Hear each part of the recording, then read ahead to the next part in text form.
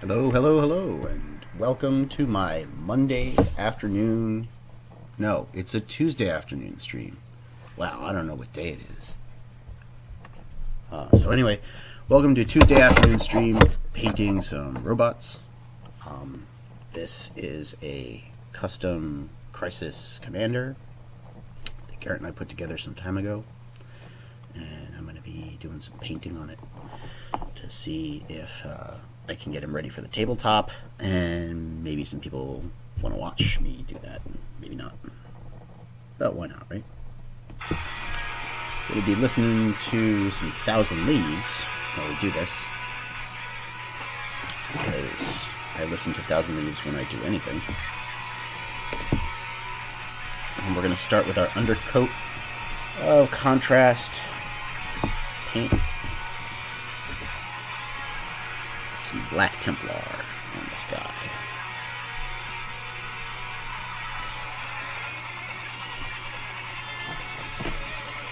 I'm going to put on my nerd glasses so I can see what I'm doing.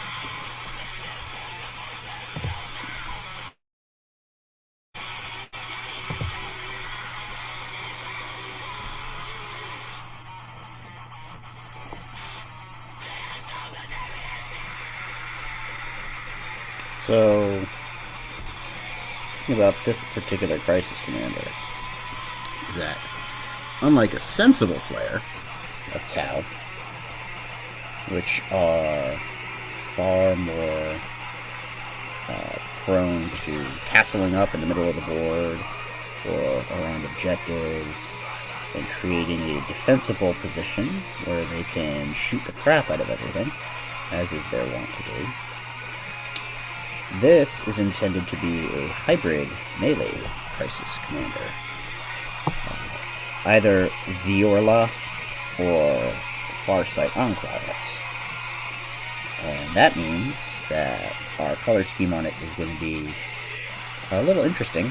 We're going to include more red in the traditional Viorla colors that I've been using on this army, because his whole purpose on the board as a fusion commander is to remain highly mobile. Oh, I should mention, he is a fusion Cold Star commander.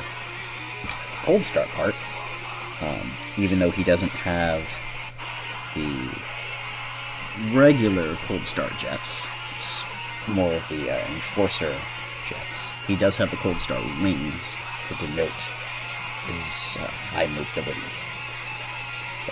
The traditional Crisis Cold Star commander with 4 fusion blasters generally is used to take out a high priority target, either to suicide run early in the game or to deploy it via Montka if you're playing Farsight. Right when you can, have the opportunity to hit that thing and still keep your commander. Generally, they don't last long on the battlefield. They're designed to hit really freaking hard, kind of like a Space Marine Smash Captain, and then vanish because they get blown up. It's one of my favorite units in the Codex, because I feel we got a little bit robbed this go around. Tau are not where they need to be. They need to redesign badly. our most viable method of play, which was drone spam, highly boring, but still a viable method of play, got nerfed to holy heck and back because GW hates fun. Actually, no, they hate people complaining that the Marines don't have enough to kill, or that they can't kill enough. And with Tau constantly passing wounds to drones, using them to protect high-value targets like commanders, Space Marines felt impotent in their ability to wipe out every single target that they look at. And so the drones became vastly overcosted if you took them in units unto themselves, rather than just the drones that you could deploy with the regular units, which was designed to disincentivize people from using full drone squads, which was the most viable competitive tabletop play for most Tau armies. So in response, some people sort of shifted their playstyle to crisis bombs, which are large groups of crisis suits that you throw down in the middle of the table. And they made those veteran cadre for the Farsight enclaves, so they have better shooting, better melee, better everything for a couple of command points, which is why Farsight enclaves became such a popular sept. I mean, yes, it was popular for other reasons, true, but on the tabletop, its application with its major draw is the veteran cadre.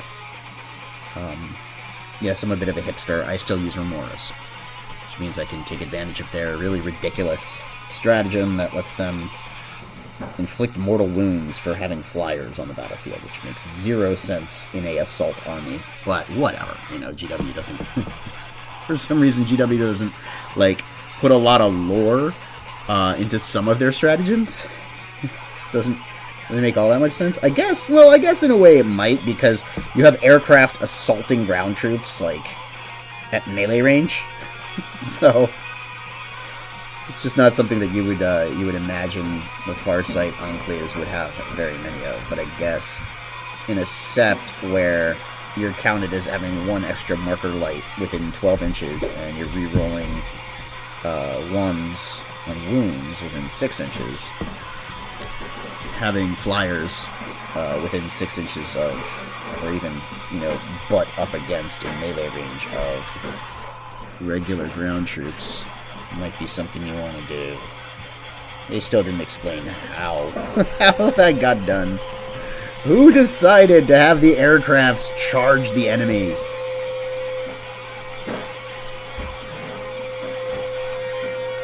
But on a battle suit like this, that is absolutely the strategy that we're trying to employ.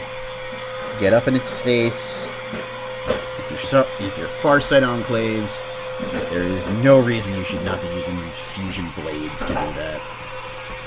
Which, when I saw the fusion blades the first time that they revealed that relic, I think it was back in 8th. I think it was in 8th. Might have been earlier in 7th, but I'm pretty sure it was in 8th. First time I saw that relic, I fell in love. I mean, melee Tau is a joke. The Tau have zero staying power in melee. They're probably what the orcs are to shooting, the Tau are to melee, except there are no grot gunners as far as Tau melee is concerned to enhance their actual efficiency. So Tau just have the worst melee in the game. That said, commanders like this one can pick up a relic if they're carrying fusion blasters. And that relic is called Fusion Blades. It's a one of, can't take more than one per army, but it's basically laser swords that come out of the fusion blades. So you have lightsabers. And I heard about those on a Crisis Commander, and I flipped my lid. I was like, that is the coolest thing ever. I want my guy to have a laser sword. Actually, a pair of laser swords, because you have to have 2 fusion blasters to materialize these things. Sadly, though, you only get 2 attacks in melee with the laser sword, even though the commander has 4 attacks. So I guess he punches things, or kicks them, or something, and then whips out the fusion blades and hits twice. per normal melee rules.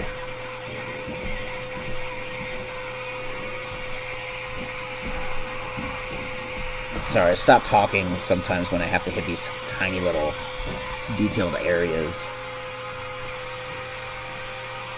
And I don't want to fuck up. You know, stuff between your toes, right? Like, trying to get between toes is always tricky business when you're laying down paint, even if it's just contrast paint, and it kind of settles into the crevices all on its own. You still gotta have to direct where it's going.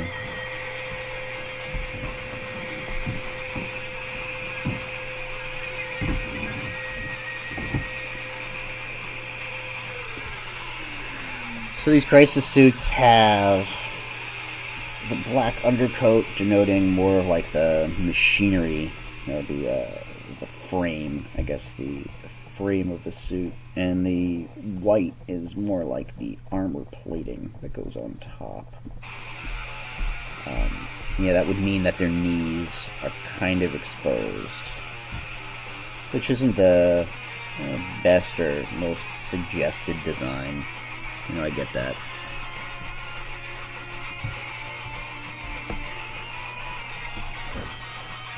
I don't know, what do you guys think? Should we put a little heel spur in there to make it dark? Oh, hey, what's up, Jake Twister? I'm not paying attention to anything, am I? So, Ohms, is this pre-recorded? Because it's Tuesday. Yeah, I realize that. I'm an idiot. I'm just an idiot.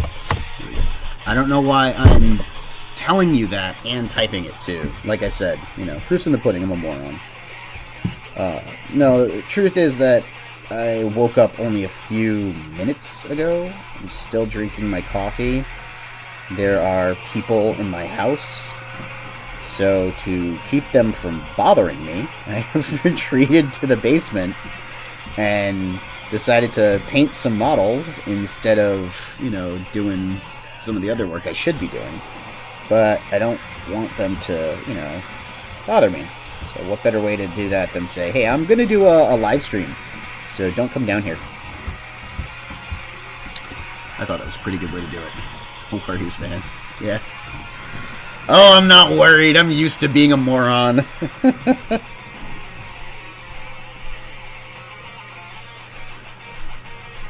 mean, if people don't know that about me right now, right? Sure, he writes good stories, but God, is he stupid. If it wasn't for Frequency Girl, you know, I wouldn't be able to function as a normal human. Still not really able to function as a normal human. She went off somewhere this morning. I think it was to the store to get food or something, and left me alone with these strangers.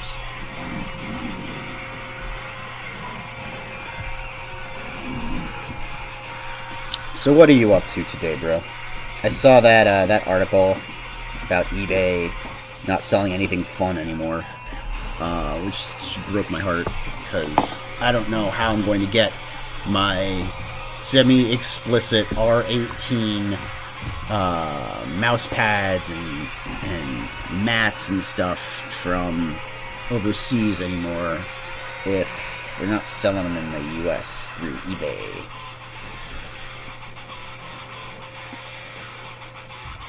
It's just not alright. I mean, like, come on, right? They sell sex toys still, and sex manuals, and sex everything, but they won't sell hentai. And, you know, I think it's hashtag Weebgate all over again, except coming from the mainstream this time. Phoenix Animation says, hail Neff and hail the chat. Eric McIntyre says, hey, so we got more people up in this live stream. Maybe people do feel like watching me paint plastic miniatures. Cool. Keep that in mind for when I do more content in the future. So I don't know how much you heard, guys, but Jake told me this morning that eBay is no longer going to be offering any 18 plus animated material or any XXX products on their website, even though they're going to continue selling anal beads and vibrators and double-sided dildos. Listen to me, I'm getting salty about this, aren't I? Fuck those guys who let me watch hentai.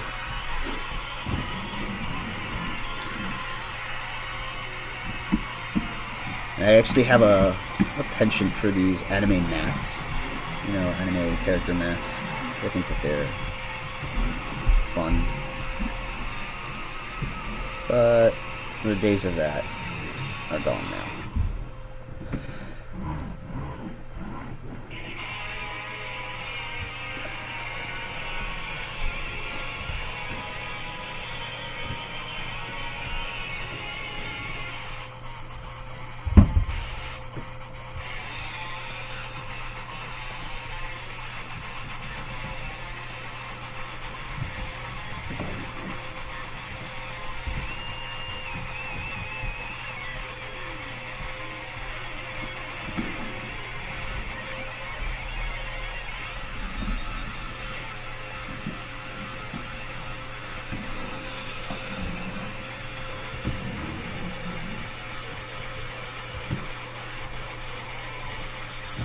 Ah, fuck.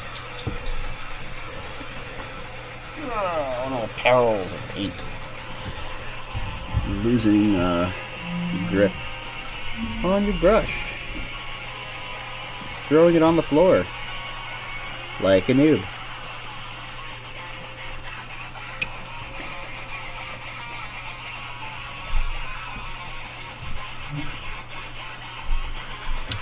Eric says, I don't buy those things, but I always found it weird that a company turns away money over something that is a voluntary exchange. Yeah, I know.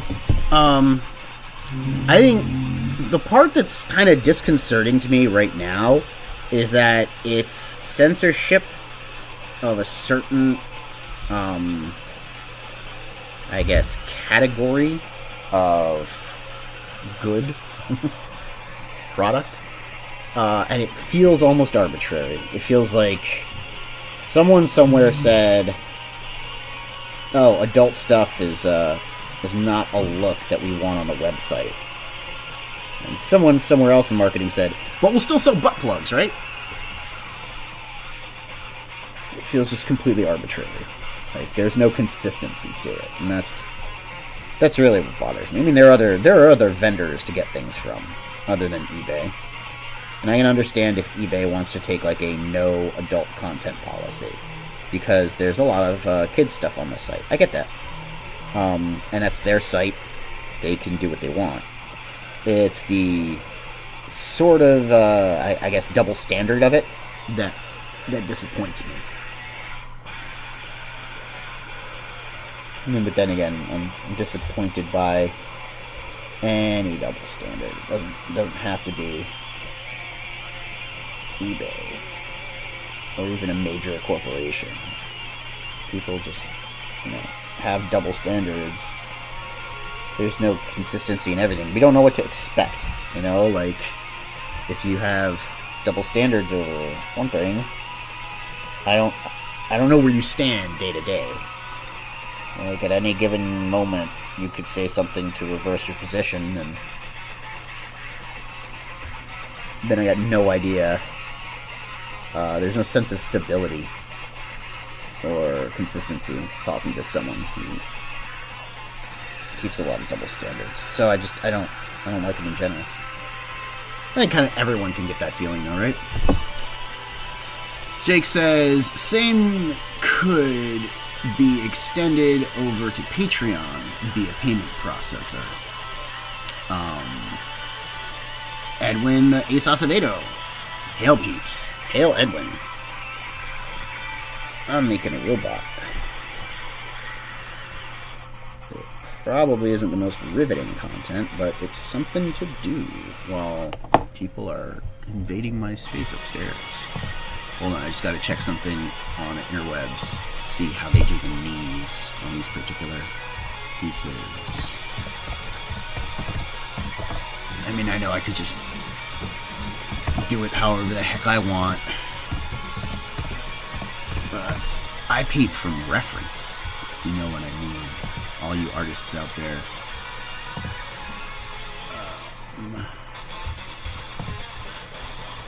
They do full black on all of the... Of course, they don't do that on this one, right? The second thing that I look up, they decide, no, we don't do it the way that the other one does it, because that would make sense.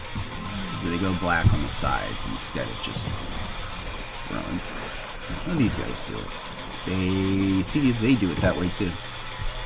I guess it really just is up to your own personal discretion, right? It's what you want it to look like, and that's always the case. They used to go undercoat on the hands. These guys don't undercoat the hands, they only undercoat the fingers. I freaking give up. Whatever. We'll just do what we want, right, boys? We'll do what we want.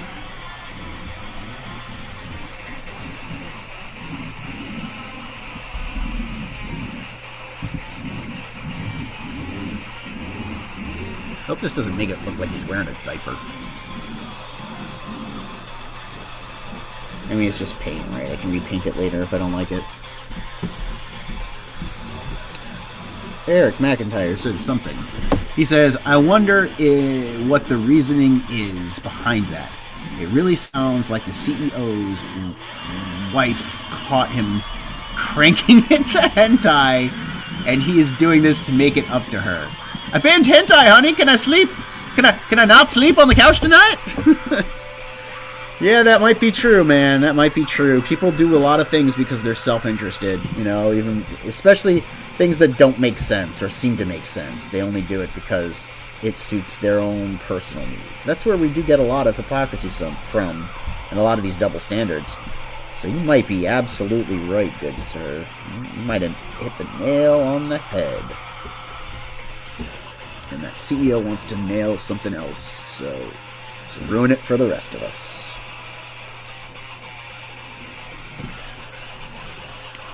Jake Twister says, I don't know how to highlight these. Can I highlight these? Yes, I can. I wouldn't mind seeing someone going off-model and throw details the form of Itasha. Who wouldn't love to see their favorite Chaos God as a decal? Eric, almost parallel to that idea with the coworker in Australia that had multiple figurines in his office and a lady made a complaint. Oh, I can see where this is going. Some Karen was like, those are animes! Those don't belong in the workplace! Man, SMH, you know what I mean? Comic book, manga, anime, all the, expression, the forms of expression that aren't necessarily acceptable via mainstream standards for whatever puritanical reasons they perceive them to be inappropriate. We, collectors, enthusiasts, advocates, we are the ones that pay the price. You see, this is what happens. We live in a society. Right? I'll become the Joker over 2D cartoon ladies.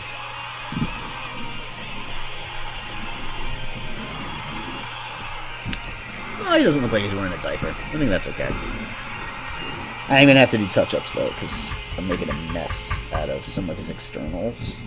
Which, that happens when you do undercoating. You can't get into all the crevices without making a little bit of a mess on the surface.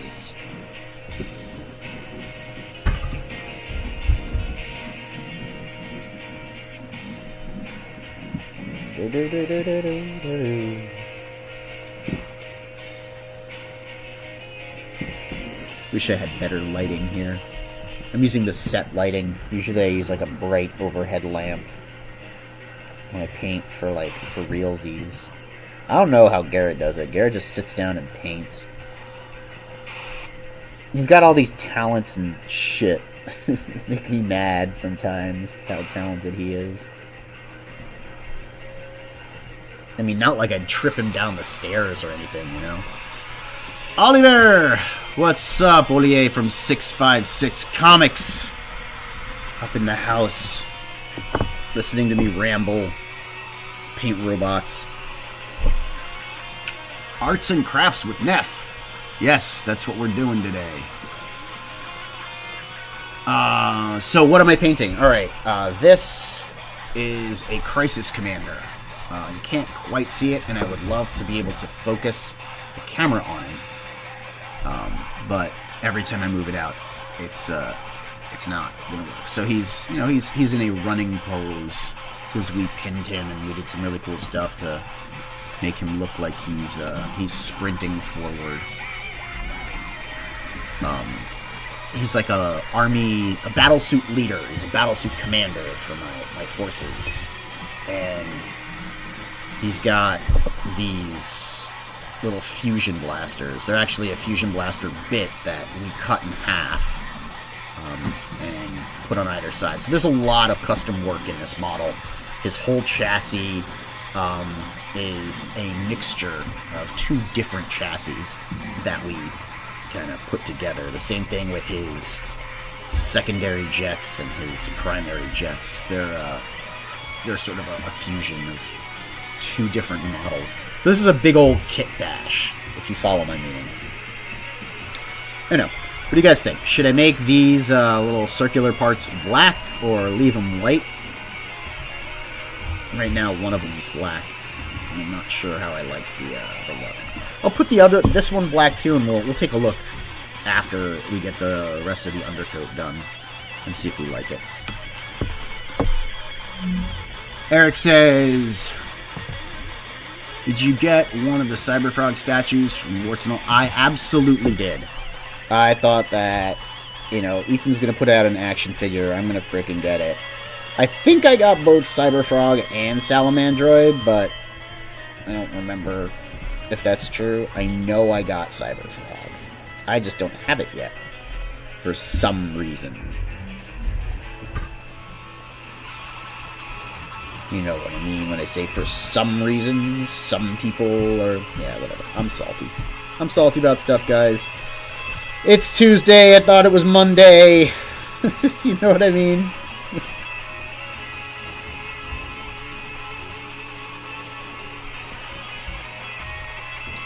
I don't get copyright for this music, but it's such an unknown band, I can't imagine that I would. I mean, it's a Toho band, you know what I mean, Jake? It's Dojinshi band.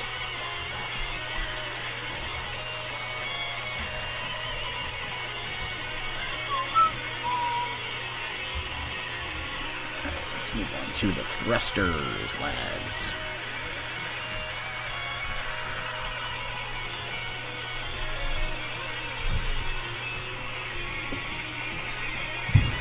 This part takes such delicate hands. I don't know if I have that in me. Where's my coffee?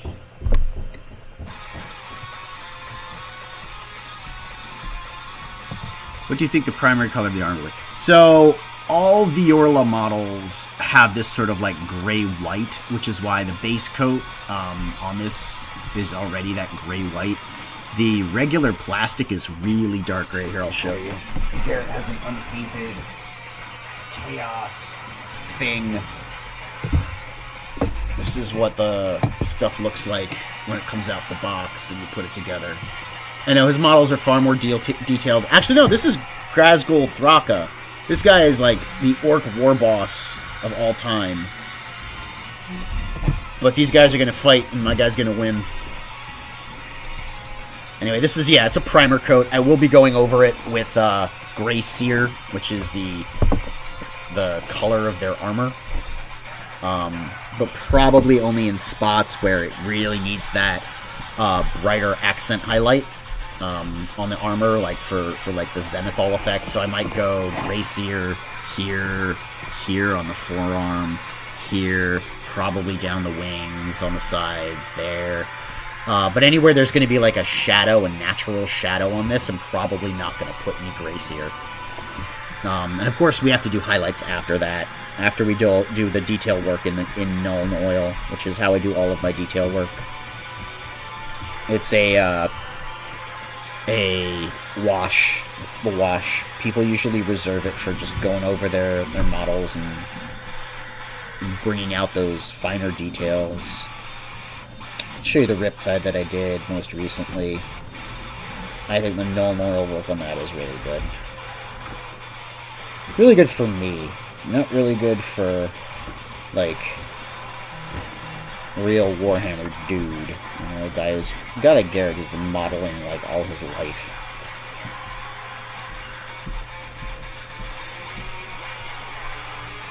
So when I started modeling, I had to ask Garrett how to hold the brush. You know what I mean? Like, I knew absolutely nothing.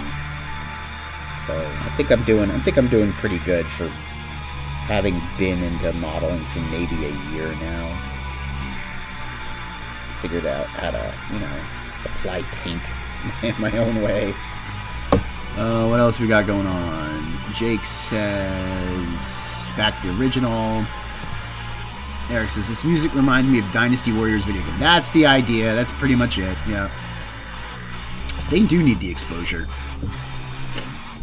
This is Thousand Leaves band that I really dig. I listen to it to do just about everything except work out. I can't really listen to it and work out because it's my, like, I don't know, my meditative music. Do you know what I mean? Meditative, like, when you're doing art or you're writing or you're doing anything that, like, uses brain power, you know, a lot of brain power, and you kind of just zone out listening to it. So I can't really work out to this music because I just kind of zone on it. I don't get all pumped up by it, which I think is what you need to have in good workout music. You guys can hear me alright, right? I'm not, like, muttering and too quiet or muted by the music. I could turn the music down, too.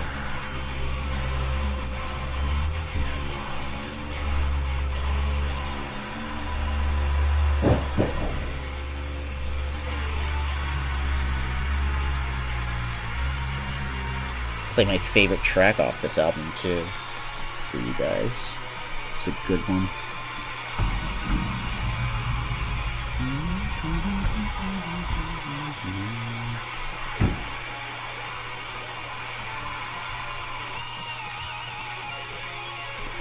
It's a wonder what a little bit of a black undercoat does for a model. I'll tell you what.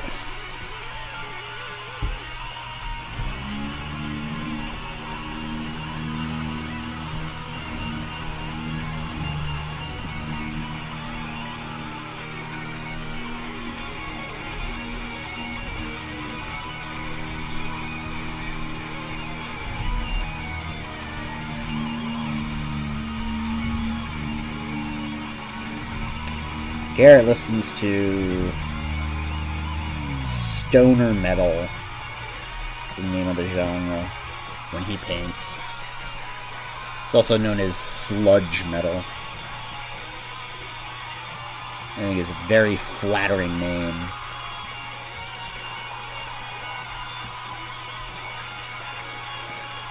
But it does have a good sound. It's very like, well, how would I describe it? He listens to the 311 of metal music.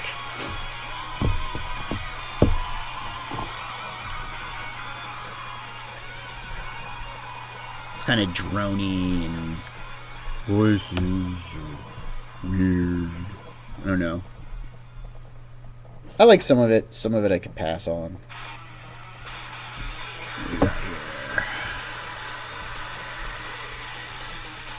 Some mumbling, but you're alright audio-wise. That's good.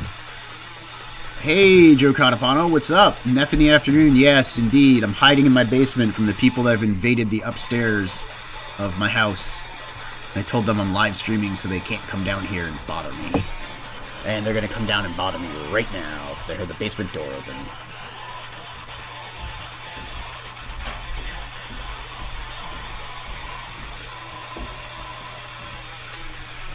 Oh, hey, Frequency Girl. Whoa, what do you got there?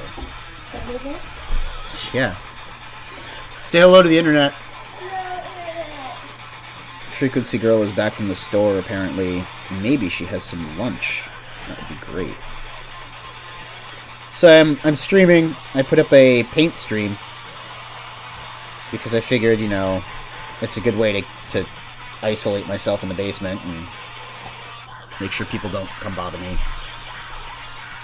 But But it failed because I came and I bothered you. yeah, I failed and you came and bothered me. Yep, Yeah. I failed. That's nothing new. I fail at a lot of stuff. You got your cookies? I got cookies, guys. Look at that. Look at this. Isn't this the best life? Look at those. I think my coffee cup is somewhere. Is it over there on that table? Yeah. Would you mind grabbing it for me? No. Is my mic all weird? Are you resetting my levels? I just turned the gain up a little bit because I was listening to you, and Oh, you're actually listening to me on the we're internet? rumbling a little bit. It was really Yeah. hard to hear. I also feel that my allergies aren't helping very much, and we should probably vacuum again down here. Because the dust is... I don't know. JoJo hair is everywhere. And it traps all of the dust particles. Jake says the gain on the music is good. It's not too loud or anything. Is that true? The music itself wasn't too But my loud. voice was low? Alright. It was hard to hear. For me, it was hard to hear you. over Gotcha. the music. Look at my wife watching my live streaming and coming and correcting things. What a good wife. I do what I can. You do. We had a good time Sunday. You Jake, did. you were great Sunday. Yeah. Who knew you could sing, bro? Yeah. He's got definite performer vibe. You know, Jake likes the arts, I guess. When are we gonna get you come sing, Joe Catapano, if you're still here? I want to see you come on our Sunday night sing-along and sing Kung Fu Fighting or something. You know what I mean? Lean into your brand. You could get drunk first, so you're not too self-conscious. What's that, love? Did they make enough wine for that? I don't know. We have to send him a nice bottle. You know what I mean? Like a nice bottle of something. I don't know. Do you prefer red or white, Joe?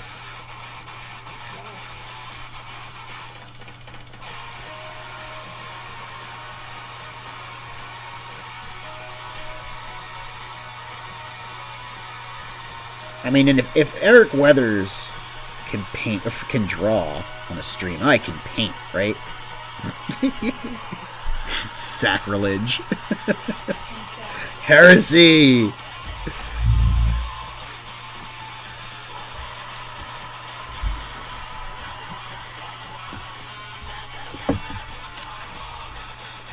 We got B-Rose in here? Oh, what's up? What's up, B-Rose? And...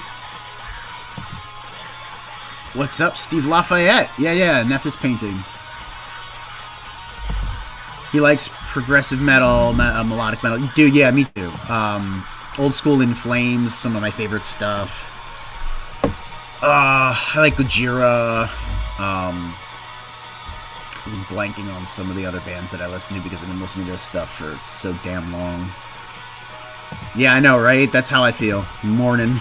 You got 24 Eyes checking out what's going on. He's got those owls and devil horns.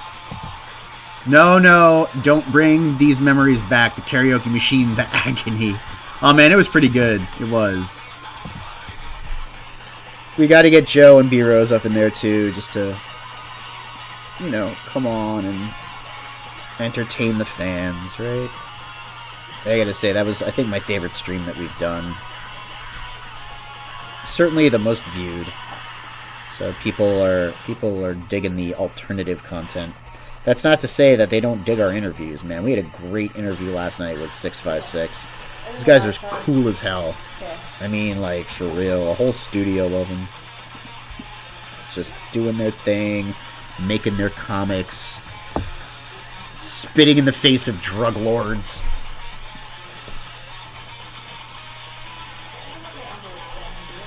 What's that? We don't have envelopes. We don't have envelopes? I'm sorry. What do you need envelopes for?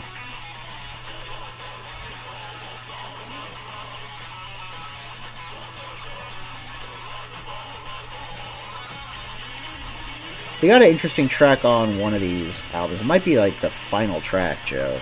Let me play that for you real quick.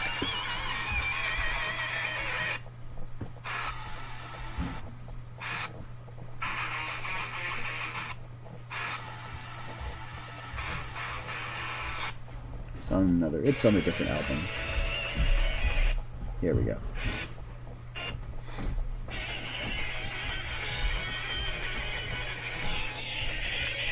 Come on, you're being difficult. Don't be difficult. Give him the real lead-in. There we go.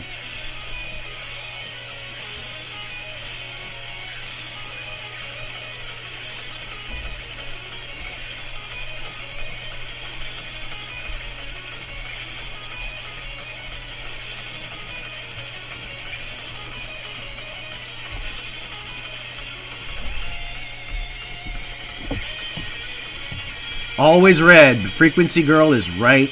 Is about right about the amount of alcohol it takes me to sing. Hey, Joe Catapano dropping my links. Thanks, bro. Really appreciate it. Yeah, red's my preferred. I like Bordeaux. I like my bold French reds. Cab is nice. My favorite, of course, is Super Tuscan, but, you know, I'm not made of money. So some of those bottles get really pricey. My uncle's actually a wine aficionado, and he's got, you know, a pretty extensive cellar. We go over there and we drink some ridiculous bottles of wine. He pulls out, like, the Behringer Reserve 1998. I'm like, dude, really? He's like, yeah, you know, it's Sunday. Alright, thanks, Maurice. So cool of you. Everyone should have a cool uncle. Are you going to be the cool Uncle Joe? Are you going to be Uncle Joe, the cool uncle that has the wine cellar? Make all the money on the comic books and buy the expensive wines? One can dream, right? That's the dream that I have for you. To make enough money to live comfortably, doing comic books, and have a really nice wine cellar. Be the cool uncle. I don't know, maybe you do want kids too. Listen to me ramble in the afternoon. So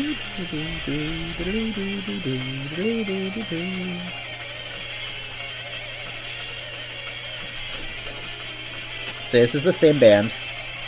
This is just some of their more instrumental stuff.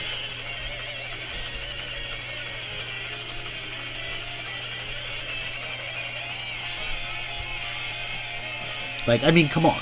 A harpsichord? You know what I mean?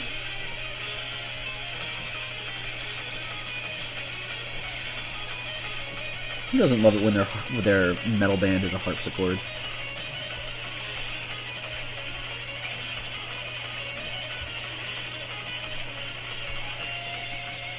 And yes, I know it's probably a synthesizer, but that's still, that sound is what I'm talking about. Not a lot of people actually have harpsichords these days. I used to go to a music school. They had a harpsichord there. These things are cool.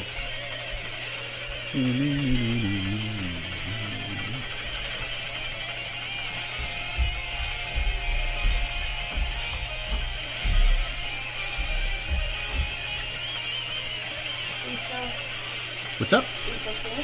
Yeah. Do you want me to stop? No, I'm just waiting. I don't know, guys, do you want me to stop?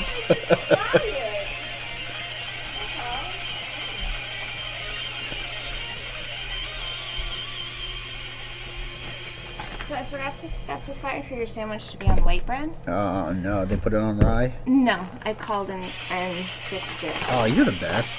Oh I mean, rye is the way you're supposed to have it, but...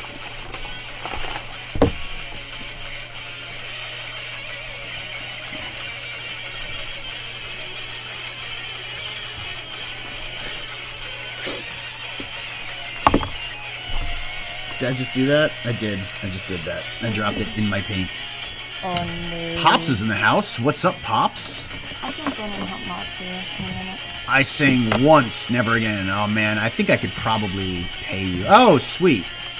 24 Eyes likes a cab front. Ooh, that's nice. Yeah. Joe Kadamo says, I am already the cool uncle. My nephews are spoiled with art. Yeah, I could see that. They would be. B-Rose says, Joe Catapano, are you going to have overprints for Star Circuit? Overprints for Star Circuit.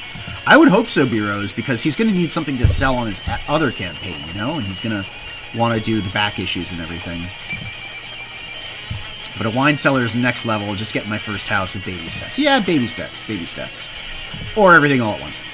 I hear you, Joe. My grandkids love me because they know my whole collection is theirs. Yep. Put that into a trust. Trust all your comic book art. All the pickles are mine. You can have all the pickles if you want. Yes.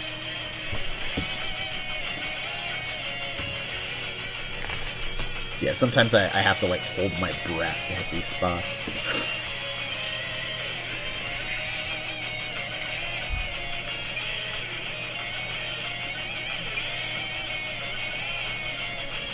This is about as artsy, drawy as I get.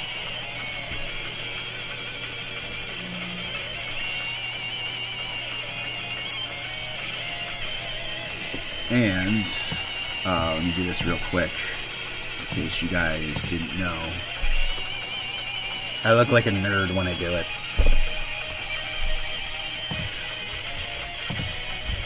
Oh, are you jumping in? Hey, Frequency Girl. I'm just gonna... Mute your mic if you're gonna come in. Oh, yeah. Well, I didn't expect you to add me to this stream. Expect the unexpected out of me. True. I should always expect that. The spontaneous, the ridiculous. Joe says, Doing it all yeah, for I have overprinted on purpose. Yep. The LCS option, and I plan on there being a surge of new backers after the reviews start coming in. Yeah, those reviews are gonna come in, bro, and the book's gonna be so good. I think it's nice that you got an LCS option. That's cool. I don't think that my LCS is gonna carry my book. Or maybe more than one store is gonna carry my book. There's Legacy will. They don't know me. No, There's Legacy said they would. Yeah, but no. Well, then, never mind. Pop says, every time something comes through the door, one of the 4 grandkids is on it. Who gets that one, Papa? Ah, nice. 24 Eye says, you should make stop-motion videos with these models. We should. You totally Unfortunately, should. they're not really articulated, so they'll all be in the same poses, but that would be great. That would be super fun. We should do more exciting content. I'm jealous of D-Wag and Good Stuff. They're starting that channel with like the variety show and the fake news, and it just seems like really fun. I wish I was smart like that and could come up with entertaining content.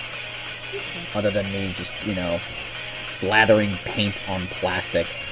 I think our tabletop will be good, but it's also complicated as hell to get going. And Jake says, 24 Eyes, don't put more work on my boy who's encumbered with regular coffee and comics fighting. And then that's true. Do you know how much editing's been done in the past week?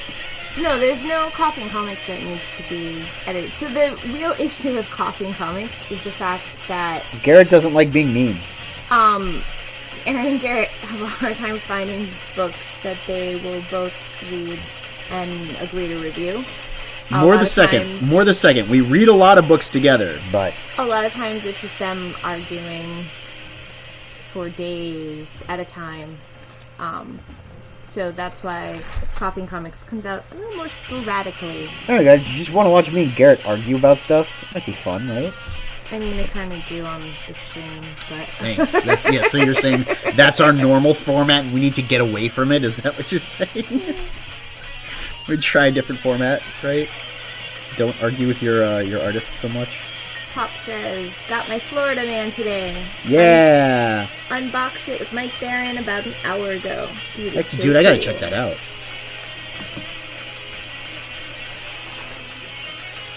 Oh, my sandwich is gonna be loud.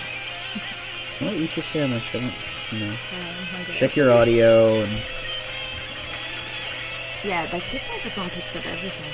I'm on the other side of the table, and you can hear the baggie with the pickles, like, crinkling. You guys are gonna be grossed out if you hear my wife chomping away. I'll be grossed out. Go do that somewhere else, honey. I'm not a loud eater. I mean, pickles are crunchy. So You're not. You don't have that lip smacking no. sound. Blah, I hate that.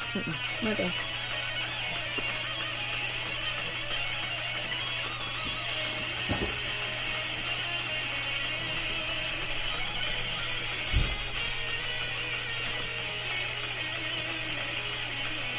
Yeah, I put the music on because I figured there would be times when I'm just not talking and they need something to hear other than dead silence.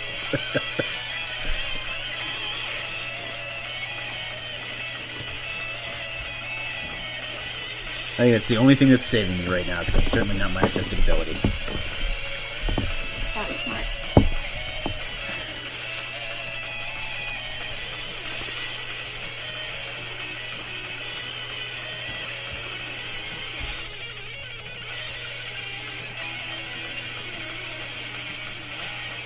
See, I'm afraid to paint my models. Kimmy has Harlequins and Dark Eldar, which are probably in the meta right now. And if she had them painted up, she could table and kick the shit out of everything except maybe Death Guard, which is what Garrett's painting. So it would be really cool if we could see some Death Guard versus Dark Eldar, but you don't want to paint your models. It's okay. Well, I'm not good at it. I'm not good at it either. Look at this. Yeah, but mine are smaller than yours and have a lot more detail. Really? Really? I think mine are pretty small. Alright, that's fair. I forgot about your little towel ladies. These aren't the ladies. These are the regular dudes. Oh, but wait, you made regular dudes? yeah, we made breachers. Did Garrett make you make regular dudes? Garrett just... Well, alright, so it's a mix. The Tau ladies are sculpted with pulse rifles. These guys have pulse blasters, which are like... These are like pulse shotguns. Gotcha. The other ones are like pulse rifles. The rifles are nice because they're rapid fire. They can shoot twice within half range. The blasters are nicer because they're much stronger, but they're stronger up close. And if I'm playing Viola or I'm playing Farsight, which is kind of the color scheme that we've been painting them anyway, I'm going to want to go for that close range ballistics. Really, that's also the only place that I'm going to do any damage, because Strength 5 used to be, like, top of the line, but things have really high toughnesses this edition, so my army is not nearly as killy as it used to be. Your army is far more killy. I watched the Dark Eldar battle report the other day, and it's just, they're terrifying. We watched a kill team battle, too.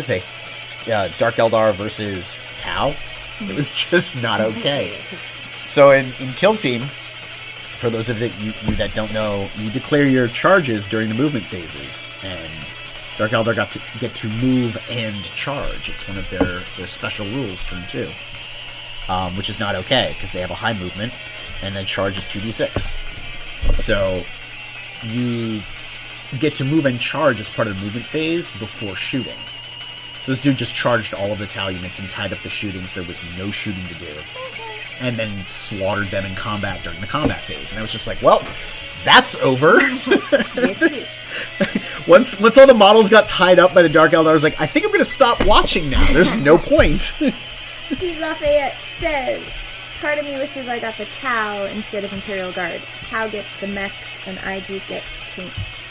Yeah, tanks are good, though. I mean, I feel you. The mechs are really why I play this game. The mechs are freaking cool. But did you get into it when the Tau were already out, or... Because they're a relatively newish faction. I mean, in terms of Warhammer, new is like, they've been around for 10 years. But I remember...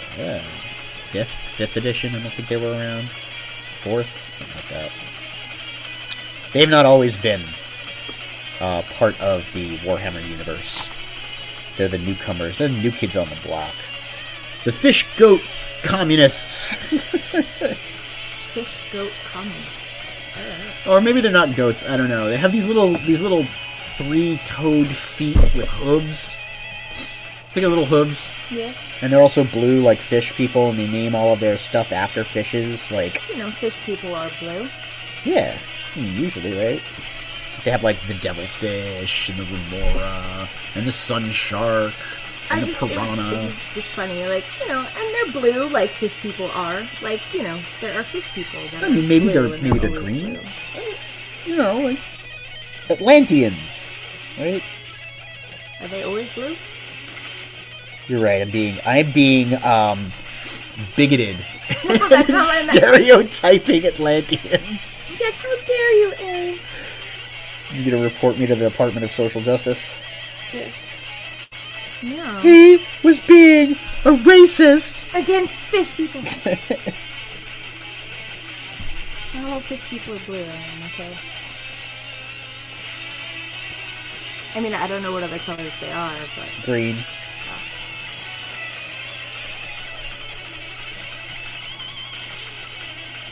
What's our chat saying, or has everybody left? I think I made everybody leave. No, we have 5 viewers. I think one of those is you, though. Oh, I think I turned it off when I came home.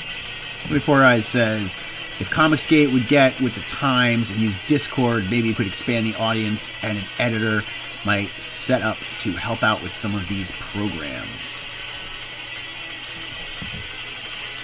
Or hire editors on Twitter. What are we talking about with editors? Steve's still here. That's good to know. I'm working, but I'm here. Oh, cool. So maybe you're listening to me ramble and some metal music. What are we talking about editors for? Because I would love to chime in on editors. Because Jake was telling 24 Eyes not to give you any more ideas because you have enough on your plate. We do have a lot going on, that's true. Jake, I didn't send you... I want to talk about it. I want to talk about it. It's kind of a surprise. I guess maybe it's a surprise, but the Kami Mark thing. Mm-hmm. Can you talk about it? Nope. Please? Not till you get the okay from him. Oh. It's for his book, not yours. That's true. But Jake did a thing for Kami Mark, and he told me about it. Well, I'm sure he didn't tell you about it on stream. That's absolutely true. I forget, I'm not on Discord. See what I did there, 24 Eyes? If you want to chat with Jake We could go into Discord. later, you could tell him about it. But, no. Oh, no. He already knows, because I did talk to him about doing it with me. Yeah, Jake, so we finished that thing that I was telling you about. Wow, I'm really just excluding everyone else in the chat now, aren't I? You're I'm being a that guy. Great streamer. 24 Eyes So bad at says, this. So bad at this. Twitter is for boomers. Yes, it is. I'm on Twitter right now. Like, right this moment. Probably. But yeah, like me using Twitter. I know. I said I would never use Twitter. And just I'm absolutely crazy. a I don't boomer. know. I'm just busting your balls.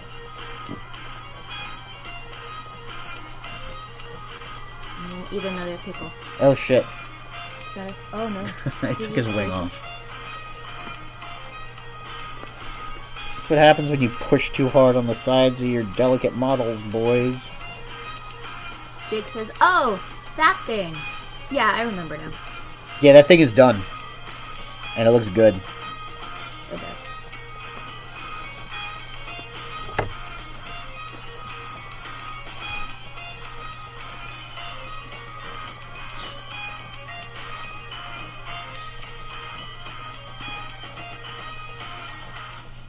Jake also says, Twitter is for networking and instant messaging. Otherwise, you'll have a hard time using it unless you climb the clout ladder. Yeah, the clout ladder is definitely real. Look, he's a one-winged angel now. Aww. No. Give me a second. I mean, I need to like ring a bell or something so he gets his wings. No, it's a reference to Sephiroth. If you played Final Fantasy, you'd know that. I did, like a million years ago. Like a million years ago. But I was making a reference to... Angels getting their wings. Yeah, every time a bell rings, an angel gets his wings. Oh, I'm old. The ladder is full of snakes. The clout ladder. And the ladder is full of snakes. It is. Yeah, pretty much Twitter is for networking and telling people your unpopular opinions and getting canceled. Discord is much less so all of those things. It's actually where I started chatting with you, Jake, the first time. We started hanging out on Discord together. At 2:30, I have a thing. You? Yeah. What's your thing? Something you don't want to talk Actually, about on stream? Technically, we both have it. Oh, okay. Guys, I have a thing I don't know about.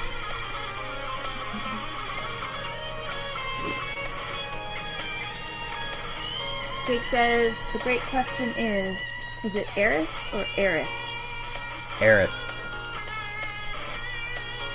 I agree.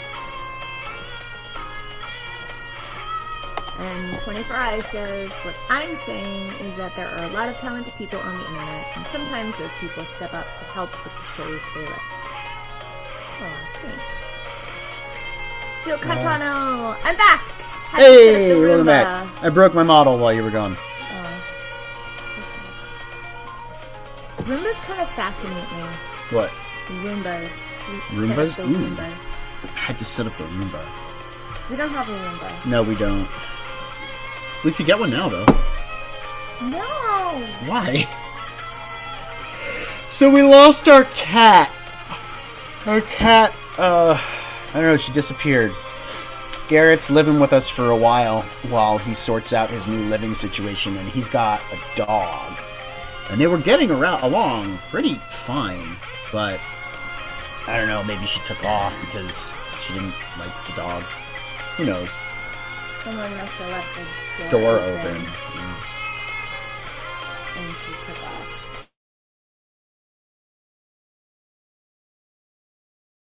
Been out here for 2 of those 10 years, but I'm going to let the glue settle on his wing. So while we do that, I'm going to start on another robot! Yeah, I made flyers, and we've been all around looking for her, but we have woods all around us, and This guy's got double-barreled guns for both of his weapons. Look at that, boys. Look at that. That's sweet firepower there. He's another one of the very old resin custom models that Forge World releases. So he's not even like a standard Codex model. He's an Imperial Armor model. This is an XV9. This is rare content right here. This is what I'm talking about. This is why you come to this channel.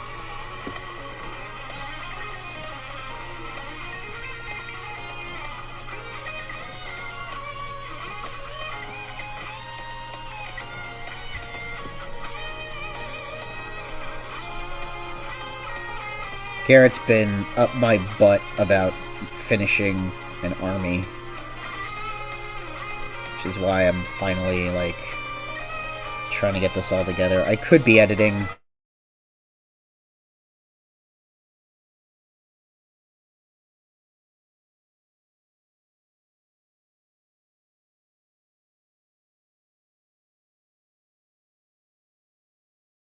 so we're having internet. Okay, you're back. We have an email? What? Internet issues, but you're back. You're so an internet issue. it's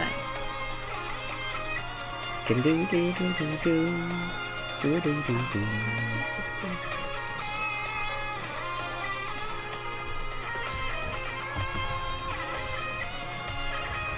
So maybe Leroy's maybe he's wrong, or maybe it's only his stream, or you talk about Warhammer and the stream dies, or maybe we didn't have a way to kill our stream. Thank y'all for hanging out with us, though. I appreciate it. It makes me feel like I have friends. You do have them. I know you're my friend. You know Jake's my friend. And Steve is And Steve's my friend. And I know all y'all other guys. We could be friends. We could hang out outside of YouTube. Off air. Just shoot the shit and like that. Oh, your Masterpiece Theater Yeah? has been blocked from YouTube. because you showed the Zatoichi. Yes! Because we showed Zatoichi, we got a copyright strike. Yes! It's not a strike, but it's been blocked. Was it, like, limited, or can people watch it? No, it is... Unless you trim that section out of the stream, it is not viewable. So other bigger content creators can show entire, like... Well, no, I did show 7 minutes of footage, so yeah, okay, I get it. Yeah, you showed the whole thing from beginning to end. And for no purpose, like no parody purpose. It was just it was just, let's watch it. Yeah, okay, we totally broke the rules, guys. See what I do for you? You see what I do? I get copyright strikes on my channel just to entertain you. And if you didn't watch it, well, you can't anymore. So. Yeah, see, this is why you gotta tune in. You never know what's gonna happen. We might do something that'll get blocked by YouTube forever. What? I'm crazy.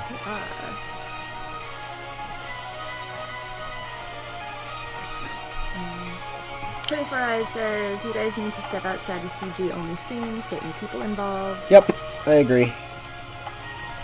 Joe Carpano agrees. Yep, we need to broaden the viewership within the streaming community and comic books, because we want to, like, attract new customers, but also, like, people who want to engage with the community. CG is fun, it's cool, you know, but I don't know.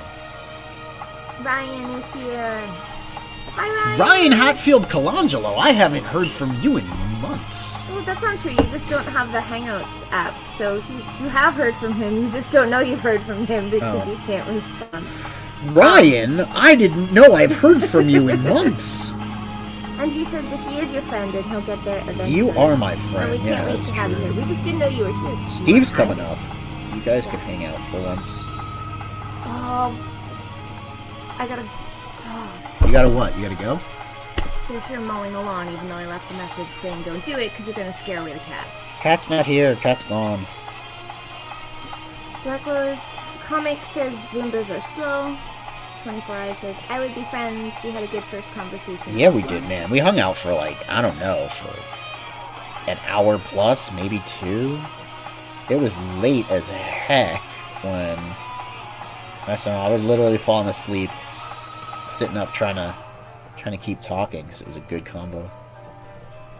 He's got some interesting ideas, guys. 24 Eyes got plans. You know what I mean? Like legit plans for things he wants to see take off, and I'm really excited by him because no one's thinking like that in the community that we're in. No one's thinking about the type of distribution that he's thinking of, the different angles of monetization and exposure. Like we really should get like more Discords going. I know there are some that we're not a part of. I know there's like the senior CG creators that, I mean, I will probably never get near.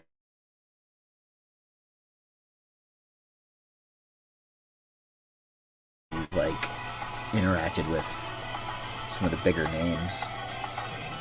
But we should start, like you said, that we should start a Discord, definitely, for the smaller guys, the third wave guys, because that's kind of what we are, right? Mo Biggs was calling it third wave, so I don't feel stupid calling it third wave anymore. Jake Twister says you gotta pause and overlay commentary on it, and the bot won't flip. Is that showing? Is that too? Yeah, that's true. Joe Carpano, another thing we could go back and edit. Woohoo! Joe Carpano says we need to do a chill stream at some point. Neff, watch stream or something. Frick yeah, dude, I would love it. Once we get your bike, the things we're gonna do with that bike, you're gonna love it. Well, I think he just means like you and him. Yeah, that would be cool. I would be down to just hang out, 100%. I'm also trying to think of ways to work Star Circuit in there, because, you know, I want people to love that book. They will. They do. Yeah, they do. He did really good on his campaign. All things that we're trying to use to learn to do ours. What? Who's saying what now? Says, otherwise CG will be the AEW of comics. Small audience. Why do you always compare it to wrestling? I love it. Jake says, 24 Eyes, there's gotta have to be a change in the meta of a comic streaming game. Yeah, that's true. not using a two-step production, but streaming on one end and using crowdfunding on the other. There's all sorts of conversations about this too. It can be a little bit infuriating when you don't get to participate in them. So I know how you guys probably feel right now in the chat, typing about this rather than being able to speak about it. I'm gonna hop out. And You're gonna go tell them. Well, no, stuff? they've already started. So, but I'm just gonna see if maybe they scared her out of her hiding place. She doesn't. She's not. She's give not up yet. here. I'm not ready to give up yet. So. All right, guys. I'm putting the link to the stream in case you want to come on and talk about things while I paint. Talk about opening up community, and Leroy was talking about it too. He was talking about like trying to reach out to Arch Warhammer and some of the other people. Like, I think he also mentions Fandom Menace. I'm not crazy about Fandom Menace, but that's just because, like, talk about Star Wars is like talk about Marvel at this point, you know, because they're both Disney. It's just, they're both going to break your heart and keep breaking your heart, and they don't care that they do. They're not going to listen to you. Everyone thinks, you know, get woke, go broke is a truism, and it might be, but they don't care. They're not going to change their shit. They're just going to keep doing it. Look at DC. They did that whole poll of what book should we put out next, and Robbins was winning, and then a whole bunch of people came in and did like a targeted, you know, get JLQ trending. Those people don't read comics. They wouldn't have, like, you know, they would have gotten involved in the poll in the first place. Jake Twister, welcome to the show. Hey, man. So, I'm gonna turn this music down a little bit. Cool background noise now. How you doing, bro? I'm doing fine. Just slogging through the day. Not doing much. It's 8 o'clock. So. Oh, it's late there, huh? Yeah, so I'm going for beer hours now, I guess. I was planning on reading some comics, but nah. I don't know. Which ones? Fuck. Where do I begin? Yeah, right? You got a lot of reading material. Kind of, I've sitting stacked, bro. I've stacked like a to-read catalog that is just too big of like a regular shelf. So Yeah. I think like I got a whole section now. Nice. I got some. So what you're telling me is we need to comics. send you more comics. Oh yeah, definitely. Do please do. We are getting some stuff together. I know, like, we keep talking about sending a care package, and I actually really do want to do that. Yeah. I know Beta Ray Bill's in that stack. We've been buying extra copies. I'm not supposed to tell you. It's supposed to be a surprise, but I'm terrible at surprises. Yeah. What do I have on the to read list? I got a bunch of American indie comics and She-Hulk and a lot of indie manga and regular manga and all that. So, What's with She-Hulk? Why are you reading She-Hulk? The John Byrne one. Yeah. Well, I mean, it's John Byrne, so. Well, I just answered my own question, right? Okay. No. I do like experimental comics. She-Hulk's a cool character, yeah. So you're reading the old one. Yeah.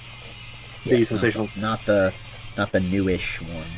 No, I only read the Immortal Hulk. Yeah. You know the one I'm talking about, right? Yeah, the one with the the, very special muscles. No, those aren't muscles. That's male anatomy. Don't pull wool on me, man. I don't like. Hulk I don't did like feature like one of the first trans characters. That Doctor. I don't know if it was Doc Samson or not, but I don't think it was Doc Samson. Was it Doc Samson? It might have been. Doc Samson? No. Doc Samson? No. Oh, Who was the Doctor in Hulk? That was in Immortal Hulk. There is a Janice character. Yeah. So, one of the leaning into that with She-Hulk, you know. I'm not so sure about it. I don't know, like Amanda, I think she's called, the wife of Bruce Banner. That's not a. Come on, really? No, They she named the pieced trans out. character. No, a man? she pieced out. Really? That's Like just in the middle of a unimaginative. story. No. I do like Al Ewing's use of the Jungian psychoanalysis in that comic, and it's really picking up now with the leader as the primary antagonist. It was just like a slog. Ewing's very smart with all of the philosophy and psychology that he incorporates into Hulk. It's not just like Hulk smash anymore. He really is delving deeper into the psyche of the big green giant. Yeah, and has been doing A a lot of door and all of that. Yeah, has gone back into older Hulk stories and all that stuff, and just pulled. And I'm really happy that he did that.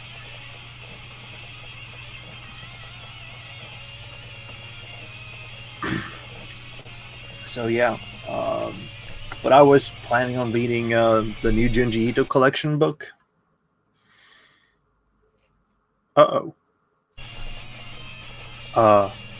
You there? Yeah, I'm here. Can you hear me? Yeah, the internet connection is a little bit wonky, but yeah. Yeah, so you're reading the new Junji Ito collection? I was about to, yeah. How big is it? 300, 400-ish. Okay, I can't do that. It's too big? just too many. I will not get through it, I'm telling you. I'll get like 60 pages in, which is kind of the max that I can handle, and then I'll forget to keep reading. That's what's going to happen. I'm going to get distracted by something else because I'm a butterfly, and the ADD kicking in. Yeah, man, that's what it is. Hell. It's like I have all of the intent in the world and none of the follow through. You know how it is. No, maybe you don't. No, I'm a hyper focused person. So when I'm dead set on doing one thing, I do that all day. Yeah, so you have no idea what I'm talking about.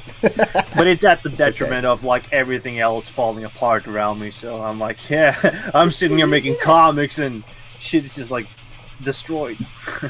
Yes, it's true. I do that too. Aaron does that too, just not for a whole day. But I don't finish it either. That's the problem. Because you'll get hyper focused on something else. Yes.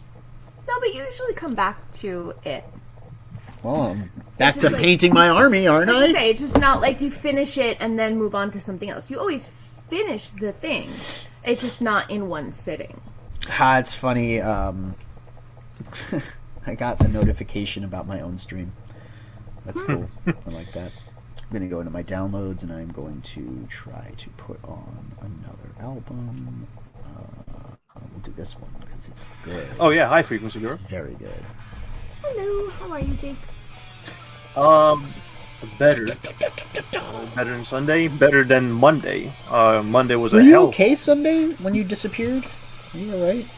Oh, I got cold After feet, the that's show? Okay. that was it. And I sat up and like played Evil Within, the video game, till like 7 in the morning. But then I forgot the national holiday was yesterday, and I'm like, Ooh, what was the holiday? Yeah, it's the constitutional, the day of the Constitution. 17th of May, Independence, yada yada. You guys had independence? Yeah, we had independence from Sweden. In the From what? Like way back in the Middle Ages, like during the plague. What did they oppress you with furniture? Yeah, that and Swedish meatballs. But yeah, Norway was sort of like being oppressed by Swedish meatballs. Not gonna lie. Swedish meat press. Well, after the Black Plague and it ravaged like 2/3 of the country, it sort of got exchanged between the Danish and the Swedish royalty. So it was like passed around like a ball, and then we claimed independence, very like peacefully in a sense. There was civil war to boot on it too, but not in a like mass scale. There was a whole war. 5 people died. And then we have like the drafting of like our constitution mirrored after the American one and the French one. Except functional, right? I don't know about it. The results speak today, right? So They do. See, I don't know that much about Denmark. Norway, right? Norway. I don't know enough about Norway to really comment on whether or not your democracy functions. My democracy, I don't know. I don't know if our democracy is functioning as intended. I don't know. According to some models, we score relatively high, almost at the top, when it comes to freedom of expression and democracy. There's a video by TLDR News Network that went to it. Yeah. We have A24 eyes. Hey, buddy, what's up? Cool. How's You guys it can going? talk about Discord man? and Twitter and stuff. That'll be exciting. Yeah, no, man, it's like a whole boomer thing. It's one of the problems is it's what keeps you kind of insular. Like, it's great for the networking, and yeah, I understand that there's a lot of people, especially like some of the higher tier comics gate guys, some of the guys that were artists for a long time, and a commercial sense. Those guys have a lot of Twitter connections because they were on Twitter and doing things with Twitter when it was more popular in the beginning, and they still can use it for those connections. But like more modern stuff, a lot of shows and a lot of links to shows and a lot of like links to Discords and getting outside people, all that stuff's passed around inside of Discords, or shows are done through Discord on OBS. So if you don't want to use StreamYards, you can use OBS instead. I wonder if, I mean, yeah, we could do shows like that, and then we could host them on what, like BitChute or re-upload to YouTube. No, I mean, yeah. No, you could do the show. You could do it on OBS, and you could do it live. Live on YouTube. Yeah, and you just do it. You just use Discord. You can use Discord with the video feature and have people on screen. That's But cool. it's Or- a bit Yeah, set that's up true, too, yeah. and through YouTube Studios as well. Or you can have one thing about Discord is that they could just come into the live chat, though. Like, I don't Well, know, no, is there a you. way to Well, keep no, people out? no. Yeah. You set up roles. It's just like anything else, right? So you would have like an on-air room, right? That you would have to have a role to be brought into. So you'd have like a general chat that everybody could go into, like a green room, and they could wait there, and then somebody could pop in there, say, "Hey, what do you want?" You could decide if you want to put them on the show or not, and then you could just pull them into the chat. And at any point you want to talk to them anymore, you can push them out of That's that neat. voice. Yeah. so pretty much everyone would have a frequency girl. Yeah, Yeah. well, speaking of Frequency Girl, I actually have to hop on out for a bit. You're not Frog G, So, I'm not, but I'm still leaving. but I'm still leaving. She's tuning out. All right. I Let's am see how it is. tuning out. Oh, there you go. I have to tune out. Yeah, that's There you good. We'll use that. Have fun, guys. If you're still around, I will, when I'm done. Where are I you will- going? What's more important than this? Crystal's adoption? Oh, okay. Yeah. Yeah, that's kind of a good point. Wait, I didn't. That's today? What do you mean that's where do we both have to be there? We're only allowed to be there virtually. For what? Virtually, Oh, okay. Is that what you said we were both supposed to be doing? yes. Okay. Well, you tell her hi. That's what I figured.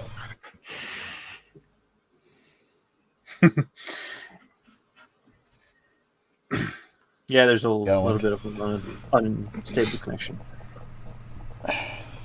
Well, if we have a bad connection, then you know. No, it's not I'll- that bad. I'll It's just call like But yeah, for now, I'll stay here.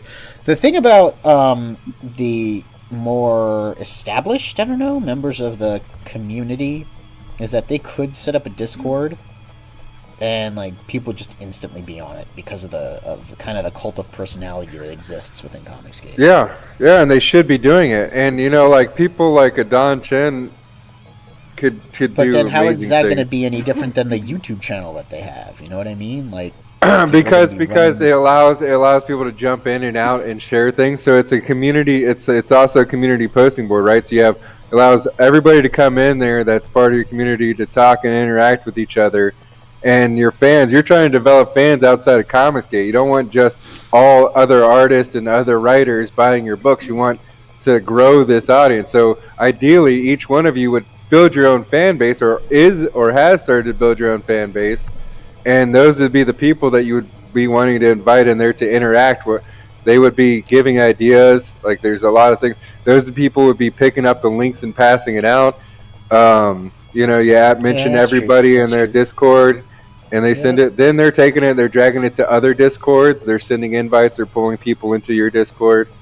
Maybe there's cross promotion So, there. One of the problems that I had with Discord, and this is probably no secret because I've talked about it at least 3 times now. oh, by the way, What is up, the splintering? Y'all, everybody in the chat probably already knows about the splintering, but I'm going to tell you again anyway. They have one of the coolest websites that I have written for in the past. They got a great submissions, like writers wanted thing where you can just write for them. Which is fantastic because that means like you're saying, 24 Eyes, anyone can kind of contribute to news going around the community, and it's all sorts of pop culture stuff. You can write about comic books, Star Wars, video games, just about anything that really interests you or is of interest to nerd culture. You could write an article for the splintering and spread awareness of whatever it is you're talking about. Blink is cool as hell. It's very easy, so go check out the splintering. Do we have the link? Do you want to do that before you go? No? Okay, you can't. I'll do it. It's fine. I'll just put my... And that's another thing. You can have a shill link area in your Discord every week. So, every time someone pops in there or anytime anybody needs a link, there's a whole section. They just go to this room and they can grab it. Got it. Well, I do agree that there's a lot of net positives. There's also a lot of fucking bad things when it comes to setting up a Discord server. And just do no porn. Just do a safe for work server, and then you don't have any problems. That's not the issue. Issue is server contention with especially like high drama or individuals that are prone to drama. Well, I don't understand the drama thing. The drama shit needs to turn itself off. I'm new to this kind of thing. Will, man. Look at No, well, that's what I mean. It's like people need to choose to step outside of it. You know what I mean? Like people just have to choose to not be a part of it. If someone's talking about you, just let them talk and focus on your books and your sales and making new connections with other people. Because, the big guys are dying. Marvel, DC is dying. Everybody knows it. They're write-off companies. They're going to have their day and they're going to be done. Like this is the opportunity for everybody. This is the opportunity for all these comics to read. It's like a brand new situation where we can start all over again, right? But you have to get outside of the Comicsgate community. It has to be spread out further. Like there has to be distribution of the books, and so like the fans need to, you know what I mean? Like that's what I was trying to say before. I've had trouble on Discord because of that. I have joined other Discords that are not Comicsgate or specifically indie comic related. And I have tried to promote our content on our channel, or from our channel, which is interviews with other creators who get promoted by Comicsgate personalities because their books are awesome, and people within Comicsgate don't just promote Comicsgate, they promote all indie because they're inclusive. And I've been told that some of the shows that we've posted have, quote, featured Comicsgate material and their Discord. So, as much as I'm inclined to agree with you that we could build something really cool on Discord, it also poses a problem because there are people who don't want to, fuck them, interact with us. But that's what I'm saying. So, exists. If they weren't gonna interact with us in the first place, fuck them. Who cares? Move on to the people that will. It's more about gaining the people who will and getting the books in front of people. There's all these really good books. And it's like the problems here are creators getting in front of themselves and stopping the books from getting out there. The community stopping the book. Like, fuck all the it needs to be pushed outside of it. Like people need to see it so that the products can grow. So that people go to Indiegogo for more stuff. Like I used to go to like Kickstarter for like a lot of music stuff, right? And there was like a real streak where they had a lot of good music, and then all of a sudden they stopped having a bunch of music projects that were any good. They started like limiting things or cutting it down, and I stopped going there. But Indiegogo's got all these projects. People just need to know about them, and it'll expand the community like largely because it's better reading than anything that's on the shelves right now. Jake also had a point that we got to get away from Indiegogo. Like that's one of the other things that's limiting us is that we're very much established within crowdfunding. We got to. Well, I mean, eventually, yes, but you also can be more cyclical about it. I mean, if you can turn it into where you're building a fan base and you can continuously do projects, so as you're finishing a crowdfunding project, you're going into another one. Because I've seen musicians do that. Michael Graves would be one of those people who's got like 15 projects on Kickstarter. like his last 15 albums or music, you know what I mean, have all been produced through that. I mean, yeah, that would be awesome. Not all And of us then- are professional to that degree. Yeah. I would disagree on and, that. and that's why that's why I'm saying we have to build the fan base up and stuff, and then we have to get past beyond just the 8 or 9 people that keep funding the same books. It's great that there are like people out there doing it, but we need more audience. You need more audience. I want to see, instead of like 300 backers, let's see 1,000. Let's get make goals of like 500 backers, 1,000 backers, 2,000 backers. Yeah, how do you want to start doing that though? Because you can't just say, all right, we have a goal. Well, I want to 5,000 bring. backers. I would start. Well, I want to bring things like that. I want to start bringing you guys over to some of the channels that I'm on, and then working from there and seeing where else we can get on, and who else wants to talk about things, and what kind of synergy can work How do you out. translate that to sales? Like, it's all cool to get the exposure. How do you make people buy the book? You can't make anybody buy anything. You have to have Right. a proper sales pitch. Right. So it's still developing marketing. It's still developing. Yeah, but there's getting plenty the of book in front people. isn't. There's plenty of people in Comicsgate that have fully developed products, and we could be getting those people out to more people, and that awareness would bring more awareness to the entire community. The people who need help with pitches, there's plenty of Comicsgate shows to cut your teeth on. You can go work with Pops Go like go all to Pizza fucking Man, day. Yeah. There's got 3 minutes on people. You got an open mic, and you can learn how to do a fast pitch there. There's plenty of places to jump into to get your teeth sharpened, so that when you go to another place, that you are likely to pull some backers. Yeah, I hear that. So we need more shows that are also outside the community to go on, right? Yeah, and it's seeing like what you can contribute to things like like I know a show where a guy, he does like a lineup of videos. It's like a late night show, and he does it with a puppet, and it's with like face app. So when he talks, the puppet talks on the screen. It's like a late night show. This guy, his goal for his show, he has donations in his show, is $200. And I'm telling you, this dude in the last several weeks has done like 6 or plus, and like one day he did $1,900 in donations from his regular audience of like 300 some plus people, in the audience. So my regular audience is 6. yeah, well, and that's what I'm saying, is that we can get out to these other people by making some connections. So I'm trying to bring some other musicians in here, because I noticed that the music thing kind of works with the comic books and stuff. But I think with comic books, like, what could you bring to a musician? Could you do some kind of cover for them? Could you what I mean, like, where can you do the trade-offs and stuff to bring in the elements? Well, I mean, if you could do a cover for a musician, you'd be a musician too, right? What's up, Jim Cox? No. I meant CG is like constantly an growing. out, like, That is true. if you're an artist and you're doing, an artist could do a comic cover, Like do an actual cover. yeah, like an album cover, that. and then they could trade, doing a couple of songs or something, There's things that could be worked out that way. I mean, One I'm is cross hashtag just a commissioning, writer, so. Wouldn't just cross commissioning be just freelance work at that point? Oh no, I mean, Yeah, but you made the connection through the community, I think is where he's going. Yeah, like, that I can see. it's an exposure thing. So yeah, I get that. That's Crossing cool. two audiences too. It's mixing two streams. So you're gonna get the additional comic sales from the artist, right? If there's some kind of comic Hopefully. project side to it, and you'll get the artist will get the additional music sales from the comic fans that are into the entire project, that are backing the entire idea of the project. Now, when you say that you're trying to break into other interest areas like music with comics, then it's sort of like a given that the content has to also appeal towards people with music as like a storyline basis too into it.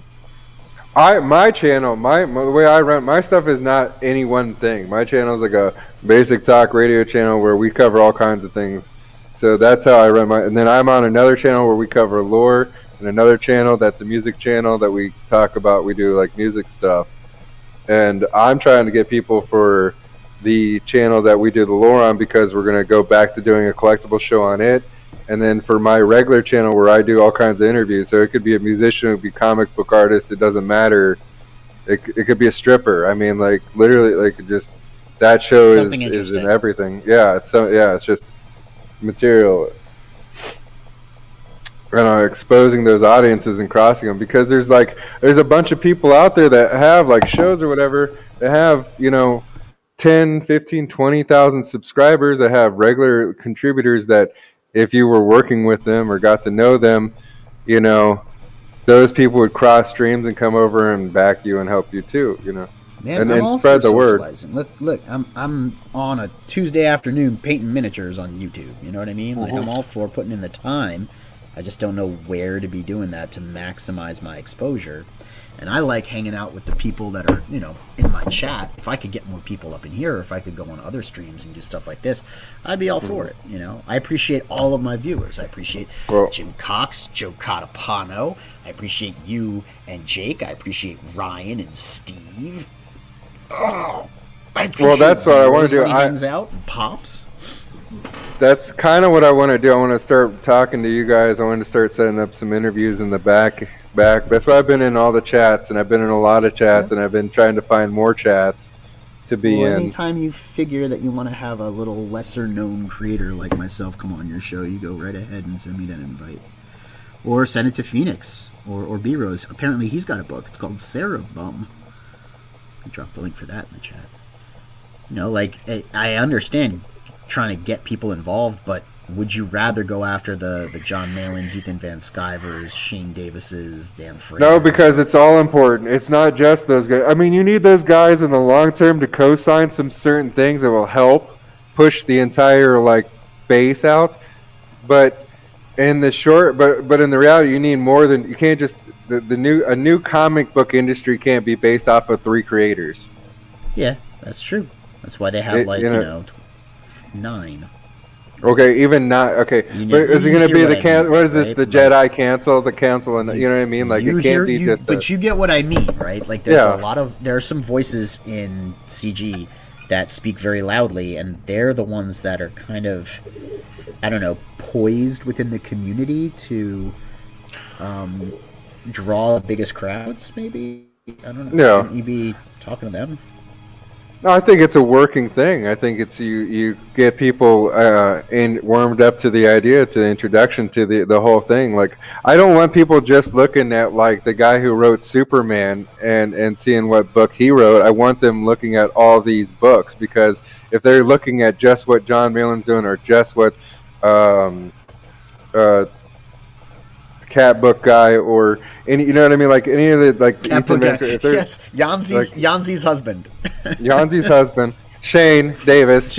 I had I've been drinking a little bit, but if it's just those guys, it can't be just those guys, that you're just looking at just their books, because you're missing out on all the other stuff. There's the British Lucifer guy. He's got the cool Devil Girl book. There's all the. I just looked at this one the other day. That there's a book that I backed the other day that's 100 pages, and it's some kind of ninja black and white book. You'd be missing out on a lot of. I've seen. Oh, you mean Shotgun Samurai? That's the quaff. Yes, yeah. Jim Cox. I have seen digital album art for digital albums. It's not quite as cool, but it is I don't know. I'm gonna show my screen real quick. I'm probably gonna get a strike for this, and this thing's gonna go down, but. That's a digital album cover for the album that I'm currently listening to.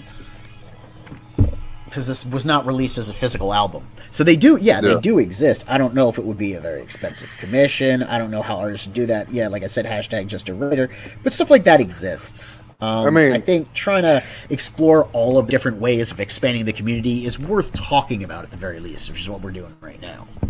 Jim, I threw up the link. You want to hop in here and give us your thoughts? That'd be great. T-shirt collabs, you know what I mean? Product, they'll find you. If you drew an artist T-shirt, right? You made a design for him, and he doesn't have to pay for that. He drops off a couple of songs for you, and then he promotes them. That's the other thing. It's depending on what level or tier of artists that we can talk to. You're talking about bartering. I don't know about bartering. I think you have to have a financial transaction. Well, you can cut that deal too. I'm just saying. what I would want out of the situation, the point I'm getting out of the situation that I would want is that you want them to promote it on their end. Yeah. So, like, if you did a music, so if you, let's say you did a song for the project, the best thing that you'd want for that song is not just for it to be on your digital album for your comic book to listen to, but for that artist to release that song on their YouTube channel and to promote it so that, you know, that particular song and project's getting, you know, shine on it, to have them blow it up on their Instagram, you know, to drop it like a proper single release. Yep, I hear you. I'm still not sure if that's. Yeah, that could be very, very beneficial. What do you think, Jake? No, I'm split on it. Really. Well, I'm just saying, a lot of people have been going and making these deals with artists. Just tell me what you think, Jake. No, tell honestly, me your thoughts. Tell me, because one of the things that I was doing with 24 Eyes is I was telling him the problems that I saw, so that we could address it and see if we could get an idea of a plan together. Yeah, I'm open book. You got a very good perspective on things, and I respect your opinion. You know. Yeah, I'm more like reserved to calculate the risks and consequences. As when it comes to like art and different levels of art, it demands different kind of things. For artists and writers who do comics work, that shit is demanding as hell. It is not the easiest job to lose yourself from and start to work commission work in order to get cross pollination with other people in other creative fields. In a sense, you will have to do some kind of commission or some freelance contract-based work, and I think that that to me doesn't really fit my schedule if I were to go in full time. And I do pay serious attention to opportunities, but as it stands right now, when it comes to this meta that I referred to earlier, the process is more like a linear thing that has to resort to network with a lot of linear retention. Everything is about retention nowadays when it comes to getting viewership, getting the audience, and getting the traction and all that stuff, and coming onto other people's shows. And the thing is that there aren't enough short form content or content that is creatively stimulating just to fill up more reader gauge and viewer gauge. Instead of having to sit through 1 hour, 2 hour streams, there has to be one of the ways to do it is to drop clips that I've seen. Oh yeah. But what are you? Are you a television or are you a YouTuber? That's my question. Were you raised on YouTube, or were you, or did you come into YouTube? I came into YouTube. I can tell when I see a YouTuber. I can tell when they've been using the platform more actively. And from what I see when it comes to streaming, is that a lot of these people acted out through as if it just were a streaming platform. It's not. It's more creative than that. And it should be taken into consideration that to get more readers, there has to be other forms to switch it up of expressions. Take, for example, reviews. Take, for example, creative classes. Aoki Musaba does it, and I'm going to be doing. I know Lucifer does it. There has to be some kind of other thing that they could offer. I would agree with that. Just to lead a conversation, a round table, and discussion all the time. I would definitely agree with that, but I would double down on that and say that not only do you have to do that, but once you're confident in the material you're doing, whether you have a big audience or not, at some point you need to start advertising that show, right? Utilizing Google Ads and stuff. At least one of us is, right, Jim? Good for you, buddy. You know what I mean? Because with some of these ads, you can set them up where you can be advertised in front of other big. You could have your ads running in front of bigger Comicsgate videos and stuff, depending on the ad service you go through, right? And you could be bringing in. Tell me about the ad service, because I've been looking to try and promote outside. Give me an insight on that one. I'm keen on hearing. Well, I mean, there's a bunch of different ones. So I mean, it's a preference thing, and all of them have different varying reviews on how legit or whether legit they are. Because I looked into external advertising, and they were all like, "We'll help you set up your YouTube channel and your Facebook, and we'll, work on your social media outreach." And I'm like, "Bitch, I could do that myself. I want you to do something I can't do." Yeah, it's because you can go to do regular Google ads, right? So you would make like a clip of your stuff, and then you would load that up, and then you would like create the whole ad and you go through Google Ads. And then there's like some fast ones. I think one of them is like Sprizzy. There's like a bunch of them that are like that or whatever, that are a little more like user friendly to help you like do it faster or whatever. But it's essentially, you're just putting your ads. It's like just helps you advertising. Yeah. It just helps you do the ads and target them like in the area. Like the age range. Like you can look at your like statistics for your channel of like what your fans are, and then kind of gauge that and kind of use that. And you can either try to expand from it or just advertise to that area of people, but on a broader thing. Where you could pick states or you can pick countries, varying, like there's varying degrees. It just depends on your popularity and where you've already like reached out and created some kind of connection or what you've done, and then just kind of build from there. But I think advertising at some point, but I think that's for people who are like fully put together, where they have a concept for their channel, they have a concept for like their comic company of whatever they're going to call it, whether it's a studio, whatever it is, and have a fully formed idea where they're doing content, and then you start advertising it so that you can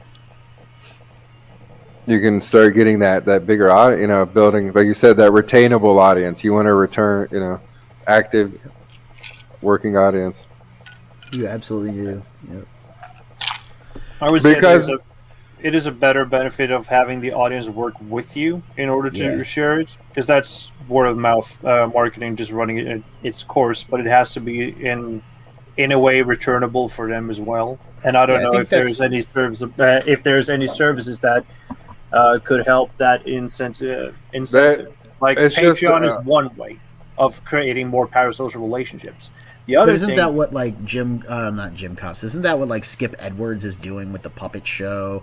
And isn't that what like DWAG is trying to do to get the fans to really engage with the content and help promote it that way? Because he's giving them, actual entertainment, not just exposure for the guests on the show and an audience. What does that do for your workload? And depending on what kind of creator totally you are, your workload. how does that work? Because if you're doing a Patreon, that's active content. That's monthly content that you have to produce, or bi-monthly content. I mean, depending on the terms and conditions you get people to sign up for, ideally you would want to have some kind of monthly content, whether it was some kind of original show that only those Patrons would see, some behind-scenes stuff. And if you're a comic book artist, a Patreon, I would expect some kind of print, some kind of artwork or something to be coming out of our page previews. Ask Tyler all about that. I don't know. It is wholly like up to the creator in wanting to adjust their reward tiers for whatever reason, as long as they're upfront about it and not try to trick people into signing up for something that they feel. But I'm just saying,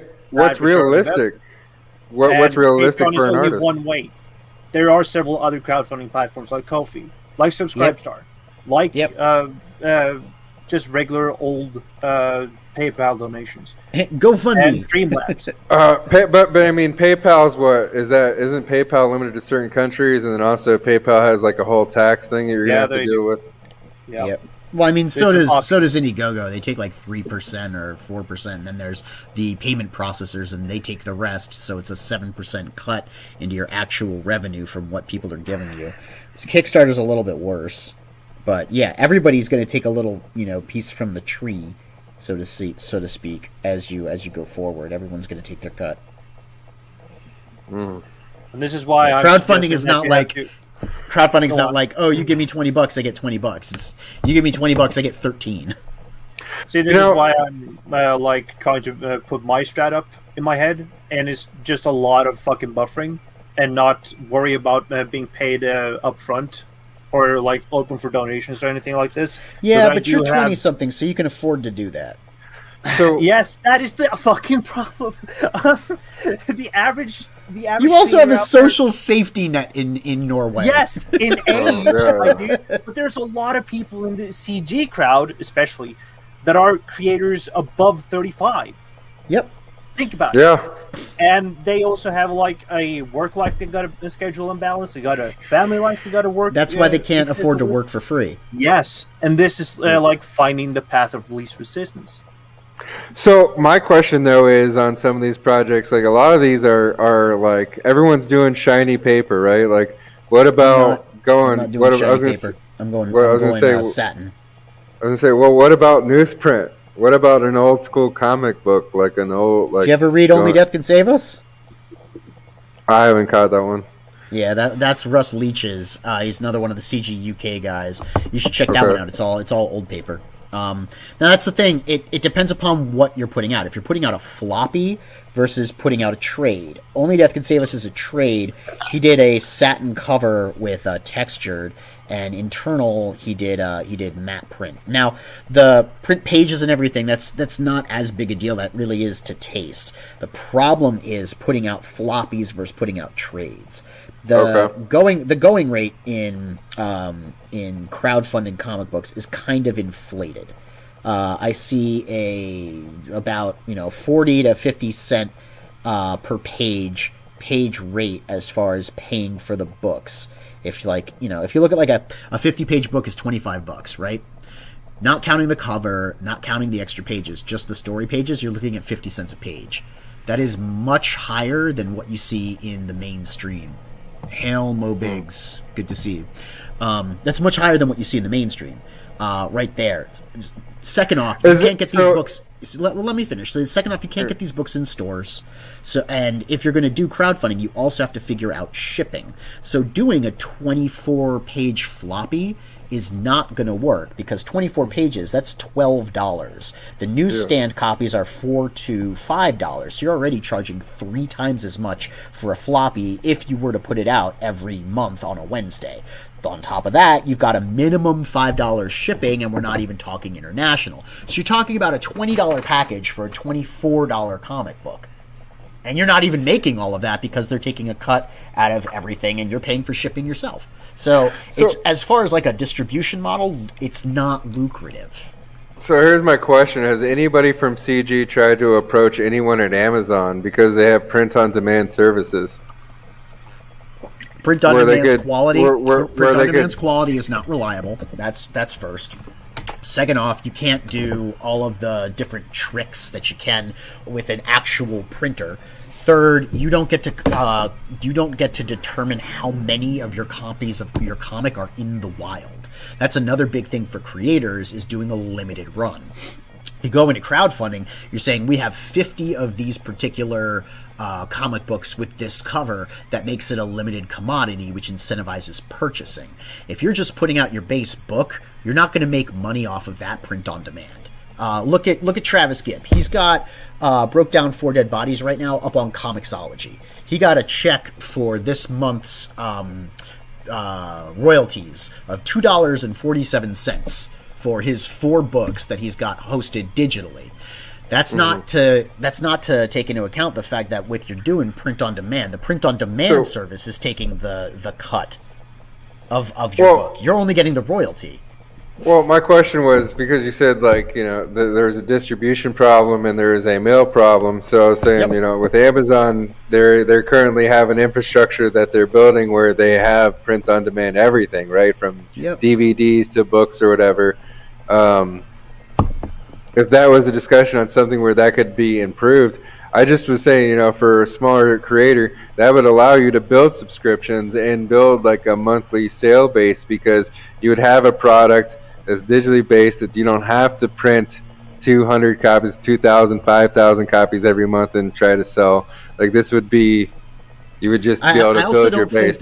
I don't think it's every month. That's the other thing. Like you're not going to be able as a small creator who's got a job, who's got a family, who's over 35, like Jay said, you're not going to be able to put a title out every month. That's just not real. I mean, I don't know what people's workflow is though. Yeah. Also, I mean, that's mainstream work right there. Yeah. Monthly comics. What do you think? Well, I'm saying, but what's the transition though, right? At some point, don't you want to get away from doing just small runs to having a section of a small run special cover, and then having Now a you're much talking bigger, now you're talking about mainstream work. a much know, bigger? and- Well, no, and- I'm just saying a much bigger availability, like because you have these one-off projects. Is the idea to ever expand from one-offs? Because Focus purely Yeah, on people are digital. doing series. People are absolutely doing series. Like that's. Do you mean like well, a not continuing no, series or a one book? not a series. No, I mean printing, a one-off printing or a two printing. There like is you going print it in one demand. time and There's going in demand on Indiegogo. yeah, but okay, That's- after you do that campaign that one time, right? Yeah. Then it's done, and you never, like, let's say like 10 years from now, you have like 30,000 new fans that want your old work. Are we Yeah. bringing back these people? What is the long-term goal of the transition, so that even if it's not the special book that the people from the very beginning got, the OGs got, but just at least a trade version, some kind of version? Yeah, that absolutely exists. Just all right. So for answers to your question, look at what the mainstream does. This is one place where we can look at the mainstream's model. Do you see them re-releasing Superman Action Comics #1? They don't do that. Why? Because of the scarcity. That's the other thing in comic books. You have to remember it's a collectibles market. It's not just the book. It's a collectibles market. Yeah, That's one of but the reasons that the crowdfunding stuff, so much of the merch is part of it, because it's a collectibles market. Yeah, but you're talking about an audience of 500 people, and someday don't you want to be at 10,000 people or 20,000 people, or like, you know what I mean? You Like, could what's the absolutely get your goal? book- yeah, you could absolutely get your book read with having like 10,000, 20,000 people reading your book. But in the beginning, do you think that just putting your book print on demand amongst every other book that's in print on demand is going to get people reading yours without some form of additional advertising that you have to spend money on? No, it's your fan Amazon's base. not gonna promote you. Well, it would be your fan base, and it'd be your ongoing So content. you mean those right? 500 people? Those 500 people are going out and telling people to buy my book on demand? That you're growing though. Why And can't exactly- why can't they go and buy my book on demand on Indiegogo? Well, I mean, even then, I was just saying for more distribution.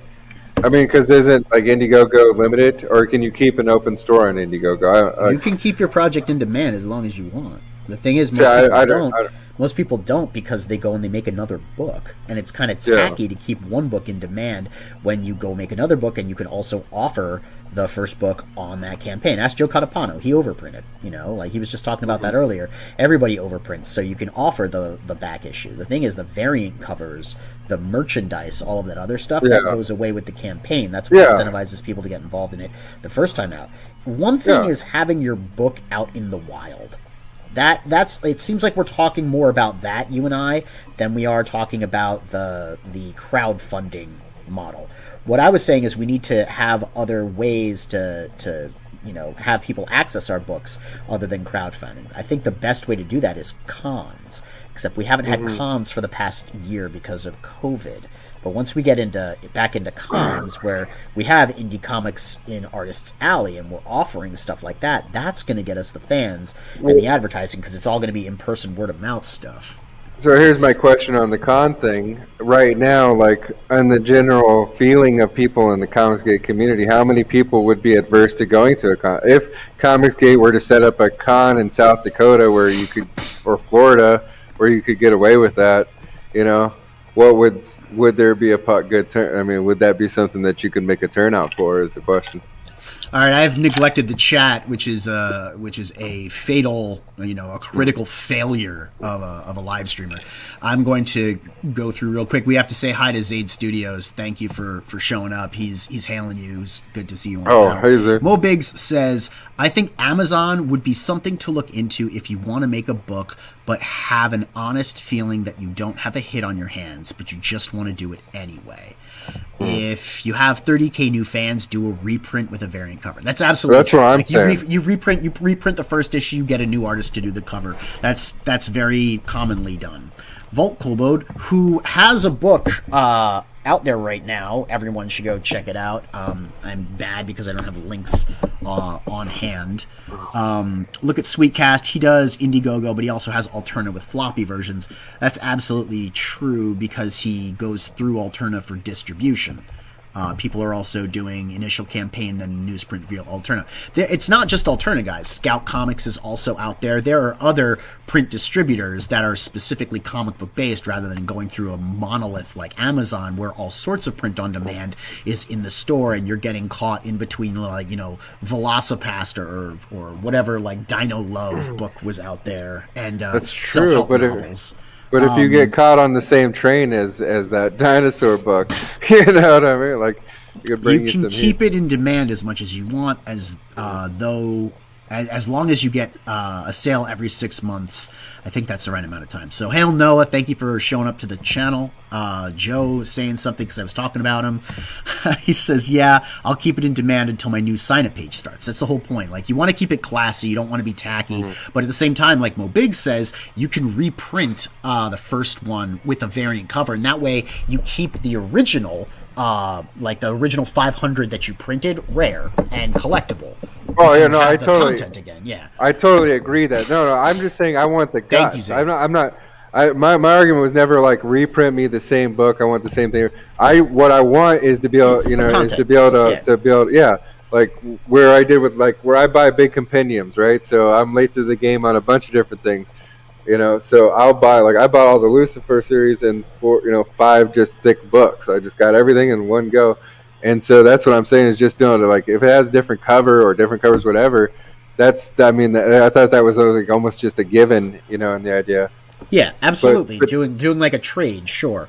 And if we were going to go through Amazon and we weren't worried about making money, but we were worried about putting the content out there, then I could say go on demand because you don't really care about the quality of the paper or the quality of the book because you're not really involved with it. It's really Amazon reprinting your trade. Now, that might reflect poorly on a creator who takes a lot of pride in the quality of the book. That's another reason that crowdfunding comics exists the way that it does, especially in CG, because we really want to give the audience the best quality product we can, and Amazon's kind of the antithesis of that.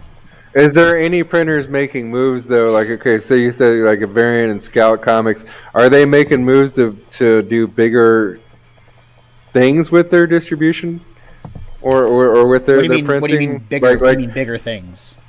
I guess moving to.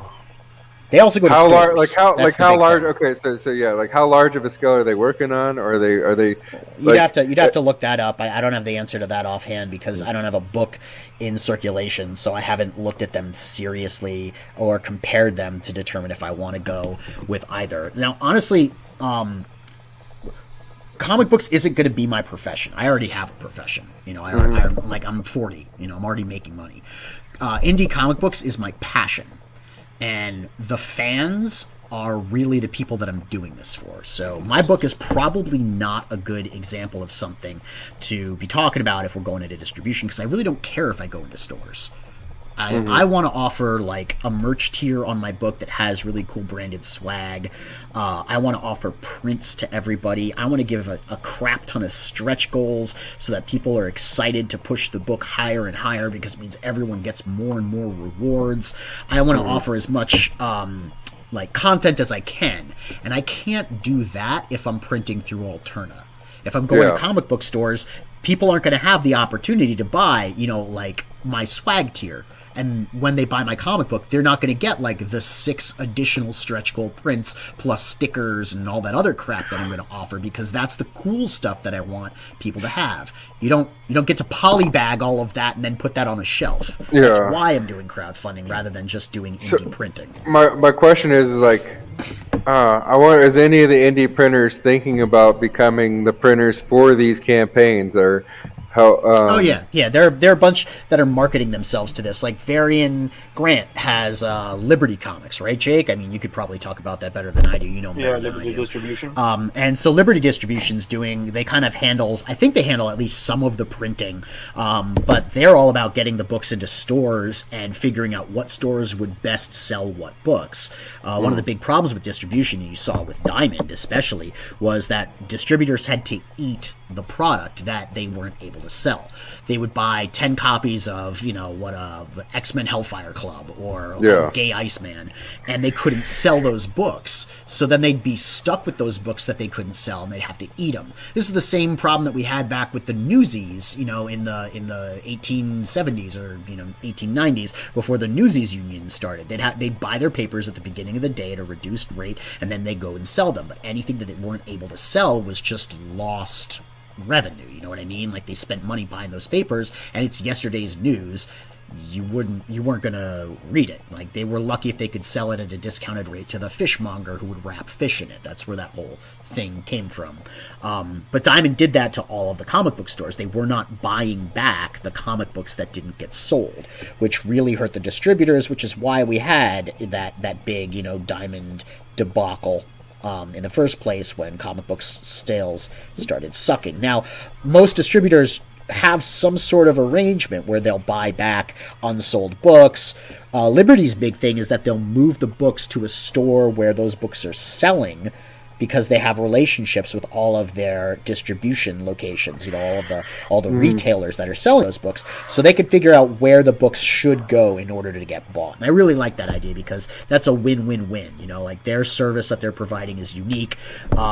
Getting the books to where they will be bought, the writer, artist, whatever is getting their books bought, and the distributors aren't sucking it up and having to bite the bullet on unsold books. And distributors that are selling those books have a constant catalog of product that's going to sell. I thought that was a great model. Whether or not it works, I don't freaking know. You're going to have to ask Varian Grant. That's not something that I've looked at. I'm still busy making my book, and right now I'm painting Warhammer miniatures, because that's a productive use of my time, right? What else we got in the chat? Vault said, the more books you have made, the more you add to your personal catalog. Then you create a site to host your books if you don't go through publish. That's absolutely true, and that's why having a website as a indie creator is so important. So we have one. Nobody goes to it because I don't really advertise it, because I'm not super I go proud of there every week. Yes, you do. You do. I have a question on that. So with the publishing, if you have one book, so let's say you have 5 different books. Is it just I print 5,000 books or 500 books and it costs this much? Can you vary the books, or is it like I have to print 500 of this one book? Depends upon the printer. It absolutely I don't want to be a shit and say, but no, it depends upon the printer. Some printers let you do variant covers as part of your order. Like, we're printing the same interiors, so we'll let you do a bunch of exteriors and include it in the same order. Some printers will let you do multiple copies of a book as long as you're going in bulk, or multiple books as long as you're going in bulk and include it in part of your order. And some printers will be like, nah, you got to do a one thing, because that's reflected in the rate. Every printer has different rates, and they kind of offer different things. Some get really, really cheap the higher up you go, because printing in bulk for them is where they're gonna is where they they want to give the best deals, because that's really what they want to do. You'll usually see value, when printers focus on offering value, that's because that's the thing that they want to be offering. A lot of these printers want to do major bulk orders, so their bulk is probably, as far as a ratio of amount of books printed to amount of money spent, is probably the most affordable. That's why they incentivize it. It's just supply demand economics. So sometimes it's not in their best interests to offer varied books. Some printers, that's totally what they want to do, so they're going to offer that kind of service. We're still looking at different printers. What's the minimum that's looking like, though? Like, 500. How many books? 500 books is the minimum you have to carry to make it affordable, to make it 500 books is the minimum that they'll let you print. If you're not doing print on demand. If you're going through a printer, the printers that I've looked at, and that's not to say that there aren't others out there that might be printing a lower print run, 100 or less. The ones that I've seen have been all 500, because those are the ones that offer the most features, like variant cover types, chromium and metal and all the different types of cover variants included in the price. And we're talking about how many pages? We're talking 45 to 60 pages or something on a 500-page book is what you guys are typically.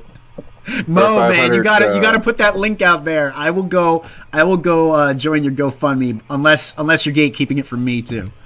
Joe Ball in the chat, what's up, man? You can get odd amounts printed, but you just start pushing your print price up.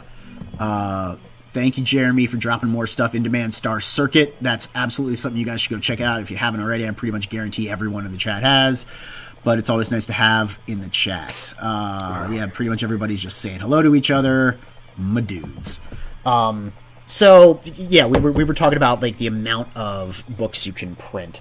So I'm sure that there are some printers out there that will go lower than 100, but it's probably just that base print book. You know what I mean? Like you're not going to be varying it up to the different issues that you were talking about. That's going to be something reserved for a larger print run.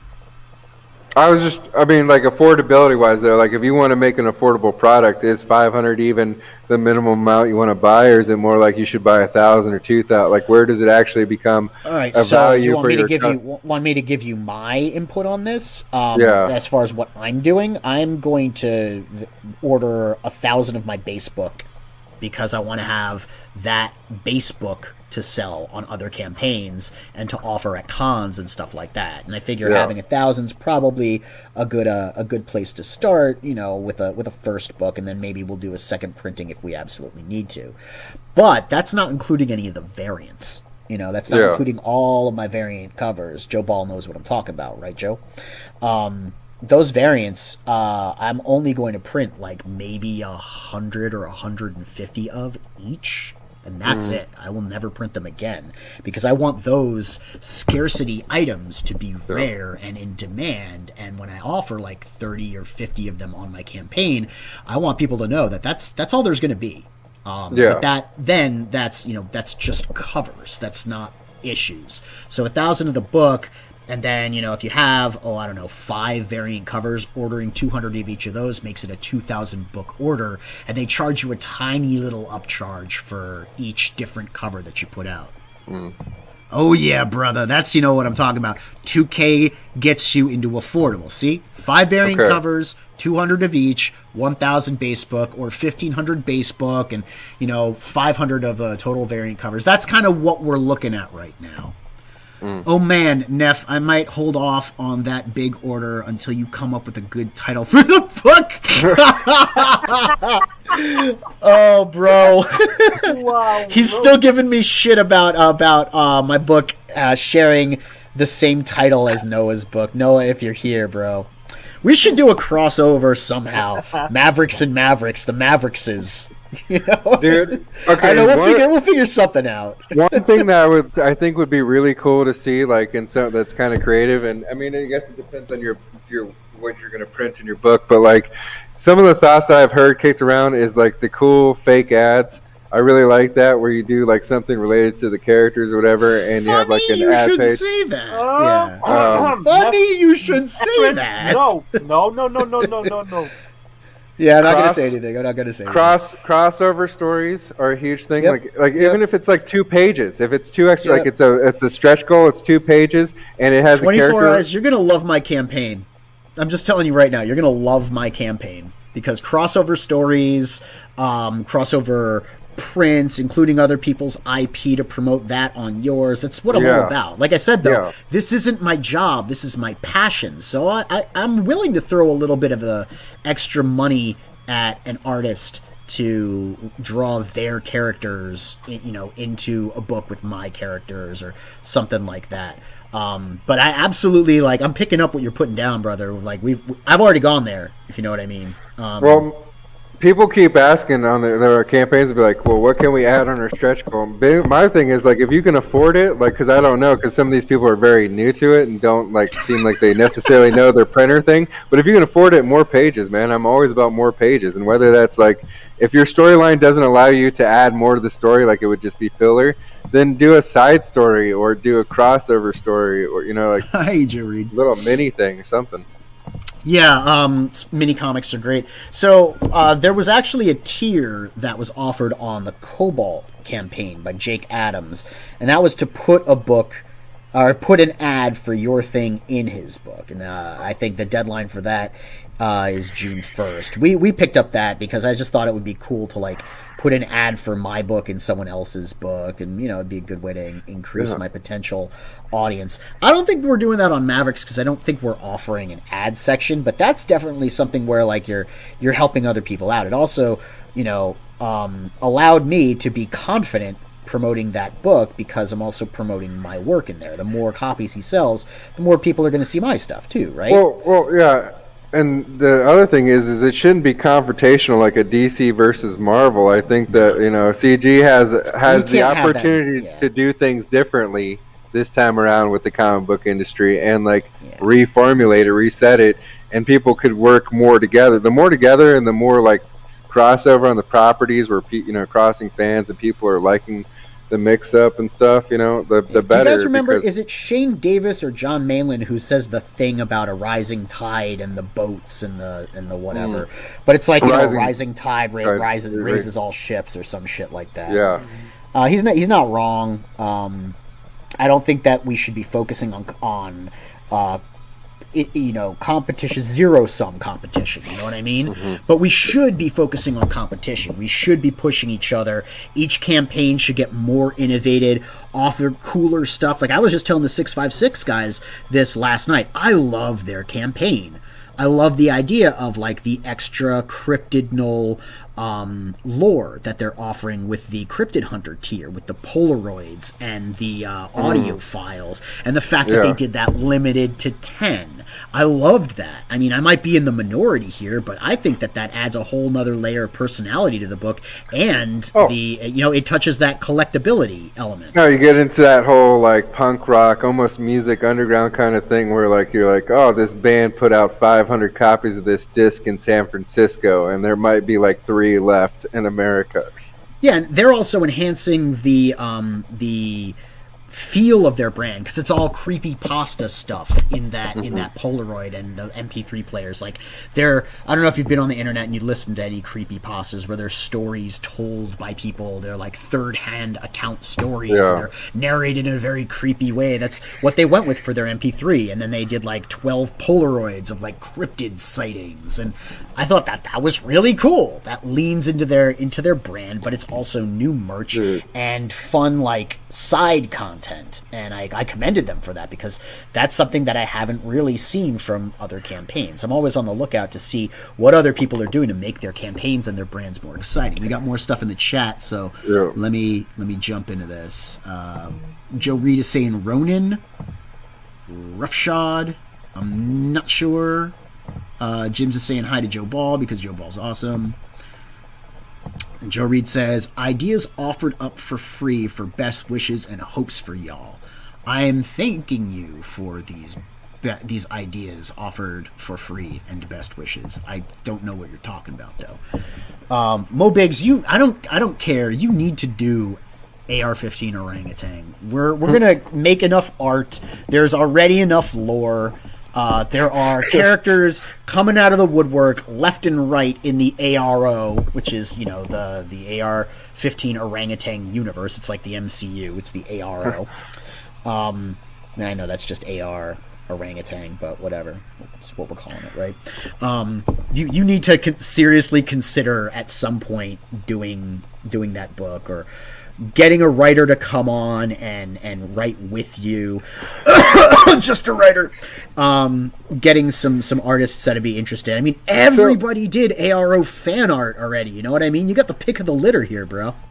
So I have a question too on that, in a synergy kind of thing. If someone wanted to work, what would the general feeling be if someone that's outside the comic book industry that wanted to go to one of these comic date artists, we see what's popping here, say like a musician or something, like a band. The band wants to do a comic book, and they want to like find one of these CG artists and find a CG writer and stuff. Like, I mean, hire them. Yeah. Yes. Hire. Like hire. Not, Yeah. No. I mean hire. No. Like I meant hire. I'm just saying. Yeah. I mean, that's the thing. I imagine that a lot of people are already busy with their own stuff. And speaking as a person who's been looking outside of their brand to other writers and artists to do backups. I don't know if you know what a backup is. It's like in a comic book, there's usually like a little story thrown in at the end, either as a teaser for another series or as just a little extra story to include in the book. I've been talking to other writers and artists for backup, and everyone's been pretty generally accepting and interested in the idea of participating in something like that. I don't know if that's because I'm a creator and I have a property and I have a book, but I would imagine that plenty of writers and artists out there would be down to pick up a gig working with somebody that's developing a product or a project. Like I know Michael Oden was talking to me about, you know, how he takes on projects and just charges a page rate for writing. Same thing with artists. They just charge a page rate. The thing is, if you're not doing the art's already expensive. As a writer, I can tell you that like some books are going to cost $4,000, $5,000 to draw. Just to draw, not even to color or ink or whatever else it is you're doing. Writers generally like a $25 a page rate is really reasonable. So if you're putting out a 60-page book, you know what I mean? Like that's just going to be a couple, 4 into 6 goes, once with 2 left over, and then goes into 12 3 times. So $130 to get a script written. Well, that's really reasonable. That's far more reasonable. That's than what I I'm saying. imagined. $25 for an actual scripted page of comic book, not a page of script, a page of comic book. Writers that charge $25 are really being nice. If I want to be a part of a project, I'm going to charge that because it's more like I'm excited about being what would be an average going rate that's not completely savage? What would be like an uninsulting page rate? Like 25 is a good place to be for a comic. Do you mean like for a page rate for an artist? For someone that's coming in and asking, like if someone's going to approach an artist like in the Comicsgate situation? Joe, you want to answer this one? Joe Ball, do you want to answer this? Vault, do you want to come in and chime in on what you paid your artist's page rate?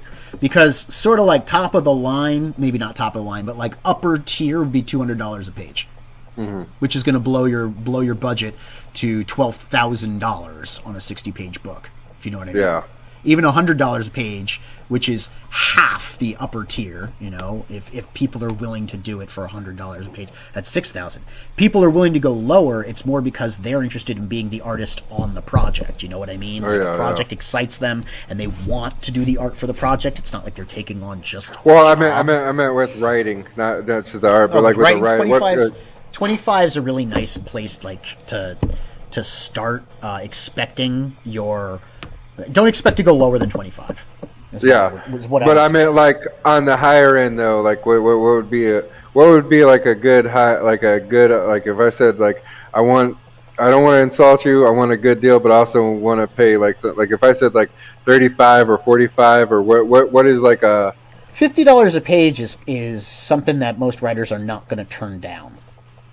Like if you're willing to pay them twice the amount of a regular page rate, they're probably not going to turn it down. However, it's going to really depend upon what the project is too. You know, like if I'm going to write a 12-pager, I can knock that out in a couple days. You know, storyboarding. The other thing is like, who are you having for this comic book? Like, are you really worried about the sequentials? Because not all writers are created the same.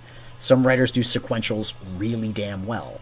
Some writers do primarily dialogue, and they leave it up to the artist to kind of fill in the blanks in the sequentials. Some artists, and like that's another thing you want to talk about, the pairing between your artist and your writer, because if they've worked together before and they kind of know how each other thinks, then you're going to get a really good synergy out of that, regardless of how it's written. I know for me and Garrett, we actually study other books and use that as language between the two of us. Like if I have an idea for a panel and I'm like, this is kind of how I'm counting the panels on this page, sort of the layout like this page, we have a common lexicon then. I can say, hey, remember Gypsy, page 16? Go look at that. This is what I'm thinking. I'm thinking 9 panels like that with the similar distribution moving down to the lower right-hand corner, because that's composition in comics isn't just writing. It's the panels are language. It's Yeah. how you're reading the book. The dialogue is meant to accentuate the action in the story. Really, if you can read a comic book by just looking at pictures, the comic book's doing its job. You know what I mean? Yeah. And panel composition is a big part of that, which is why I've been really digging looking at other artists' sequentials lately, because it's given me insight into how they see. And when I talk about their sequentials, I mean reading their scripts. Like, that's how I started off doing this. If you're in screenwriting, you want to read scripts from movies that you like, because you know the movie, but you want to see how the screenwriter conceived of communicating to someone else what that movie's going to look like, so that you can then do the same thing. So a lot of writers, they'll break down scripts for comic books that they really enjoyed and try and get a feel for how that writer wrote. Now, if you're reading Alan Moore, don't do that. Alan Moore's scripts are insane. It's a mixture of trying. I do love Alan Moore. Oh yeah, but like his scripts are absurd. I think I told you his first page of Watchmen is one panel. It's a full page of script, block text, all caps, no paragraphs, no nothing, just a straight wall of capital letters, and it's the first panel. And he does that all the way through. The script for Watchmen is like 1,200 pages long for the book, and it's for the series, I should say. It's absurd, Yeah. Writing 100 pages of script for 12 issues of comic, I couldn't do that. And it's all metaphorical too. Like in the first panel, he talks about. I always talk about this, like, fingers of red crimson trickling down the pavement. If I was a writer, I would literally be drawing red fingers. You know what I mean? I don't want metaphor where you're telling me what to draw. I want you literally telling me what you want me to draw. I understand he's trying to be like poetic in a way, to try and put into my mind what it is he wants me to see, but you don't need to go that far, man. It's a balance between being effective in communicating what you want shown in as little space as possible, because you don't want the artist to constantly have to go back to the script. Okay, what did he say about the fingers? Jesus, there's like 16 lines here about fingers. But really, we're just talking about, like, blood trickles. Yeah. So yeah, like I said, not all writers are the same. If you did hire Alan Moore, he might be charging you per page of script, in which case you'd be paying a whole lot more, I don't know, the cat that wrote Lucifer, that guy, I like his, and the guy that did it, Constantine, I like the Hellblazer series. I'm reading most of that right now. I'm ignoring the chat again, so I'm going to scroll up. Joe Catapano says, I've been wanting to listen to the stream, but I'm having a lease war with my landlord. You send him my way, Joe. I'll set him straight. Jim says, guns or knives. Joe Catapano. Pops says, the Madness and Crom are pretty much designed to bring everyone to one place. Podcasters, creative fans, to bounce off each other's fan bases and promote each other's projects. Great. Set up a Discord, Pops. That's what 24 Eyes has been saying, so that we can all kind of get on Discord and network together. I think that'd be a really cool thing to see, a CromCon Discord. Mo says, I may be making some moves behind the scenes. That's what I'm talking about, Mo. I want to hear more about ARO, and don't keep it too secret. Feels like knives, Jim Cox. All right, maybe laser guns. You need to get some laser guns. Pay them and they'll do it, says Warren. Hey, Warren, good to see you, man. Thanks for dropping in. And Warren's a real life friend of mine too. Haven't seen him in forever because of travel and COVID and all of that. But yeah, pretty much he's right. Pay them and they'll do it. Writers get no respect, Vault Kobold. Both he and I are writers. We agree. Respect. No respect. We're kind of in charge of the projects, though, So, like, usually the writers put together the project, and so they're kind of the architect. But we want the artist to get all of the attention. That way, we're free to do the moves that we make while everyone's praising the artist. So Jim Cox says, remind your landlord, much fun and expenses involved finding a new tenant. Joe says, I think writers in the U.S. need to go the manga route and draw basic storyboards as well as the script. I agree. I like doing sort of like a page layout sketch. Unfortunately, my artistic ability is also shit. So while I can do panel layouts, trying to put anything foreground, midground, background, you're going to get stick figures. Hell yeah. Mo Big says it was easier back when Tumblr was around and I could get CalArts rejects. Mo, no one's gonna read a CalArts AR-15 orangutan. Could you see CalArts style AR-15 orangutan looking like Lion-O from Thundercats Roar? No, that's what Fiverr's for. He could get on Fiverr right now and get that comic book made. As a side note, total random tangent, supplemental health insight, the key to good vibe for workaholics. A supplement gummy offered by Amazon. Okay, we got ads for edibles up in here. That's great. Thank you, Joseph Reed. I appreciate it. I heard that too. Yeah, the Spawn guy equals he charged that rate, or something like it. Noah says, Simo learned from Alan Moore's techniques. That's why he does the exact opposite. He doesn't write anything for this script. You guys kill me, man. Thank you so much for coming up into this chat and cheering me up. Alan Moore's a novelist. He just does comics. That's true. Volt Kobold, he's also out of comics, and he's back to writing novels. He just signed a deal for a 3-book series, and he's all excited about that, and I can imagine they're going to be super long. Jim says, Joe Catapano, I think I'd write in the format that the artist prefers. I think that would be great, especially if you're working out ahead of time the artist that you're working with, which also lets you, collaborate between the two of you how you want to tell the story. That's probably the best way. Unfortunately, mainstream doesn't really have that luxury because they're cranking things out so quickly. Joe says, if you want to see all the behind the scenes of Star Circuit, I have a lot of process broken down. That's true. If you haven't seen Joe's channel, check it out. He's got all sorts of coloring tips. He does an art every Sunday. I check out Joe's stuff every Sunday. It's pretty good.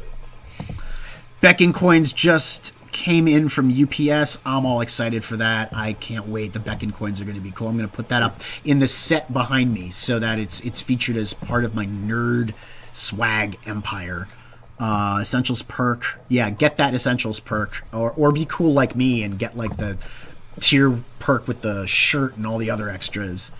I give artists a bit of leeway, but focus on details and the important parts. Like I said, the most important thing is being efficient with your script writing. So how many pages? This is my question. How many pages? If you wrote a 60-page book, how many pages of script is that? At least 60 pages, unless we're doing splashes. But I try to break down my scripts to reflect the page. So like if there is a full page spread, it is going to be 1 page of script that discusses the full page spread. Sometimes I'll have more than 2 pages of script for 1 page of comic book, though, and that's because I'm busy working on talking about it. Like dialogue does take up some, especially the way that I format. I offset, I go center, I center my character name, and then I do centered lines of dialogue underneath that. And then if we're going to change panels and locations, I describe in the beginning of the next panel where we are. I could show you some pages of my script so you can see what I mean. So it's like a screenwriting kind of thing, similar? Yeah. Yeah, I do mine similar to screenwriting. I read a lot of Jim Zub. I got to say, he's probably the best example of an efficient script writer for comic books because he tells you just what you need to know. And when you're reading it, you're seeing, I see exactly what he wrote here. And then there's a whole bunch of other stuff that the artist added, or the artist did the things that he's talking about in a certain way. And I really appreciate that. And you can see that in the different books that he's written, because Skull Kickers is a good example. There's another one that Kim read, and I looked at the script for that. And the artist interprets his direction, I guess, a different way. NTM says, if the writer does a layout, then that's like the screenwriter telling the director how to tell the story. Why don't you let the director do the directing? In a way, Noah, I think the screenwriter is the director. A lot of times the artist is the cinematographer. They're in charge of showing and framing and stuff like that. But the director will say, I want this interior shot. I want this exterior shot. We're changing locations. I want him entering going left to right. And so that kind of thing, if that's in the writer's head, especially for blocking on a page, because the 180-degree rule exists in comics. Do not violate your 180s, kids, unless you are absolutely doing so on purpose to make a shocking moment or like a reversal or something in a fight scene. The 180-degree rule does exist. So you are doing staging and blocking in your head, especially moving from panel to panel. Pop says he is Pops Van Zant on Discord. I just do not have the time to add more platforms. I'll add you, Pops. YouTube. Grow the Madness, and it takes up a lot of time. I know he's super busy with Crom on the weekends. So I'll get with you, Pops. I might be able to help you with the Discord. It doesn't take that much to manage one. So if it's 1 page of script per 1 page of comic, are we talking 16 points, double spaced? No, sometimes it'll end like a half or 3/4 of the way down, Mo, at least in my scripts, because I want people to be able to focus on, like, if you're drawing for me, I want you to be able to focus on the 1 page you're doing, rather than having like page 1, panels 1, 2, 3, 4, page 2, panel 1, 2, and then turn the page 3, 4. I don't like looking at it that way, because I would rather have 1 page and the panels written out than have 2 pages with all the panels for one and half the panels for the other written out. I do not like that. I think it's sloppy, but that's just me. I'm also kind of neurotic when it comes to that. Which Genuine one were you Comics saying says, greetings everyone. Hey, Genuine Comics, glad to have you here. Joe says, it's a collaboration. Writers and artists meld into one. A writer should give visual cues to the artist, and artists should give their input to the script. Just my take. You're right. At least the way that I've been doing it with Garrett, I will usually come up with the very significant story beats that I want to hit. I'll break that down into pages that I think we can allot within the comic to hit that beat. I'll structure a scene around the beat with dialogue that leads up to the moment, and then goes from the moment, leads down into the next transitional moment, transition to get to the next moment. Then Garrett and I will talk about panel composition as far as what I have in my mind. Then he'll completely change it and do his own thing. And he'll come back to me and it'll be great. Here's my question, though. What about the color? Because I feel like color is like one of those really important things that can really jack. I mean, it can really jack some stuff up if it's done wrong. Like if it's done great or done regular, it doesn't. You know what I mean? But like if it's done wrong, it can. That Garrett does. I'm lucky that he does the color himself, so he knows what he wants out of his color, and usually I am in agreement with him. We've also been learning, though, like our first pass on our script. Our editor was like, you really got to punch up the color. It's going to print muddy. It's too dark. So we started picking some of the figures to really have pop while leaving some of the backgrounds muted, because it does take place in a storm. The sky is gray. The setting is gray. It's at night. So we still want to have people, see pops of color, but we can't make the whole thing kind of cartoony.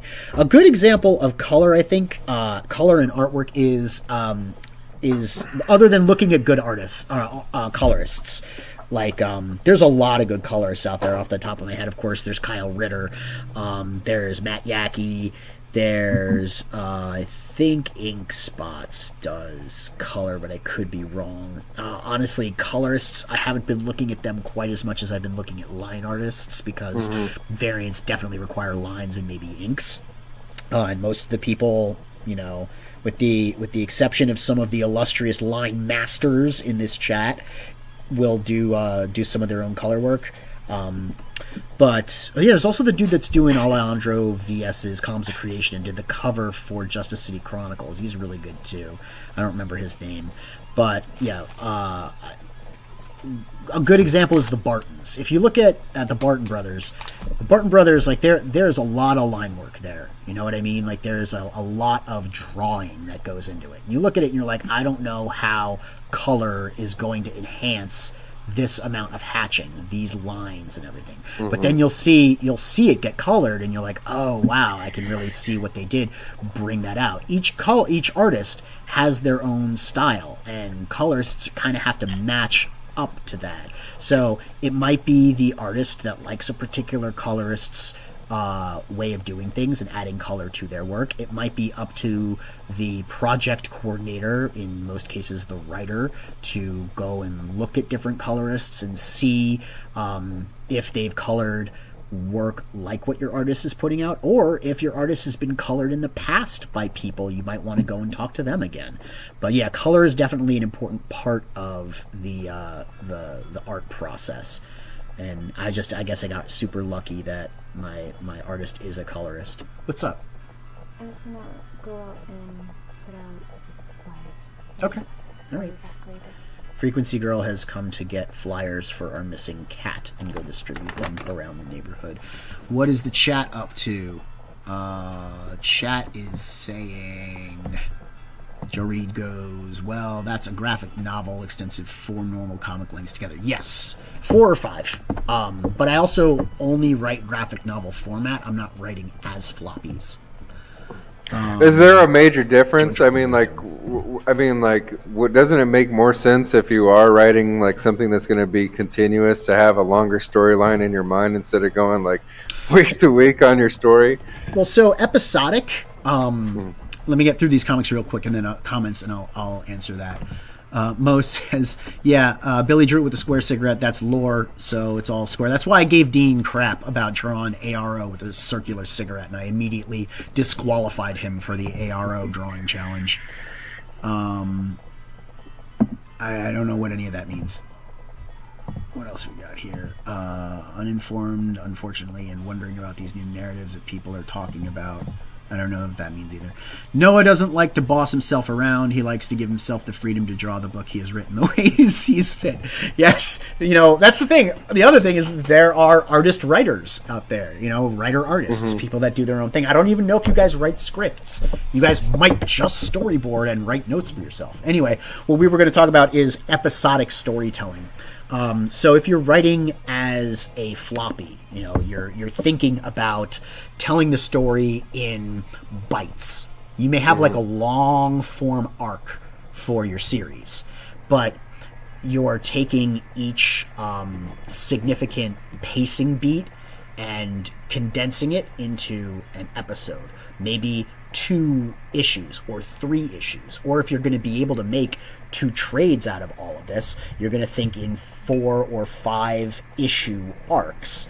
And then, of course, you're going to break down what significant story beats have to happen in each issue to, 1, tell the story, but 2, also keep the reader's interest, because you don't want to have pacing issues in an issue-to-issue series the way that you can have pacing issues in, like, a movie or even a comic book itself. It's all about balancing the art and the words. A good example of this, and we always come back to him, is Daniel Warren Johnson. He does a very good job with his pacing. He'll hit an action scene for 2-3 pages, then he'll slow down that action scene, come out of it, give us a page of dialogue, and then move us again. So you blow through his issues and you're done before you even realize that like you're nearing the end, and you want to go back and read it again, and you want to go back and do it a second time. And that is the idea of writing 4 issues of comics, because you get this 124-page story even less because it's Marvel and there's ads, and if you're reading DC, it's Snickers ads and all sorts of inappropriate points in the comic book.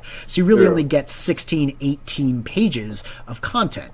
You only get that once a month, so you need a book that's going to be read more than once. You need to think episodically. How much can I show in this episode of blah blah blah, and then you're writing that into your arc, and you're balancing within that issue the amount of real estate of pages, which is the equivalent of time in film or television, that you can spend telling that story.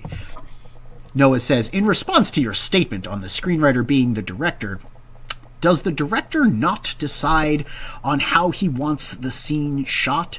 So shouldn't the artist be allowed to decide the layout?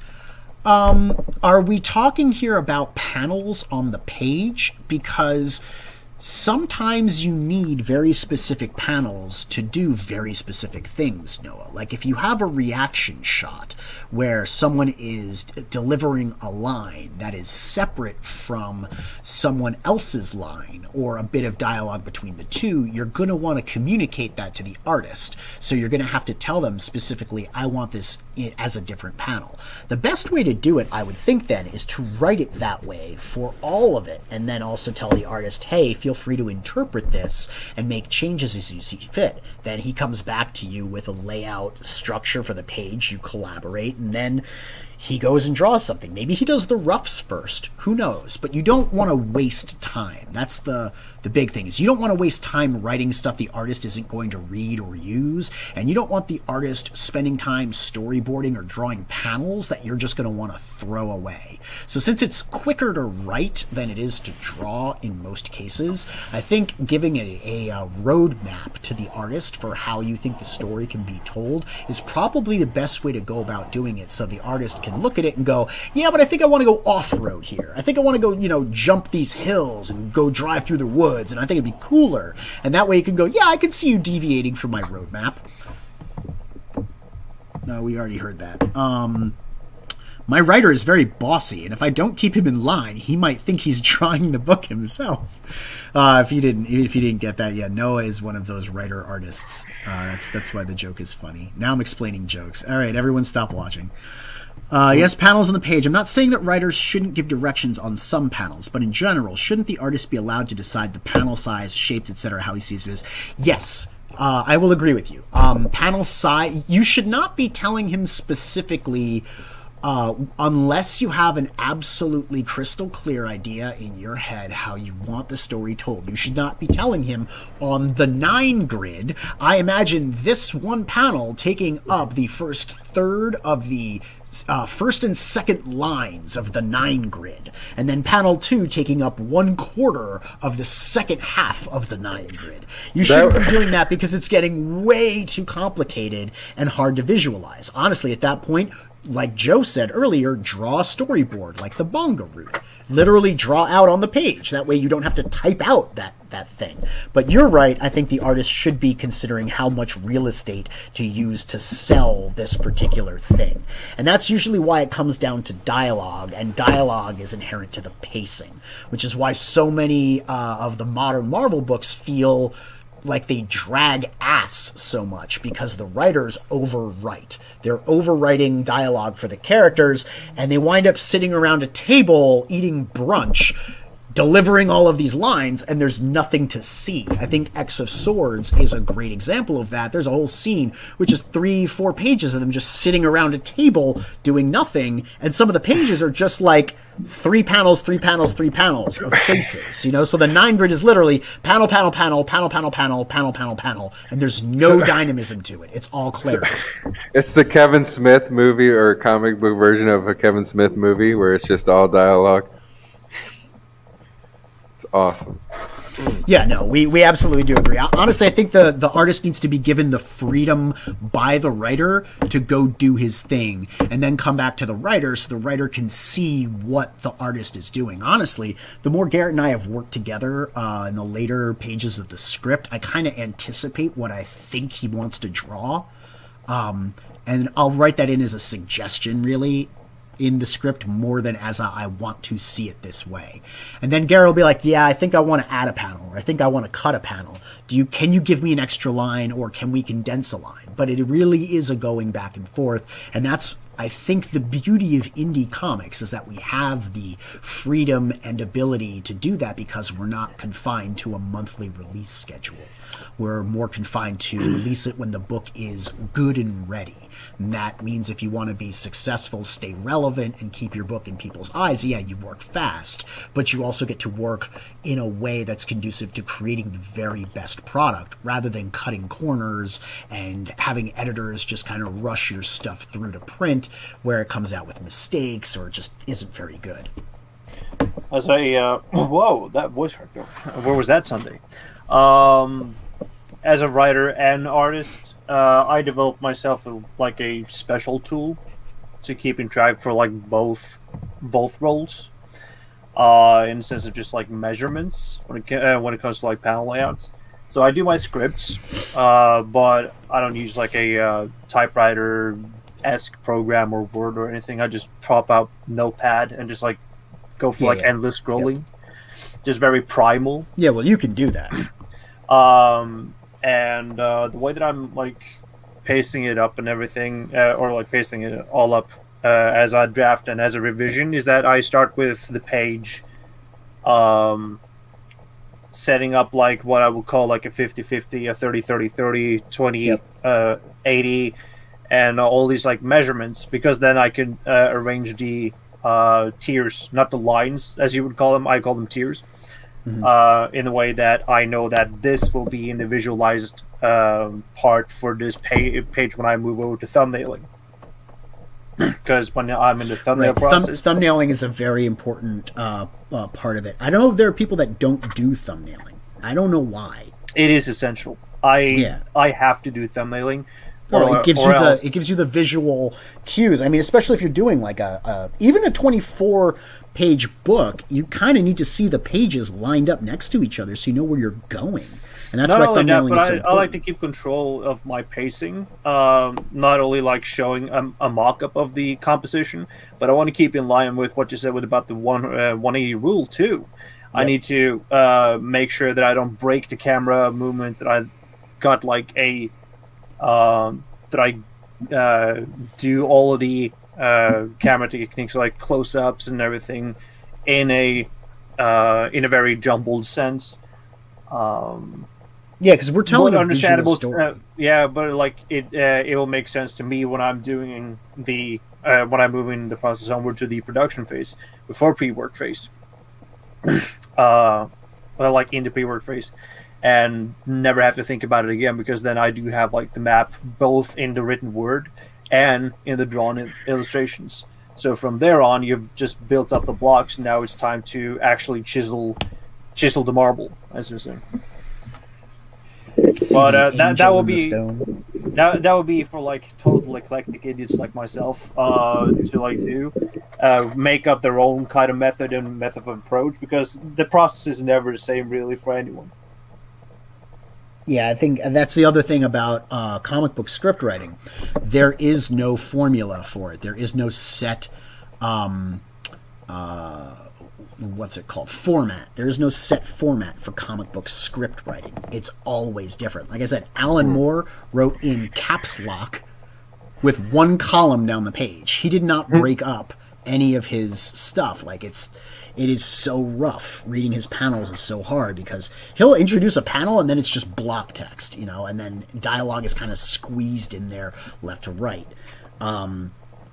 Some people write it more like a movie script. Some people write it more like a story. I read Don Chin's sequentials for Beard Zerker, and he writes in a very narrative form. Like it's very much written as a story suggestion. Like clearly he wrote for, he has some screenwriter background. Clearly he wrote for TV. I think he said he did that.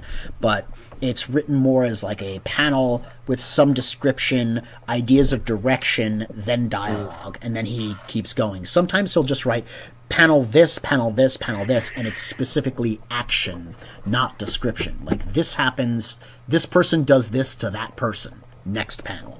Okay. So he doesn't even tell you any of the blocking. He doesn't tell you any of the side. He just tells you literally the action that he wants in the panel. And if he does a page of 4 panels, the artist might go, okay, I think we should make it 6 panels, because I would like to show like a step reverse in here. And of course, like the artist is going to do that. I get back to him and say, that's what I've done. And Don's going to go, okay, I don't really have that much control over it. There's one section where there's a fight scene, and he just writes at the top of the page, so this is a fight scene. And he kind of describes what should happen during the fight scene, but he doesn't give you any sort of map of the real estate that he wants to spend on the fight. He says, we can devote this much time to the fight. However you want to show it, you go for it. These are some ideas. And I thought that was really clever, because he's allowing the artist the freedom to kind of interpret the fight scene the way that the artist would, because they're getting into the book. Like if it's John Wick style fighting, or if it's Neo from the Matrix style fighting, because we're talking Keanu Reeves right now. Yeah. So he gives notes about like, well, John Wick would do this, and Keanu Reeves, when he played Neo, he would do this kind of Matrix movie. Man. But yeah, it's all your idea.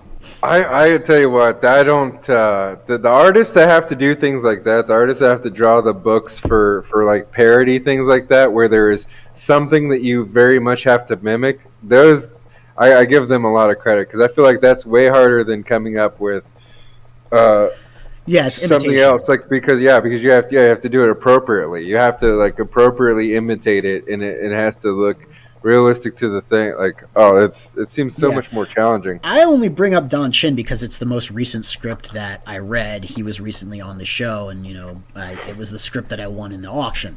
There are other sequentials out there that you can look at for good examples of.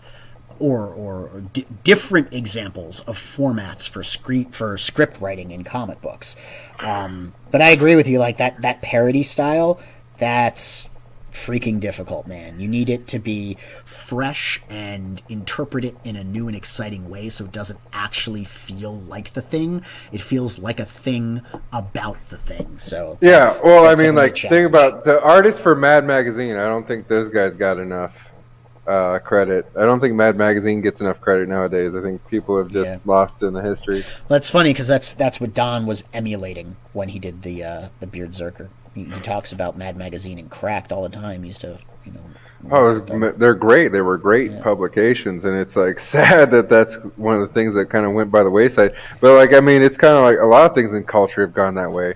We've gotten all these different political things going on. Everything, there's no escapism in any medium anymore. Everything has to address some kind of issue for some reason. Well, I think there are examples of escapism. I don't think it's all gone, because I've read some comic books that I find are just fun stories, and they're devoid of any sort of political or ideological message making. I think they're out there, but I think they're few and far between. And I think it's far easier to find an example of something that does push a political or ideological agenda, and they're so obvious, and they're so in your face, and everyone talks about them, like X-Men. As far as comic books go, I think the non-agenda pushing comics is manga. Like, the reality is like the Japanese just have no cultural give-a-fucks about this kind of stuff. And like to the point where they'll take like different mythological creatures or religious icons and incorporate them into stories with no regard to like religious propriety or anything. You know what I mean? Like completely sacrilegiously like take characters and put them into a storyline. And so like since they don't have those social issues, I think their stories are so much better, and that's why their comics are selling more. So the thing is that they incorporate it within the story if it is supposed to be central to the story. That is the beauty of manga, in that they put Japanese culture and channel that within the storylines, rather than to sort of create a commentary that will take you out of the story, and so on, to like push it as far as up the nose that it can possibly get. Yep. You can expand into things. It's like what comics were supposed to be, right? You can actually be in a mythical world. In manga, like there's different genres. There are people that like focus on wild things that are just like weird body like symmetry and stuff, like super muscles and things like. There's like stuff that they do that's different, that like you just don't have that exploration in American comics. It just doesn't exist, or in like British because comics. it's not impeded. Yeah. And this all goes back to eBay. From like the top brass that is impeded on the creator. Yeah, that would be the editor. So the editor is more like a producer in that sense. Like you said, the top brass, but the editors get instructed by the top brass to then take some form of control over the creative project and collaboration between writer and artist. Yeah, that is more in their lines of how we can like look at it in the cinematic metaphor. Because when it comes to like writing in the American scene right now, it's more like a contract gig or a gig-based economy sort of design. Well, yeah, you get brought on to, to work on a series. That's the other thing, is like those aren't your characters in the mainstream big two. They're someone else's characters usually, unless you're being asked to invent your own character. At which point the editor's already taking a back seat, because the upper, the higher ups, the big brass, have told them, we want this person's voice to be able to be expressed. And we know this because of the editor that we work with. We actually have an editor who works at Marvel, and we got him during Pencils Down, back when Marvel pretty much laid everybody that was considered non-essential off during Corona. And this he's a pretty good editor, but we got some insight about what's going on the inside of the Marvel, in the Marvel writers' rooms, and the collaboration between writers, artists, and editors. And it is very much stay in your lane. It is very much like we have people who we want to tell the stories they want to tell. So your job is going to be making sure they get to tell those stories, not that they get to tell those stories well, or that you're going to tell them don't do X, Y, or Z because it doesn't look good, or it's so we don't stupid. want that. Yeah, it's so fucking stupid books. Because it's been proven. But see, the thing is it's been proven what good storylines are. All the good storylines are animated movies, or animated cartoon series. They need to quit making these full motion picture movies and stuff, and just focus on the animation, because realistically, all the best storylines have been played out in animation. It's agitating because they keep doing this editing thing, and they have all these characters that they could use, and people Shane Davis said Marvel is running out of a pool of characters. I don't think they really are. There's tons of stories. I think the same thing with DC. They just need to quit focusing on only Batman and dip into their imprints and other stuff. When he says that, he means running out a pool of characters that are easily recognizable by people, so that they can continue to make relevant comics. One of the reasons that Marvel isn't using certain characters or creating new characters, they've said quite openly, is because, well, it's harder to market those characters to people who don't know them, and that's just lazy. But didn't Guardians prove that wrong? Guardians is a lesser known property. You know That's what I mean? MCU. That's different. MCU and Marvel Comics are two different things. Mm-hmm. By the way, Salazar, this is a XV9 from the Tau Empire in Warhammer, and he's got 2 chain guns on each arm, and I think that's a cool ass design. That is badass. And so I'm painting him because I like him. Dual chain guns. I'm down for that. Dual chain. Man. Well, I mean, I love robots, and I love cool weapons systems and stuff. So this is also kind of inspiring. I like the concept of those things. I don't want actual. This is the thing.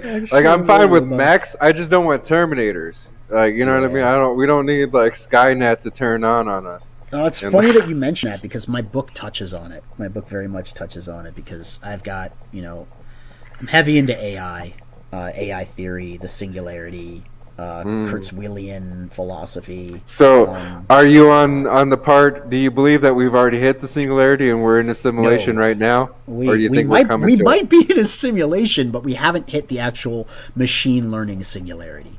We will very much know when we do, because we will have to have hard AI in order to do it. So right now, most of the stuff that we have out there is soft AI. Siri is soft. She doesn't actually do any cognition of her own.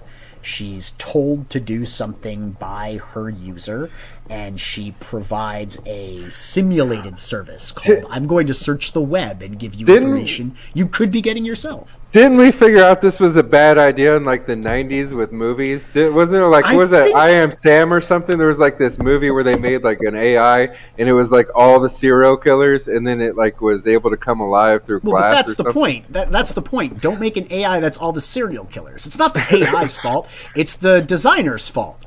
I mean, if you're going to make an AI that is all the serial killers, that's your fucking fault for getting everyone killed, man. What were you thinking? So the way that I look at AI, is like a child in a lot of ways. And right now in AI research, we have the open source AI project, which is great. But if you look at what happened to Microsoft's Tay chatbot, there are a lot of people out there willing to just teach an AI the wrong thing. Do you remember what happened to Tay?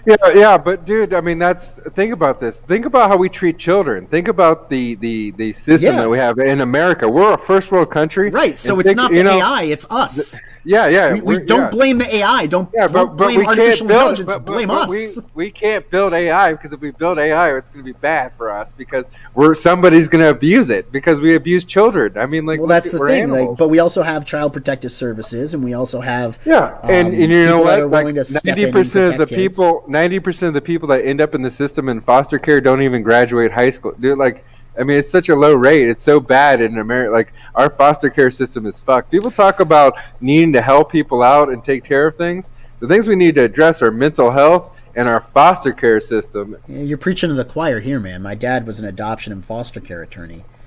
You know, that's what he did. That was his bread and butter. He you know. Yeah, and how many of those foster care people use kids as a commodity? They just literally bring kids into their house just to, like, make money off of them. There is definitely a symbiotic and sometimes parasitic relationship there. I will not deny that. But at the same time, a lot of the foster parents that were really good foster parents, because they could afford to be, were like 60-year-old ladies, you know, who had 5 or 6 kids in their house. And they had been parents. They had been mothers at one time, and that's what they knew. They were housewives. Then their husband passed away, and it's like, what are you going to do for income? Well, I'll take care of more kids, because that's what I did the majority of my life. And so they were actually really great. And yes, their income was kind of based off of the amount of money that the kid brought in to the pot to take care of everyone. But they budgeted well, and the kids were always happy. So that's fair enough. But I mean, you know what I'm talking about. It goes the other way too. Yeah. It goes the other way. There's never really a one size fits all solution for any of this stuff. No, but there's too much abuse in the system, is my point. Like, we're not watching this system enough. There's too much abuse in it, and that's my major problem with it. Like, I'm all about, like, I would be completely just anti-abortion on 100% if we could actually make it humane for people, like, not to abort babies. Like, if you went into an orphanage, and orphanages gave you the proper care, and then you were able to transition into being an adult, and if you never got adopted, still had enough opportunities, because they just drop kids out. Like, you're 18, guess what? Here you go. Here's $100. You're on the street now. Like, the abortion debate is going to be obsolete in 10 years. It is going to be an unnecessary conversation, because we are going to have embryo pods for transfer. So if you are a mother that does not want to carry a child, you will be able to transfer it to an artificial womb. We still got to fix the system for that kid, though. You know what I mean? Like, even if they're being born, like, we still got to fix the system for them. We can't just have people being born and then, like, oh, you're fucked up. Like, here you go, you're in the world on your own with no advantage at all. With nothing. That's true. Warren Ellis wrote a really cool episode of Transmetropolitan, where it was a bunch of people that, like, they freeze themselves so they can either wake up in the future, or their diseases can be cured in the future, or whatever. And so they get unfrozen, and it's like a municipal program in the future to, like, wake these people up, give them clothes, and, like, turn them out into an unforgiving future. And it was cool social commentary. I liked it. Yeah. I'm not a huge fan of social commentary in all of my comic books, but when it's done well, I think it's very powerful. No, but it has to be completely unbiased in its examination of the problem. I think the biggest problem in social commentary is that it's way too one-sided and way too biased. Let's check the chat real quick. That's pretty cool, Neff. Yeah, I think it is. Black Rose says, Hail Zaid Studios. Jim Cox, Salazar Nation. Aliens are the time multiverse travelers, or Blue Beam. Okay. Google's a soft Skynet. In a way, I guess you could say that, but they still don't have hard AI to make decisions. So, no. Yep. Well, I think Google hasn't gotten there because Elon hasn't let them. He keeps, like, cutting them off the path. He keeps getting on Twitter and talking shit about them before they can do anything. God damn it, Mo. Why do you make so much sense? He says, it's a great point. If we can combine those issues and address them together, we can raise kids instead of adoption agencies. We can raise them in asylums where they belong. Rose, I'm just saying kids are crazy, and we should get them the help they need. P-Rose doesn't know what is going on. Why we're talking about what we're talking about. We're back down to 6 viewers, guys. We should change the subject. Back to comics. You gonna bail out, Jake? Yeah. All right. Let me see here. My apologies Jason if I took your was- viewership down with a tangent. That's the link for the splintering. Yeah, go check out the splintering, everybody. It's a really cool publication. If you haven't, they talk about all sorts of things in nerd culture. You can contact Blake and even write articles for the splintering. But what I'm going to do is I'm going to get this copy to clipboard and put that out there to get more people on the channel. If you guys want to come on and did it do it again? Did I just post the splintering again? No, it should have posted. There it is. Yeah. All right, yeah, cool. StreamYard. So yeah, that's the StreamYard link if you want to come in here and talk about comic books or adoption or I don't know, whatever, coding, screenwriting. I'm not going to be doing this too much longer. I do have other stuff I need to go get done today. I'm still trying to figure out what to paint on this guy. All the different spots that I want to paint black. Yeah, I'll be seeing you later. All right, Jake. It was cool hanging out with you, man. Thanks for stopping by. Take care. So do you just hand brush all these, or do you got some airbrush sets? There's spray paint primer. Sometimes airbrushing goes into it for the bigger pieces. These guys, I primed with a spray can of, I don't know what the hell the color is, and then, then I hand brush a lot of.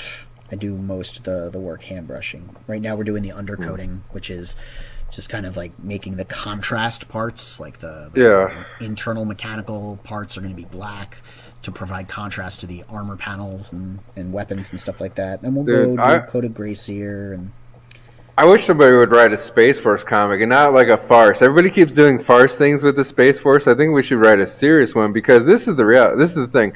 Like, nobody was paying attention because all hell has been breaking loose between COVID, and then people were mad about Orange Man bad saying things on Twitter, and new president is like out of his mind and everything's horrible.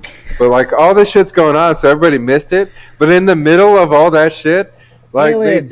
they did say aliens exist. No, they said UFOs exist. Okay, they said UFOs exist, but come on, but I mean, really, what they were giving us a soft like.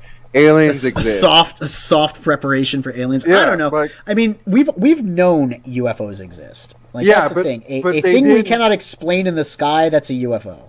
Yeah, but they never like put it like that. Like there was a lot more on the like, hey, this is shit that we definitely have no explanation. Not like, oh, this is foreign military, or this is our secret top stuff, or this is like something some company may know. This is like stuff we can't explain, and we got metals and stuff from different places, and like, more and more stuff's getting declassified, and that's all just getting washed away. And I'm thinking like, maybe all this other stuff is just to like soften the blow for the aliens. I don't know, maybe we just need a, like, remember Independence Day? It did a lot for our national pride. We just need aliens to go fight. Well, I think Space Force should be a serious thing. People talk about Warhammer, but I think Space Marines need to be a thing, dude. Like, Space Marines need to be a real thing. Space Marines, dude. I was a regular I'm Marine. watching 2 streams at once, so I'm not at my best. That's okay, bro. I totally understand. I appreciate just the fact that you're here. Write a prerequisite to Grave of the Fireflies, vaguely based on it as a prequel and happening in an alternate dimension. That would be interesting. I don't think that I could adapt manga or anime that way. Give me a second. I'll hop on for a minute. I just got home from work. All right. In which Abaddon, the realm of the dead, and the name of the thing that is the sub-prince of hell, Abaddon, is closer in touch with a version of our slightly varied but still spooky familiar rendition of our own history, and then include ghost bombs being dropped and a handful of various archetype characters, let's say 5 or 8, and the plot developed from each of these typographies pitted against each other, and therein develop the schema of the story for each phase. I think some of that sounds really cool. What's up, Volk Kobold? Hello, everyone. Hey, glad to have you back on the channel, man. How are things going with the campaign? Havoc. Pretty good. We're about 86% right now, so we're getting there. Nice. Very How much nice. more time? Make sure I We can drop got a 20 link for days you. left. Oh, that's great. You're fine. Plenty of Yeah, time. you're right where you need to 80. be. Well, you know, it's always a grind and a bit of nervousness until you actually hit the goal. Yeah, it is. Yeah, but what you got 10 days in, and you're like probably have plenty of shows and places to go still and promote it. So, I mean, that's one thing I've noticed. The Comics Gate has this. I mean, like I do think it's an insular community, but at the very least, there is quite a few places to go to promote your stuff, and there is a variance in some of these audiences. So you are getting like out to different people by getting on some of the shows. Like there is some overlap, but it seems to be enough. Just percent thing. Where the fuck? There it is. Well, it's kind of like a time and place kind of thing, because Comsgate goes through its hectic times where everyone's doing stuff, and then it goes through its quiet times where not too many people are doing stuff. And then some people are available, some people aren't. So Oops, you can never really I posted the link in the wrong spot. you can never really trust things too much. You always got to be wary. At least that's my opinion. Well, I mean, for the first couple of projects, hopefully, as you go along, you're building that brand recognition, that understanding that you got a good product, and people just want to go from one project to the next. Especially if it's a series of books. Like if I'm reading the first one, I definitely want to read the second one. Hopefully. Yeah, I like your audience is campaign. important. Your campaign kind of came out of nowhere, At least for me, I hadn't heard anything about it up until you brought it up on Bancroft Show, and I was super excited when I saw it. So, like, Everybody comics- keeps saying that, man. Well, I mean, but that's the thing. Like, we didn't know anything about you. Yeah, but it was up for over 6 months. That's And how much promoting did you do? That's what I'm saying. Like, I hadn't heard of you. I was super excited when I found out. Hey, I did a lot of promoting. Where? Apparently not enough. I was on Pizza Medi's open mic night, Twitter, Okay. of That's a course, good one. That's a good point. a Yeah. few social media platforms. Was that like 6 months ago that you were on? Oh, but if you were on Pete's, man, you should have looked on his website. If you look on it, like this is what I do. I go through every one of these guys' YouTubes, and I try to find. And some people are smart about this, and they add people to their channels, right? Where it says like list of channels on the channel. Go to check out the whole thing, and it says like list of supported channels, man. And because of that, I found like 15 other places. It should be, kind of symbiotic like that. As you find one place, you should be able to find like 10 more out of it. Got one right here, doesn't he? Well, that's sort of the thing. I think the majority of CG's people are on YouTube. So if you don't have a YouTube channel, if you're not constantly in other people's stuff, that's probably why it's sort of a blind spot. Yeah. Which, fortunately, I'm not a I hear that YouTuber. I don't there's have a a channel. lot of the indie stuff is on or in Facebook groups is what I heard. I tried to get into Facebook groups just to broaden the audience, but yeah, they weren't having it. They don't like me. Yeah, I've never done Facebook, and I've always felt good about that decision. Fair enough. I mean, I never used Facebook personally. Frequency Girl has a Facebook, so we put her in charge of it, and they actually kicked her out of the group. Oh, jeez, what? Yeah, they did. They For kicked what? her out of the Facebook group. For what? Apparently, she wasn't posting according to their posting schedule and rules, because in that particular group, you had to post certain things on certain days and couldn't post other things on other days, and she was not adhering to the posting schedule. And so they kicked her out. But that's that's what it is. It's okay. We don't have the same opinions on what's important, so we'll take our shit and go our own way. Everyone in this community is kind of used to that, right? The mainstream said this is what's important to us, and we kind of went our own way, So no big loss. Yeah, No big loss. that sounded like an excuse. We've got someone else in the back room. Sounds like it's Frank Salazar. Hey! What's up, Frank? Hey, what is up? Hey, Wow. I don't know where the hell that came from. Three-eyed hamster dance. Okay. What Judge did I Ray walk says, into, Neff?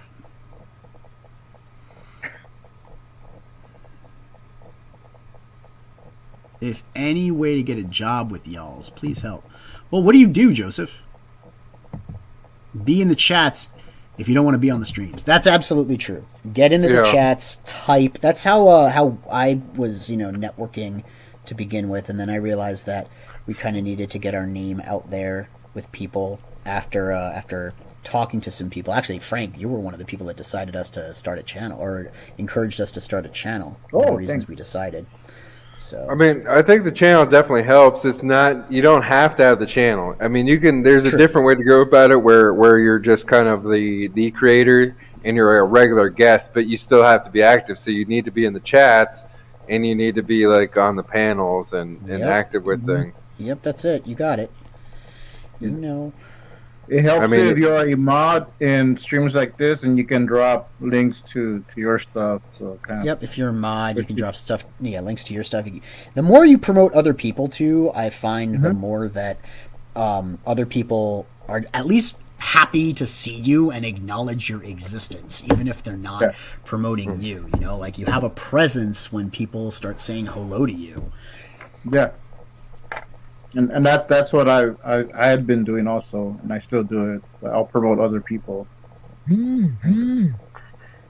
And that's helpful, though. That's the big thing. That's a synergy kind of thing that is helpful for like people who are not comic book creators, who are just finding the CG creators and they're just coming into the scene, and like finding the YouTubes from maybe they're on Indiegogo for some other reason. They find the comic book thing, and then they find the YouTube or whatever. Like it's more helpful to find these other links to projects and other stuff, like all these things, because there's so much going on at one time, any given time, or like I said, there could be lulls or whatever. You never know what is exactly going on. People come out of nowhere, and spinning that around gives someone like, oh, cool, this is a place where I can go for information. I can go to this YouTube channel, and I can find out cool shit, and I can back a bunch of projects.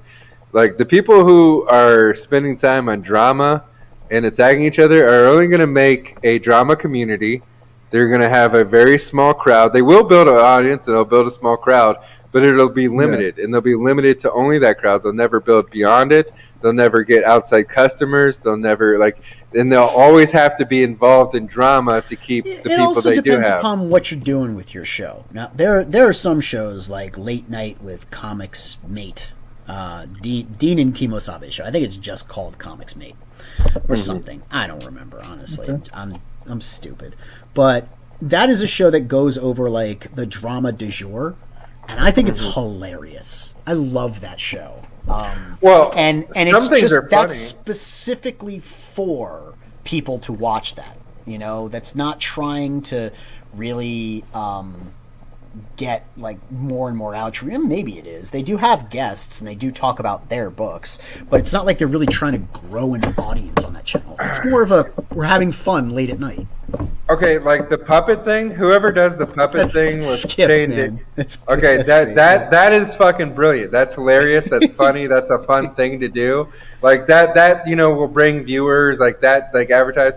But the people who are like trying to be Jerry Springer is what I'm saying. If you're trying to be a Comicsgate Jerry Springer, your life's going to be short, because that works out. That's 1 million people have done that all over YouTube. There's 1,000 communities, from the first Mint community to like Juggalos. Like name a community that there are people who've tried to do the Jerry Springer thing. And that's not going to work. Funny Did you little compare things. Comicsgate to Juggalos? Well, I mean, right now, it kind of is, because it is a community. It's a gathering. I mean, that's what you got, is a bunch of people gathering together, and it's like more of a cult following. So yeah, you guys are kind of in that camp right now, because if you did a CG con, how many people would show up? Probably about the same amount of people that would show up to the gathering of Juggalos in 2021. Yeah, maybe less. Who knows? How much was that for those of us not in the Juggalo circle? Yeah. I mean, it's still a music festival, so probably like between 7 to 20,000 people. Okay. Yeah, that sounds about right. I don't know if we'd get a 20,000 person convention. Leroy is still planning to do Vegas at some point. Maybe not in in July or whenever he was originally planning on doing it because of travel restrictions. But I'm about to say it depends if we get the international people too. oh yeah, CG UK. Yeah, Shoot, we got a CG UK, we got CG Japan. CG Japan. Yeah, I saw that. Funny thing, Is there CG Australia? yeah, I'm about to there's say, absolutely yeah, CG Australia. Got a few Australians too. I haven't bought an Australian comic yet. Just I haven't come across them. Go Although look there's at a the lot recent. of books. There's so many fucking books though that I can only back so many at a time. You know. Yeah, I hear you. I hear that. Make sure you save something in your wallet for July. I mean, yeah, we're gonna be going for longer than just July, but make sure you save something in your wallet because you're gonna want this campaign. I'm telling you. Oh, I'm getting here. I already looked at some There's a couple of people that I have on burners. There's some people that are like I spent a little much this much. Who like I'm like they're gonna be their campaigns in like one day before I get that paycheck. So I'm gonna be hitting them like on their last day. You know, get your reminders. Yep. I mean, that's the other reason that I think like limited variety of stuff. Or not limited variety, limited quantity of stuff can be a boon. But at the same time, I feel bad. I do feel bad saying that. Okay, only a certain number of people are going to get this thing. I want to give it to everybody. You know. Well, I mean, my thing is like especially if it's a product that did well, and you have more like if it's going to be more than just 60 page, more than just a one shot like story, right? Like this is going to be something that you're developing into some kind of series of some sort, then I'm willing as like a consumer, like, okay, cool, I wasn't able to buy the first edition or whatever, but I'll buy the compendium, I'll buy the omnibus, I'll buy the, when you repackage it and put it into like three issues into one. I mean specifically like the variant covers. And oh yeah, well I mean limited edition swag and that stuff. I feel like that's But the thing is, though, like no one said that you had to stop. You have to stop making that particular swag. No one said that you had to stop making swag. Or you couldn't make different things or other things or new things down the line. You're absolutely right. It's just that the dude in me that wants everybody to have the cool shit. You know what I mean? Yeah. Like I'm sure there's somewhere in you, someone lives that just wants everyone to have the cool shit. Look. You always want to have like 5 fans who have everything that you've ever collected. From the beginning to the end. You always want like that one person. But one of the things that makes collections cool and makes the whole trading thing cool is the fact that only certain people have certain things. So like you'll have this variant cover and I'll have this variant cover. Well, I really like your variant better than you like my variant. So we're gonna, we'll trade our variants. No, I get it. It makes sense logically. I get what you're saying. It just, well, I want everyone. It's to have like if you have that script that no one else has. The Don Chin script, or the page that page of artwork, that original page. Yep. Or any of the 656 stuff that's on my wall back here that you can't see right now because I'm not showing my wall. I'll do that real quick. And, I think it's also based. I'll drop the link to Cryptidnals too, so that, I'm doing a good service because their stuff is really cool.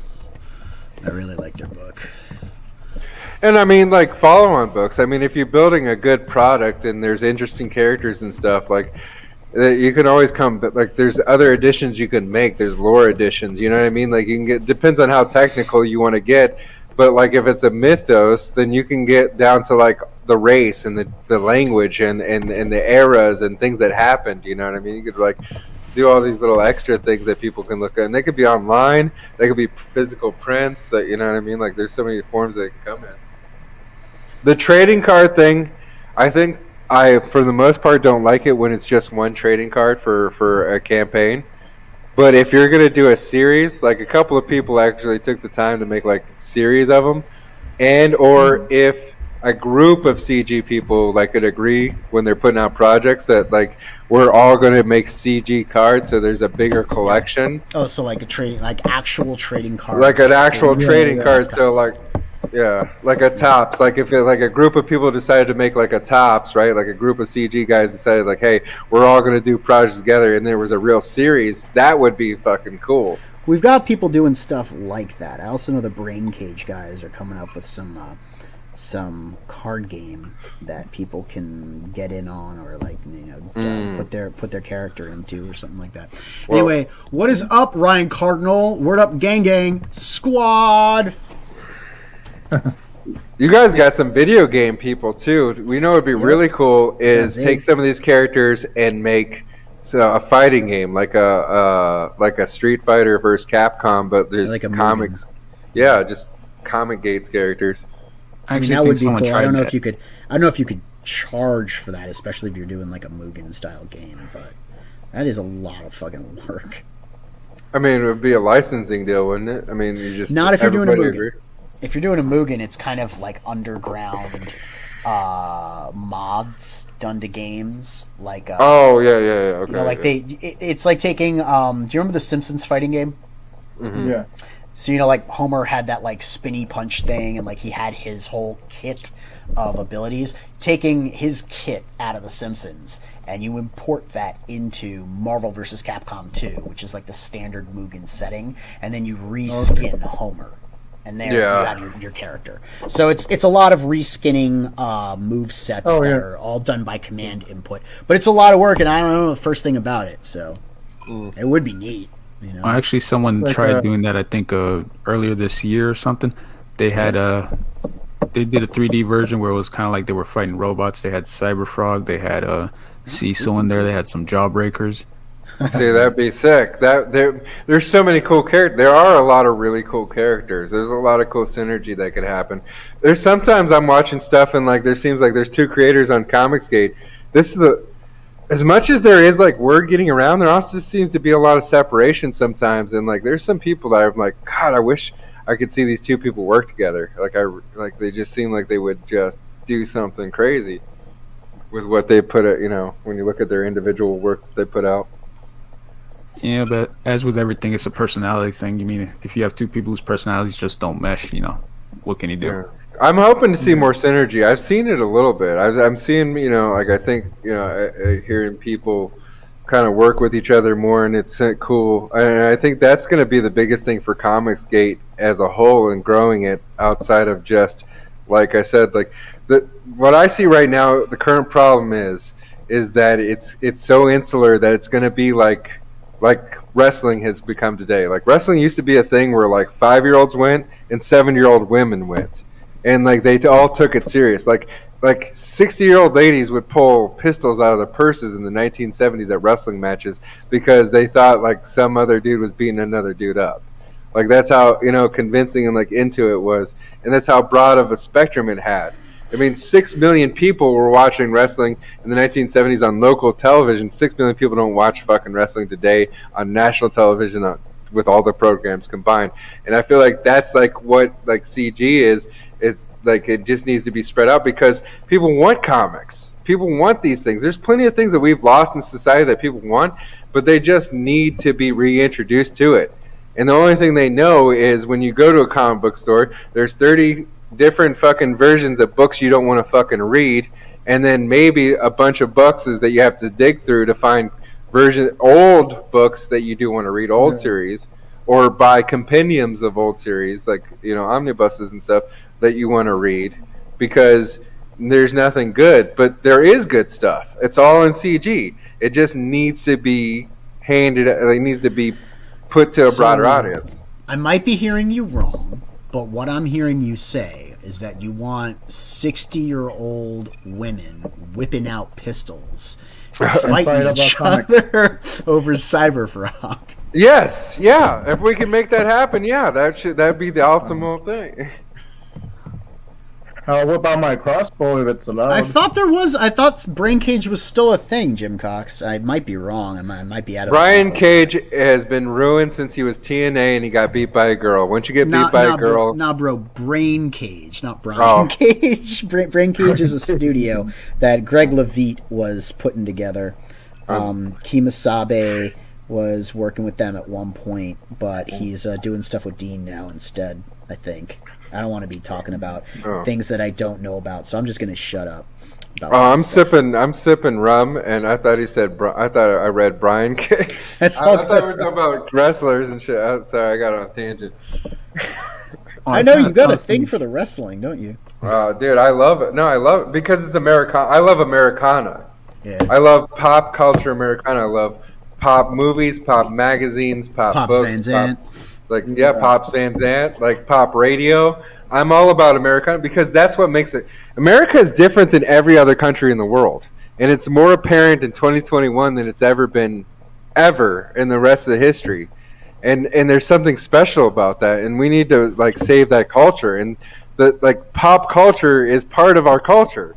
It informs us. It like has feelings. It had comic books have like sentiments for the time periods and things that are going on and stuff. Like it's very, very important that we get past all this brainwashing politics shit and have real narratives and real creativity exist in this world in movies and comics and music and like everything that like wrestling, everything that is downright that makes us. poetic.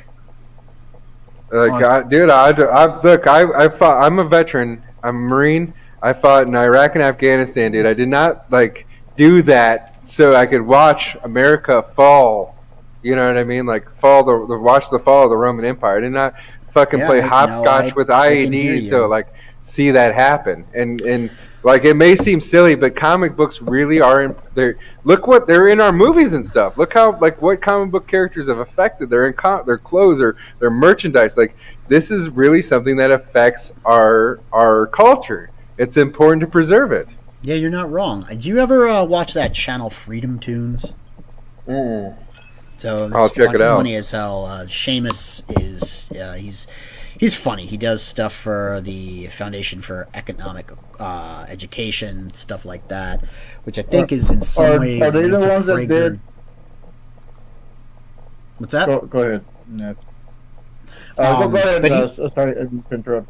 But he does a series called Freedom Tunes, which is parody. It's very right wing parody, so it makes fun of the left a lot. I think that it's a little bit, I guess, unbalanced, so to speak, but it is funny, so I watch it because, you just, if you know where it's coming from, then you know what kind of parody it's going to be. I think it's not, okay, it's more satire than parody, because parody is less, I guess, targeted and just more about playing with something, if you catch my meaning. But he did this thing where he had a whole bunch of World War II soldiers. The SJWs were trying to bring the World War II soldiers back from the past to fight the Nazis today that are everywhere.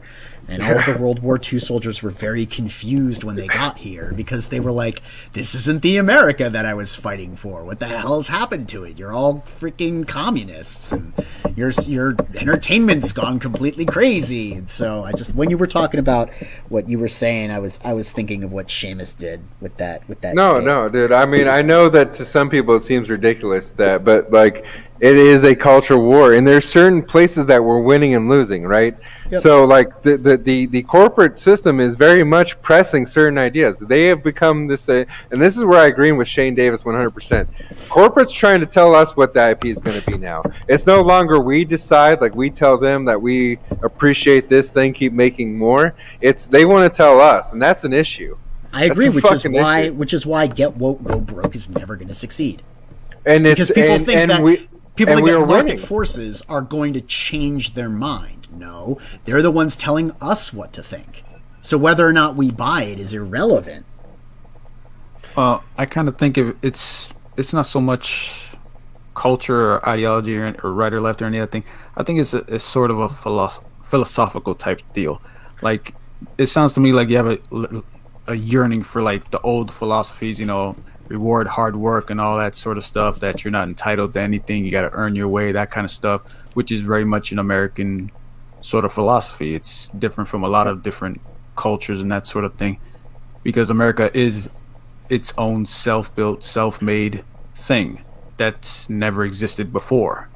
America is the most conservative country on the planet. Our left-leaning people, even our most crazy left-leaning people, are more conservative than the rest of the conservative world. I don't know where you get that information. No, I can tell I'm you. not going to challenge it because I don't know enough about it. No, But like literally all the politicians from Europe, like I can just like the cultures, especially like Swedish cultures and stuff. Like, oh my goodness, very much more left leaning than we are. Like we are very more right leaning. Whether or not we're as right leaning as we used to be in like 1950s or whatever, we're more right leaning than the rest of the world. We're very much an extreme. We're completely different.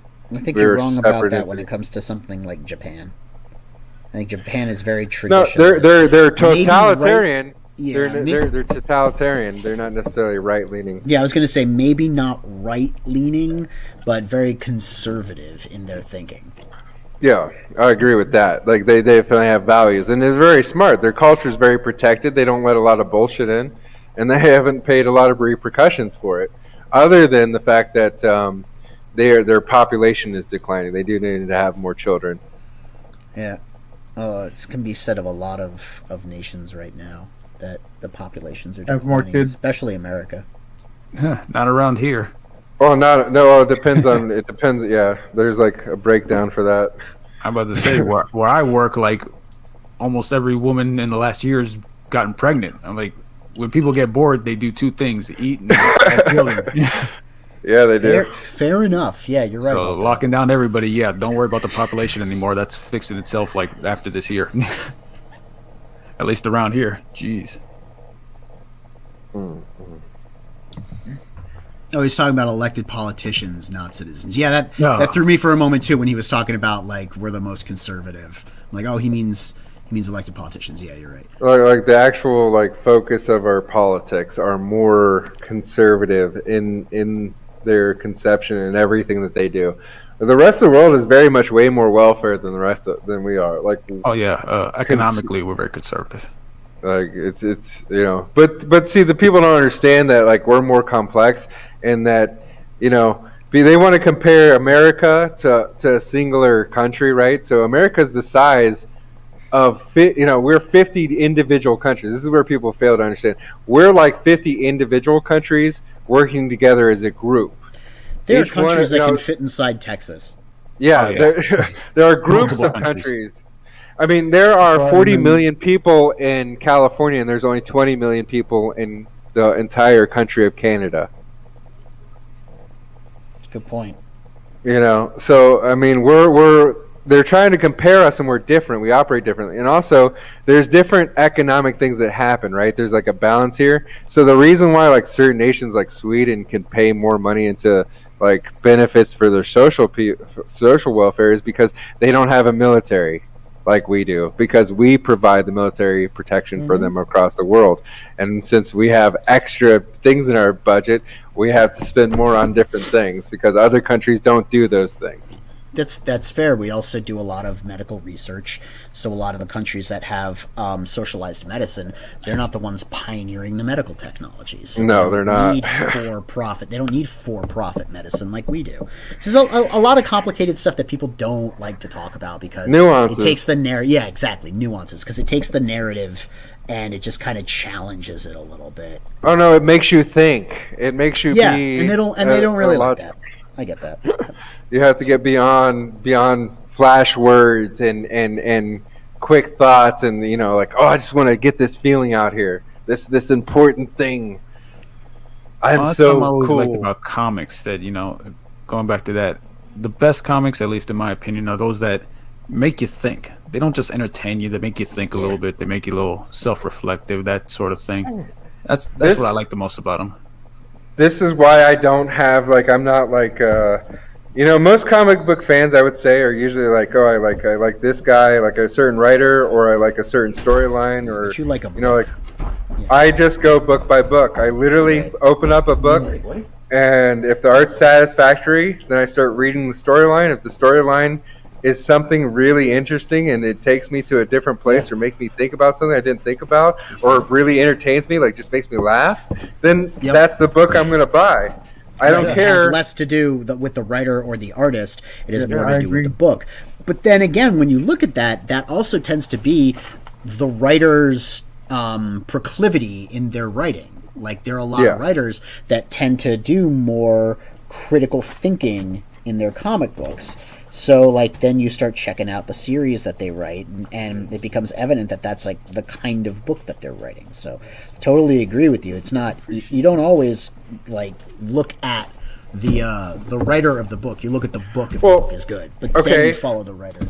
I have not dug into or feel the need to read Sandman. I think you're first, but I figured I would thank you as well. I got these. Yep. Garrett's here, so there might be a little bit of a cross conversation. Sorry, guys. Okay. I haven't felt the need to read Sandman in the same way that I felt the need to read Lucifer and Constantine. Like, and those books came out of Sandman. You know what I mean? Yep. So, like, I feel like I read a little bit. I read like one book of Sandman, and I was like kind of interested, and I felt like I'll probably be interested if I dig into it more. But when I read like 5 pages of Lucifer, I was in it. I was in it like 100%. When I read like 10 pages of Constantine, I was in it.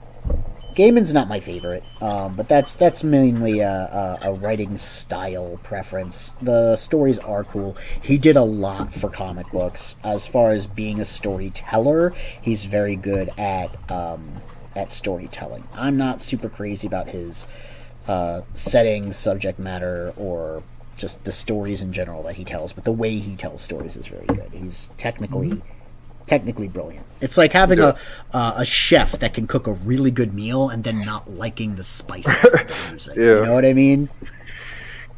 Yeah. No, some people don't like it. But that's my thing. I'll look at that stuff first, and then value too. The other thing is value. Like when I look at a book and it's like really expensive, I'm like, is this worth it? Or are you just like bullshitting me because this is like Batman? Indie books.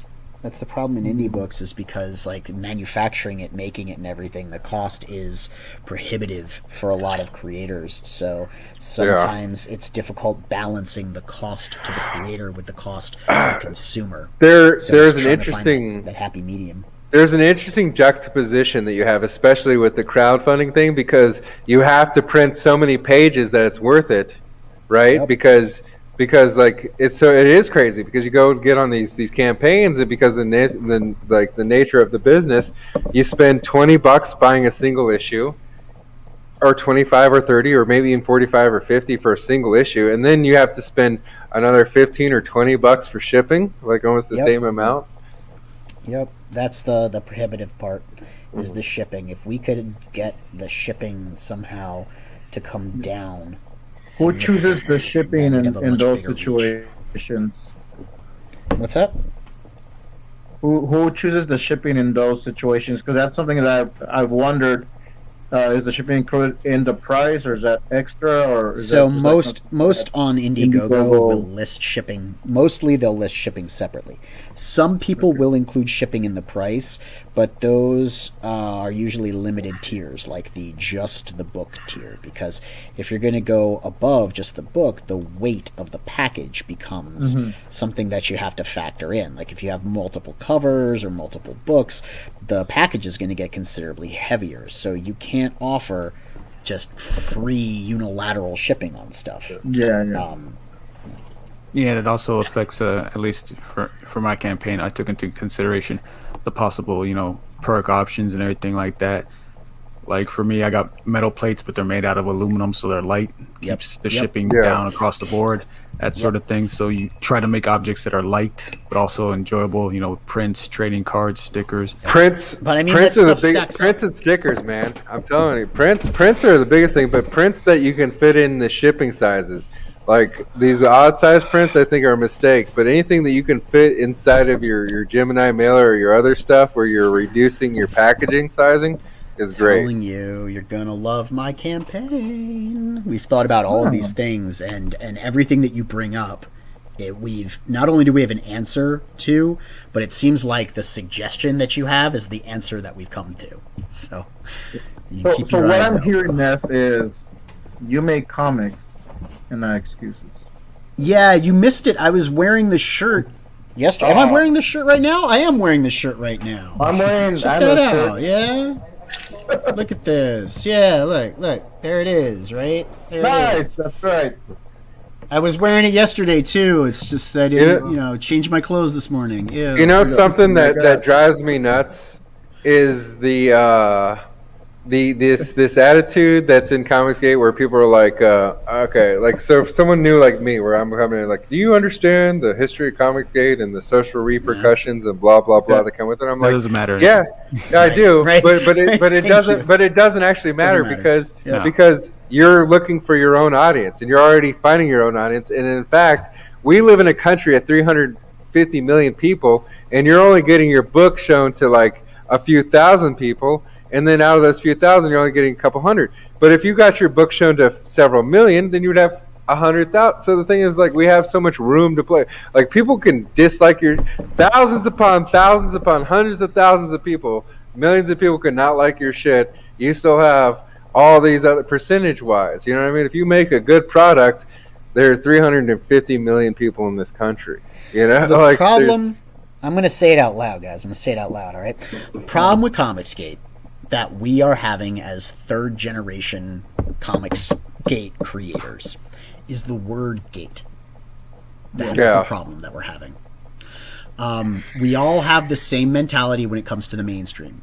We feel like we're being disrespected, we're being discarded by the mainstream. They're looking down on us and telling us what we should think and what kind of characters are acceptable. None of us like that. At the same time, it's very hard for us to capture audiences with the word Comicsgate because people hear gate and they turn off their ears. Scandal. People see what's said about Comicsgate in the news by all the liars that spread the propaganda, and they shy away from it. So they're less likely to take a risk on an unknown book from an unknown person that they've never heard of, even if the art is cool, when they hear the word Comicsgate. That's the problem that we're having. Yeah. How to fix that? I don't fucking know. Yeah, I'm not making that sense. I'm just making the observation. There's so weird things too. There's some weird politics. This whole like back and forth thing between Kickstarter and fucking Indiegogo. Yep, that's stupid. I think it's really fucking stupid because there's good projects on both, and I've backed a couple of fucking Kickstarter. I'm not going to sit there and limit myself on indie comics because of some bullshit politics. And that's what I'm saying. Like when I said earlier about wasting time on the Jerry Springer shit, the stupid politics are what are going to limit your audience. Sitting there like bitching about stuff, making light of things, or making like the puppet shows, doing like a Crank Acres thing, doing something entertaining, bringing light of something, that's different. But if you're just harping and you are just a Jerry Springer, you're going to limit your audience, and you will never. As soon as you stop doing that, if you try to do anything else besides that, your audience will leave you. They will leave you. Yeah, the drama chases people away. You're absolutely right. Like, focusing on the drama, getting embroiled in the drama, starting beefs with people, that is going to chase away the audience, because the audience did not come here for drama. They came here for comic books, supposedly. If they came here for drama, then they might not even be about the books. So what are we doing with our time, you know? No, they're not going to pay for your books anyways. That's the problem. You're chasing the wrong audience, or they're going to be limited. Like, you're going to have to keep the drama. You know what I mean? You're going to have to keep being the cool bad guy, or the person that keeps this craziness going. And it's really hard to do and keep relationships. Because you're burning relationships left and right doing that kind of shit. You missed the cat. Well, as far as the Indiegogo Kickstarter stuff, for me, that was just... I went with Indiegogo because it's the best option. I looked at the pros and cons, and it was just the best option. And they're the better company, in my opinion. I've backed some stuff on Kickstarter, but that's mostly stuff that when they were a better company, in my opinion. That's been grandfathered in and everything like that. Mm-hmm. Mostly I stick to Indiegogo because, well, for my campaign, obviously I stick to Indiegogo because, you know, they take less, they have an in-demand store, they have better features. So from a technical point of view, I just went with them because they were the best option. And that's the decisions people should be making. But like, if someone does go somewhere else, or if they do a dual campaign, there shouldn't be any backlash for that. You know what I'm saying? There shouldn't be any argument. If someone wants to do business differently, they should just be allowed to do business differently. Mm-hmm. You know, and you know what? Like, maybe by popular demand, we can beat the Kickstarter game, because I understand Kickstarter had a bunch of bullshit political stuff happen, and it ruined the music side of things. It ruined a lot of stuff. Like, Kickstarter took a big hit on a lot of creative projects because of it. Here's the other thing. Like, ideologically, that people are gonna fight. There's always been people taking sides on services. Do you remember Uber versus Lyft? They basically offer the same thing. Coke Yeah. versus Pepsi, except everything now is ideological. People try and separate themselves from their quote unquote enemies or from from the other side, the others, by quoting or firmly establishing their ideology. Well, so in the case of crowdfunding platforms, it seems that rather than just an alternative or a competitive site, it has to be politically charged. It has to be ideologically driven, and that's what. see, that's the mistake, because you just brought up Coke and Pepsi. This is where Comicsgate needs to be Pepsi. Coca-Cola, the reason why they're so large in this country is because they made several really smart maneuvers, and some of them had to do with like geopolitical things. So one of the things is they were allowed to keep making soft drinks during World War II because they talked to Congress, and Congress kept letting them use the sugar that we were using for the war effort to keep making Coca-Colas for everybody. Also, you ever hear of Fanta? Yeah. You know where Fanta came from? You know the history behind Fanta? Yeah, they were definitely making soda in World War II. Supposed to put it that way. But so so you have things like that, but then but you know what Pepsi did? You know why Michael Jackson did all those big campaigns with Pepsi? Because Pepsi took the alternative.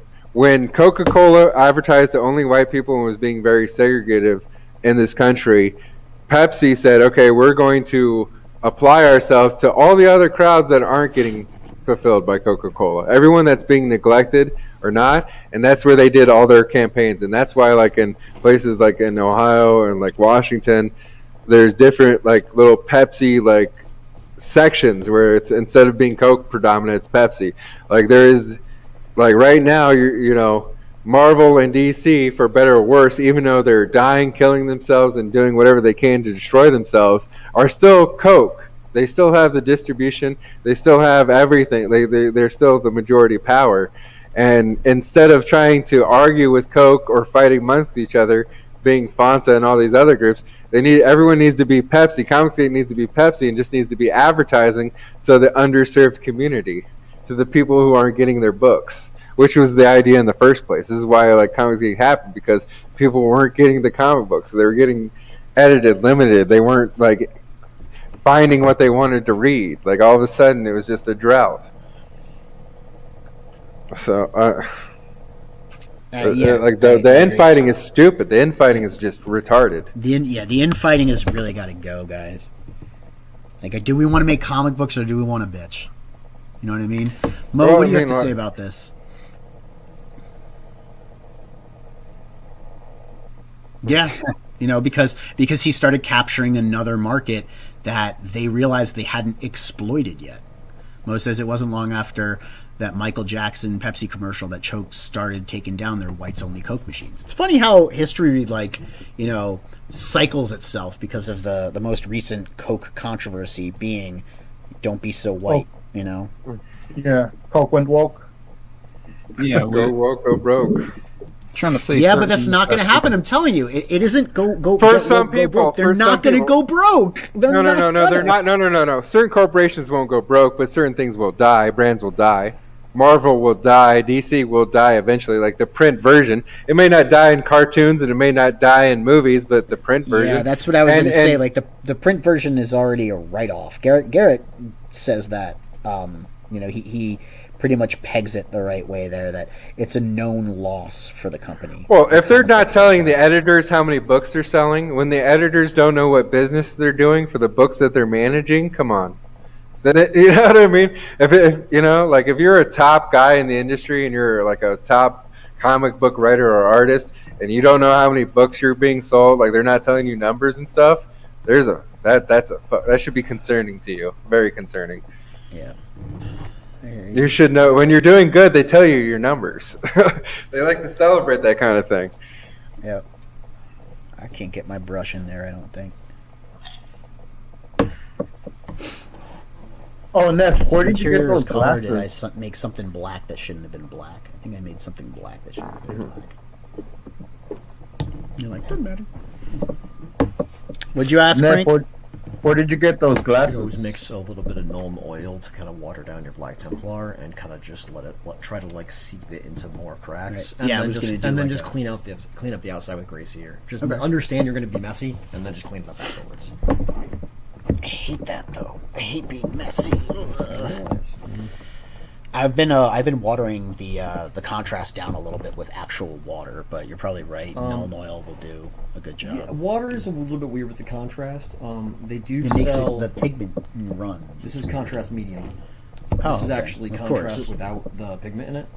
Of course they would sell you the can thing use mine that, if you know. like. The Nah, only it's catch is, see how there's no like streaks of any pigment in there. Yeah, so you you can't gotta, let you it gotta get- put a, you gotta make sure you always are putting a clean fresh brush. brush. Yep. Otherwise, it gets tainted real quick. Where did I get these glasses? These goggles, Captain Goggles? Is that what you want to know? Where did I get my goggles? Yeah, He's jealous. These are from the I- model store. I do really have- like those. I saw someone on Facebook post them up and say they should get those to draw comics. So like that's a great idea for. I do have my goggles, so that we can be goggles bros. Yeah, yours are cooler. I'll give you that. Yours are cooler.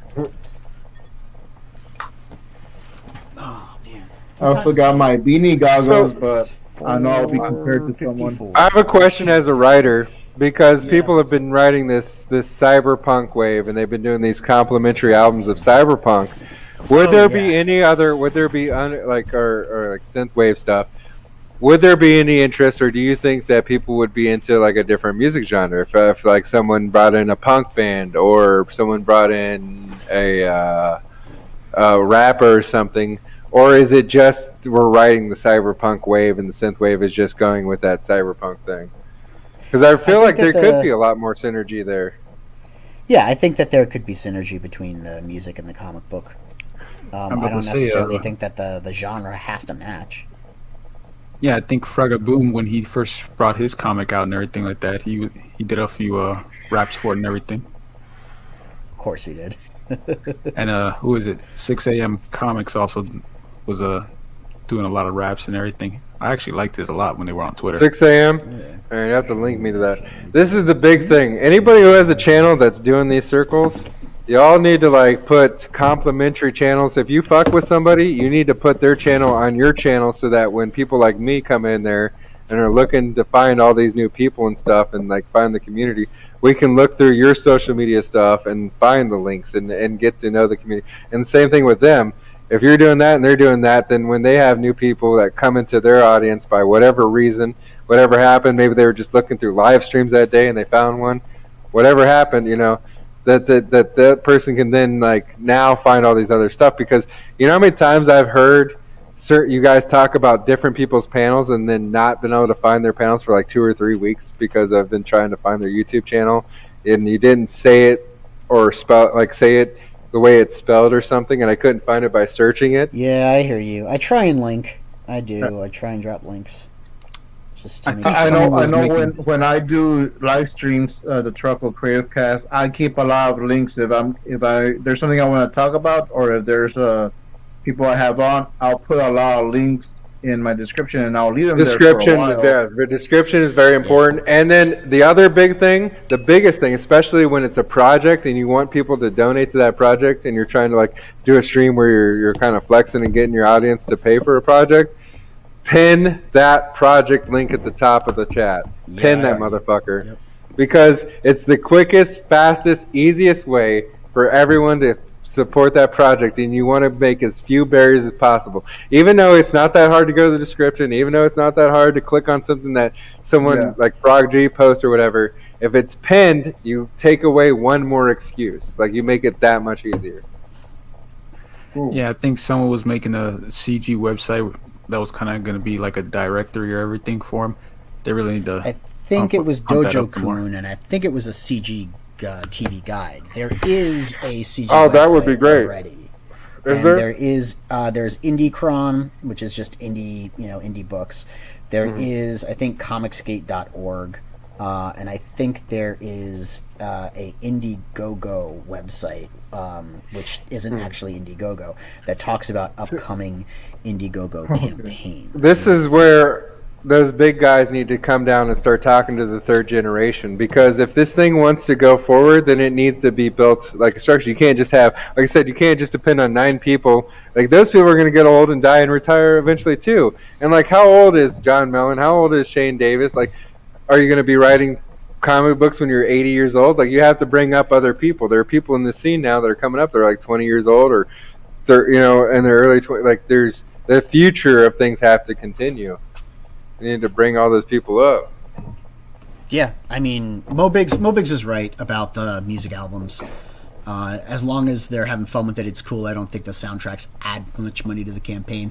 I agree, Mo. It's more like a promotional kind of thing. Like, get your music on this album onto the comic. I get that. Maybe there's some sort of vicarious way for you to, you know, get noticed that way on a comic book campaign. But yeah. I mean, it works both ways, though. I mean, if you're a small artist, it might get you attention. But if you're a bigger artist, then it gives the comic book attention. Yep. And, like, regardless, there can be, you know, a symbiotic relationship there. I absolutely understand and agree with you there. As for, like, exposure, I think Discord, like you were saying, is probably the best way to go, because one of the things that I've seen be incredibly effective for creators kind of networking is Twitter DM groups. I don't know what you really call those. Like, you know what? All you people have made me get a Twitter, so now I'm going to start using Twitter because I have been in chat screaming Discord. I got Red Valkyrie to make one. They barely use it. Yeah, we still don't use it. Yeah, we just don't use it. I'm sorry. We have a Twitter thing. Like, why are we going to use Discord?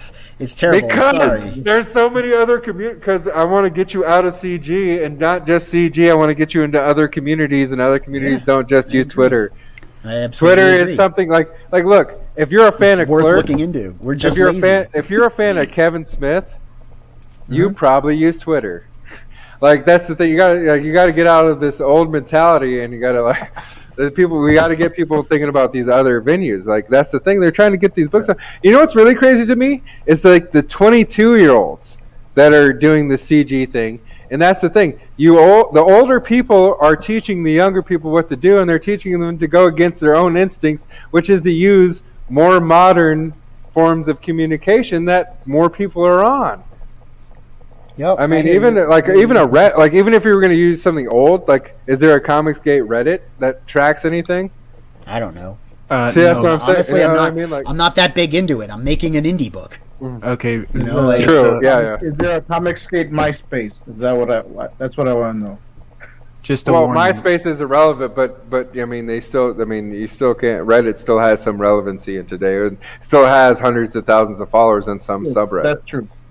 Okay, someone has already ran afoul of this. Reddit's no-go for CG. The moment they find out you're CG, you get nuked. Oh, really? Fair enough. I'm in a bunch of political discords. I lean very conservative, and so a lot of things that I do get nuked.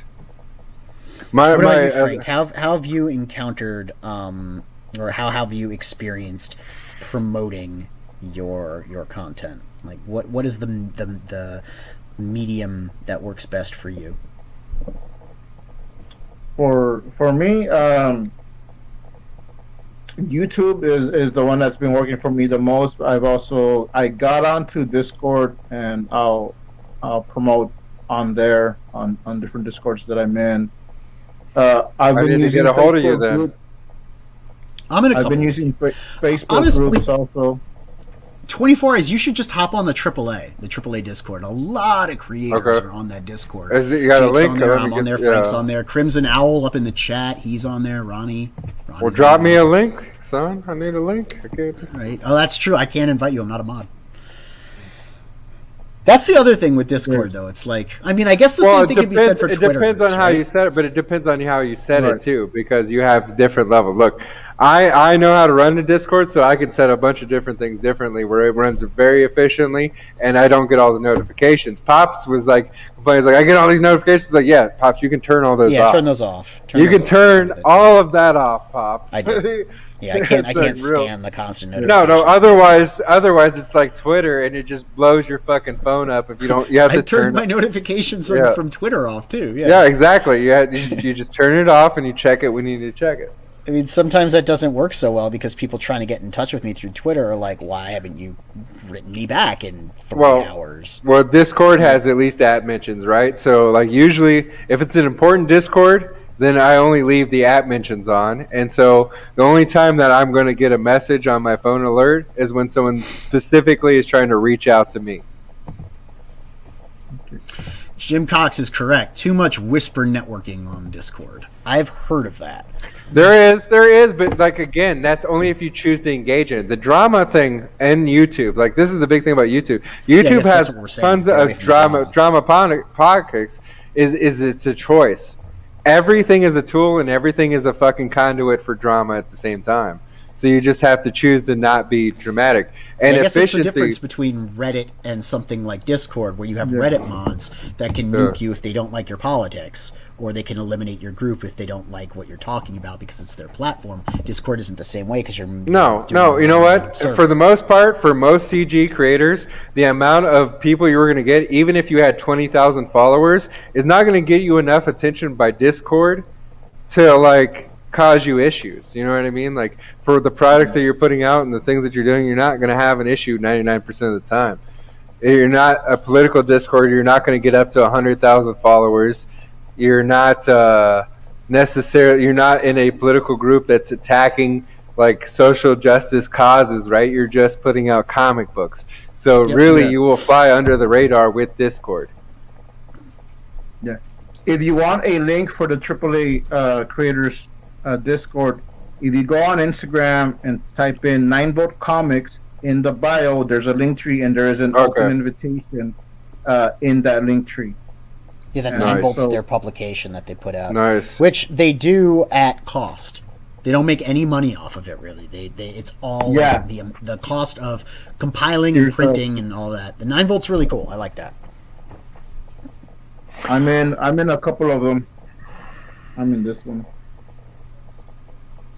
Instagram. I'm doing it right now, sir.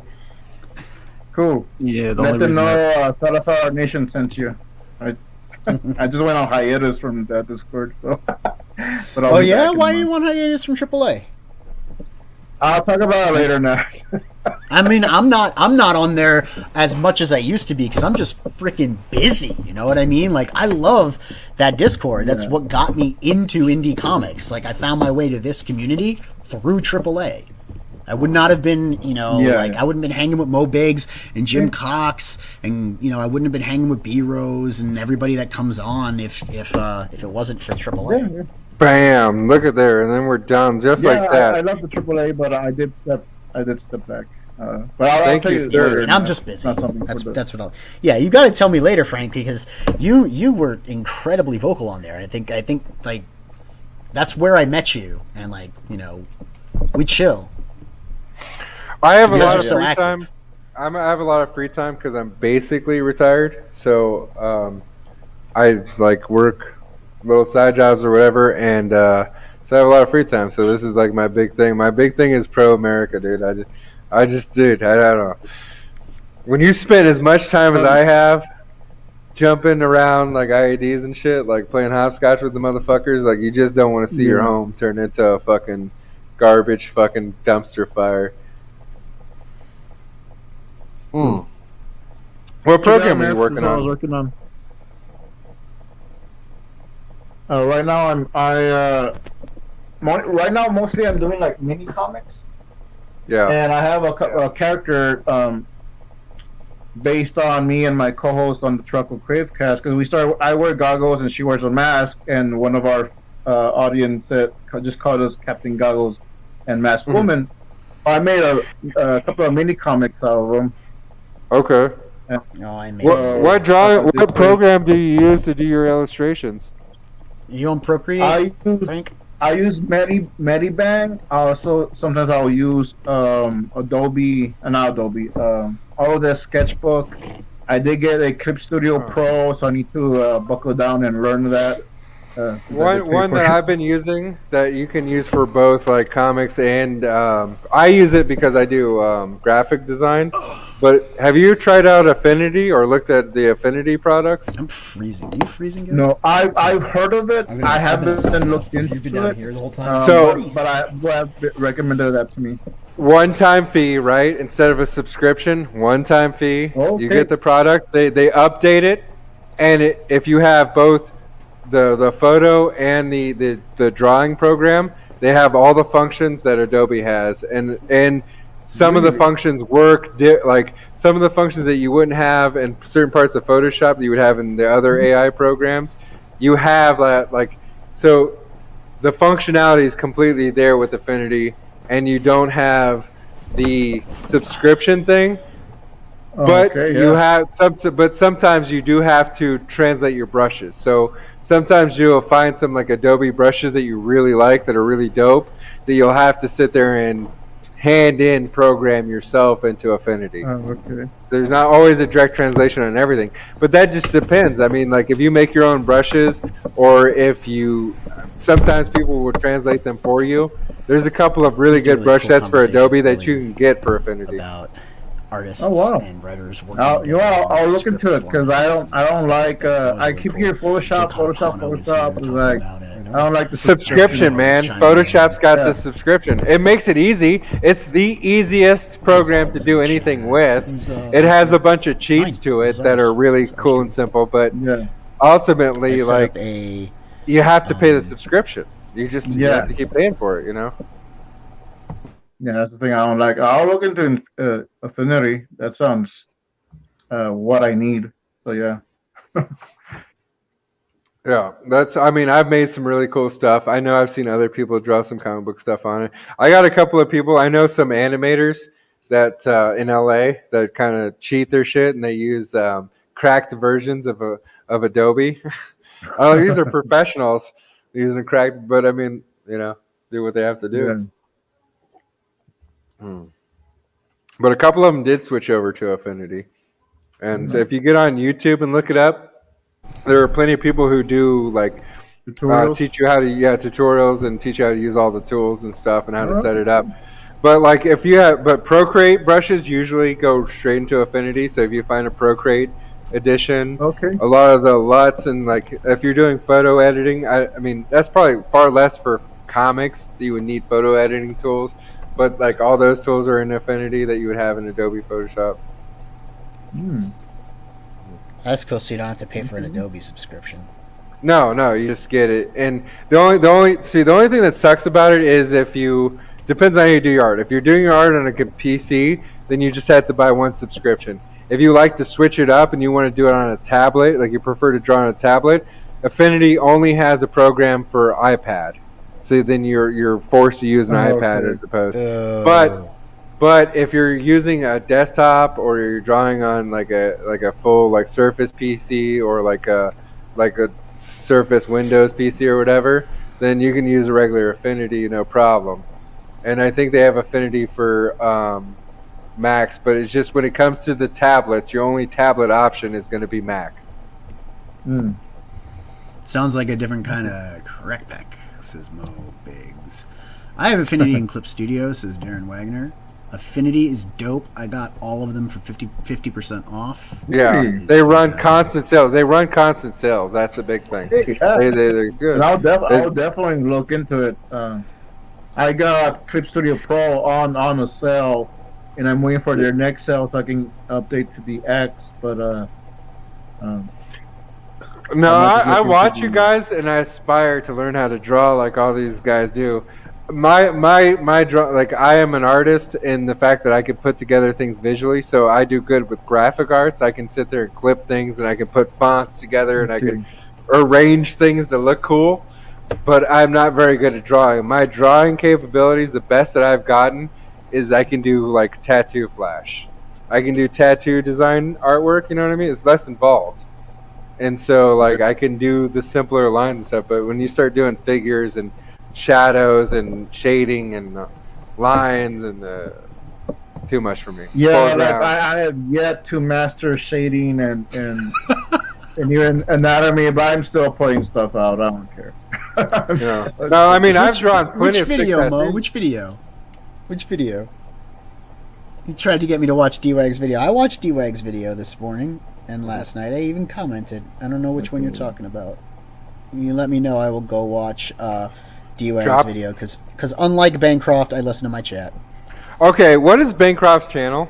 I've heard Bancroft's 2000 name, and I've It's never. Michael Bancroft. It's literally his name. All right, because I just keep hearing Bancroft. I've yet to see a Bancroft stream because I can't find his channel. Michael Bancroft. It'll pop Yeah, up right up. I'll link you. Give me a second. Jesus Christ! Also, guys, I gotta go. I got This another is meeting. what. All You have a right. good one, man, thanks sir. for coming and hanging out with us, Vault Cobalt. Yeah, thanks By for the way, having me. yeah, check I out agree with- Havoc. Vault Cobalt's 84% of the way there, guys. Yeah, drop He's got a 20 link, more let me days. Let's see get it. him. Yep. Yeah. I dropped it already. Let me drop it again. Oh wait, I'm in the wrong one. I agree with That Train in the chat. for Eyes. You gotta promote other people and put their links in the description. I appreciate it all, guys. I'll see you later. Thanks. Take it easy. Here we go. Well, because I would catch these people's projects too, though. That's the thing, though. Like, Yeah. you know, like sometimes, like people are like, "Oh, I was just on Bancroft stream." I'm like, "Well, fuck, I didn't get to catch Bancroft stream because I couldn't find it." You guys keep talking about this Yeah. fucking stream, but I can't fucking find the channel. Yeah, it's happened to me too. Like, I'll be watching someone's video and they're talking about some product or talking about someone, and I go to their description. There's nothing there, just like, "Hey, I'm doing art today." I was like, "That's great," but doesn't tell me how to find the other people. Oh, you just dropped Yeah. a new one like 30 minutes ago. It's another 10-second video Oh, really? because I saw the 10-second one that you did last night, D-Wag. That was a cool video. I'm really looking forward to it. You're doing all sorts of these. He's doing it really smart. He's going to be doing a show with Good Stuff and Steve Oh, okay. Worster. Am I correct? Am I correct about Steve Worster? But he's doing all these like little 10-second teaser videos, sort of almost like commercials for the channel, even before any of the real videos have gone out, and it's hype. Yeah. He's creating hype, and it's smart. You know what I need? You know what I need, Neff? I need you to fucking send me towards somebody that's like you, because you don't have the time right now. You're too busy doing your own channel and promoting your own product. But I need somebody with the same kind of enthusiasm so that I can stop. Because I was just going to do an interview segment, but like I could just do a separate thing on my channel for just Comicsgate. I've been going back and forth on it because I do music, I do other Do you interviews. mean like a co-host or just like someone a, that has yeah, a- like a co like a more permanent co-host that's more tuned into the CG movement than I. Because for me, like I said, it's more of an American thing. It's an idealism. For me, it's perpetuating what makes America great, and that is great storyline. That is great creators. That is Americans making great stories and doing great things, and that's what I Honestly, care about. I think the person you should ask would probably be Mo Biggs. Yeah. D-Wag, you know, he's got his show going on right now. But if you want to know more about what's going on inside like Comicsgate, you should probably talk to Mo. Yeah, I started watching videos, dude. What he does. I started watching videos because I'm annoyed by it, because it agitates me, because I feel like the drama takes away from what's really important, which again, to me, is American ideas. And in comics are pop culture, and that's important. Yeah, Pop culture I don't even makes think America. it has to be American. I think there's something about heroism that's being lost, which is sad because that doesn't it benefits our comic books as they went out from our country and went all over. Yeah, it was an Americanized ideal. I get that. Yeah. But it was also about like what Joseph Campbell writes about, heroism, the hero's journey. There's a power of myth, and that power of myth is what kind of binds societies together, because we all if we have common mythologies, the then they're the stories, right? stories that we all hold dear to ourselves. It doesn't even have to be just American.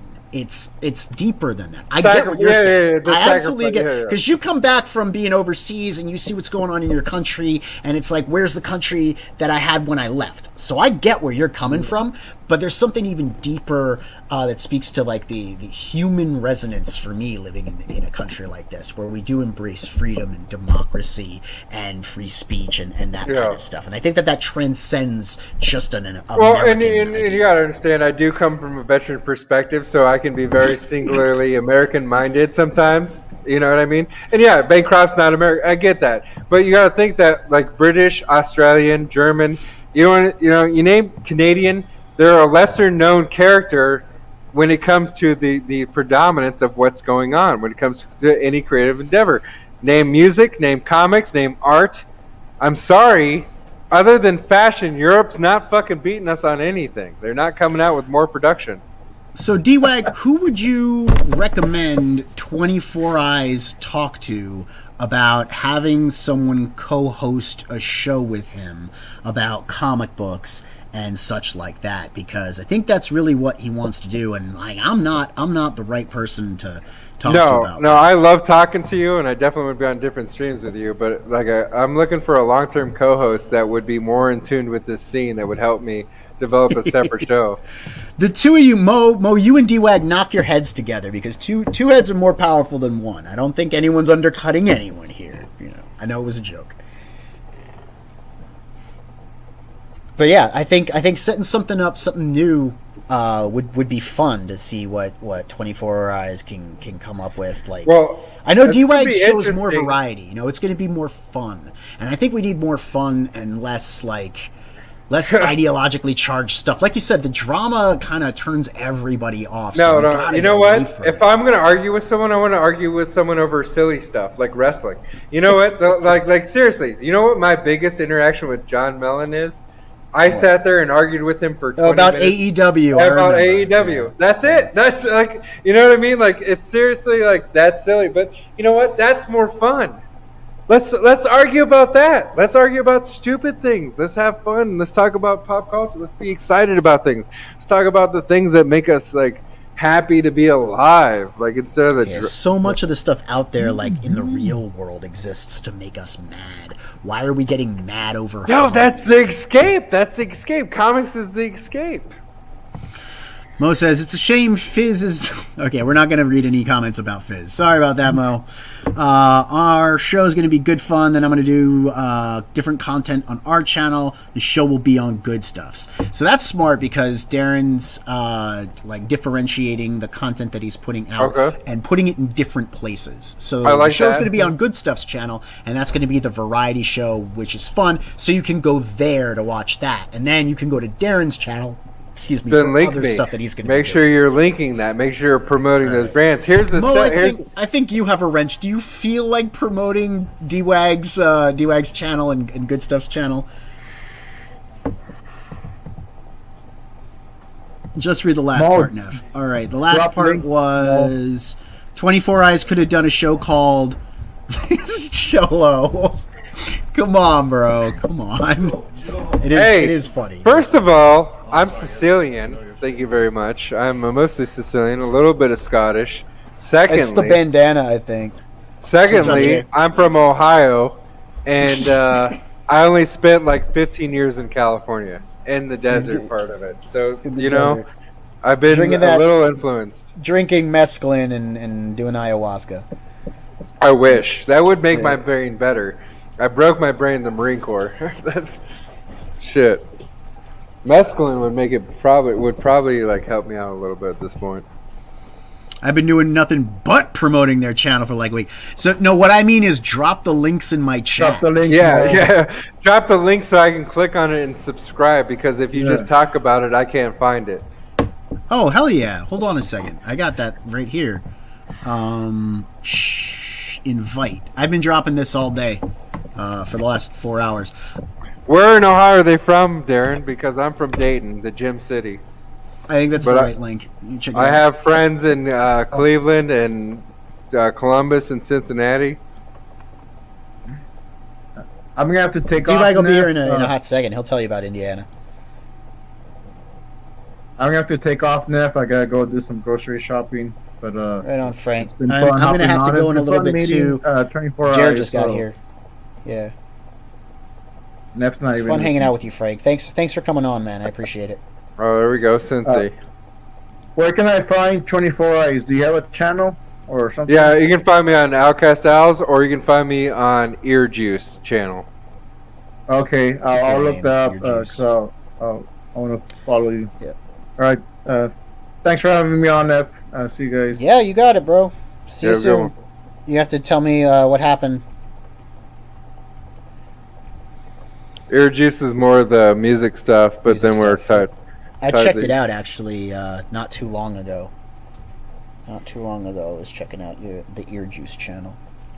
Yeah, It's sort of and like being revived right now. Is that? Yeah, what's yeah, going yeah. on? That's Like, kind of happening. I bring mean, it that's back to what's life. happening. That's what's happening with both that and the Owls channel because the Owls. The problem with the Owls is that we fucked around and we're re-streaming all the riots last year that Antifa was filming themselves. So we went to their website and we re-streamed everything that they were streaming to show the world that the riots are actually violent and we should Well, care that is about them. probably not a very good idea. No, it wasn't because well, it depends because half the channels that did that are now like have 10,000 subscribers. The other half the channels that did that, like the Outcast Owls, got struck into hell and got beat up, and we're now on our 5th channel. So our audience and our views are not indicative to our influence right now. It's just that we have literally have had to restart our channel so many times because of certain battles that we've gotten into. Yeah, And this you is gotta why pick I your battles, man. but this is the thing. This is what I'm telling CG. This is the lesson I learned. Like, this is where I'm coming from as a fan, is like, fuck the drama. Getting fucked when you start getting in tune to the drama, you become a locale. And so you go from being a person who is a creator, a business person, a person who's doing serious stuff, to being a joke. And once you're a joke, you then could be dragged into other parts of the internet. And all of a That's sudden the you thing, go, like, I'm not interested in a crusade against everybody. Yeah, I mean, exactly. I know a lot of the creators out there are out to like stick it to the mainstream, and I respect what they're doing because they're standing on their they're standing with their ideology and standing as for something, but they're also going to die on a hill, and I really am not interested in dying on any hills. It's not necessary for everybody. Okay, so for a Shane Davis, a John Mellon, who is a industry professional who has 30-some years in something, right? Or 20-some years into doing something for a major company, yeah, they have a burden to prove, right? They have a little more of a thing. But for the rest of us, it's an independent comic scene. It is a scene where independent comics are coming up, and unfortunately, commercial comics are just shitty right now. They just are. Whether you want to call that politics, whatever you want to call it, commercial comics are not serving. Garrett has asked this before. What comic books do you read currently from the mainstream? Oh, and by the way, Noah, I have an answer for that. Of the two of us, neither one of our glasses is nearly as cool as Oliver from 656. His glasses, they beat everybody. So go check those guys out. Checked out the Cryptonals. I think I linked that earlier in the stream. I'm gonna drop the link again. But oh wait, here we got a D-Wag. Awesome. What's up, D-Wag? Hey, hold to on, have you. my headphones didn't connect. I'll be right. Oh shit! No, he'll be right. He'll be right back. But what I was saying was, what mainstream comics have you been looking at? Because yeah, I'll agree with you. Some of them are trash. I'm not going to defend you know all what? mainstream comics. I don't. Some of them they're worth looking at. No, okay, but you know what? I don't read as many mainstream. Like, I pretty much have dropped off in the last couple of years on mainstream because I'm less interested in. I really am the consumer. Like, I'm a bad consumer for CG sometimes because I want the bigger books, and so if you have a smaller book, I'm less likely to back you. And also, like, I just am an omnibus. I'm not the. So there are people that build things, you know what I mean? There's so many things that I appreciate, and I understand the only reason I have them is that other fans built them. They were there for, like, the first issue that made the second issue and the third and fourth and fifth that made the omnibus that I bought happen. but I'm like a bad person for that, like, to judge off of that. But as far as mainstream comics, I just read off imprints. I don't read Cap. You know what? The only thing that I read, and I haven't read in several years, but that is mainstream comics, is Captain America, and that's a military thing That only. makes sense. Yeah, it makes sense. Like literally everything else is Vertigo or some off print or fucking whatever the boys is on, like whatever the imprints are.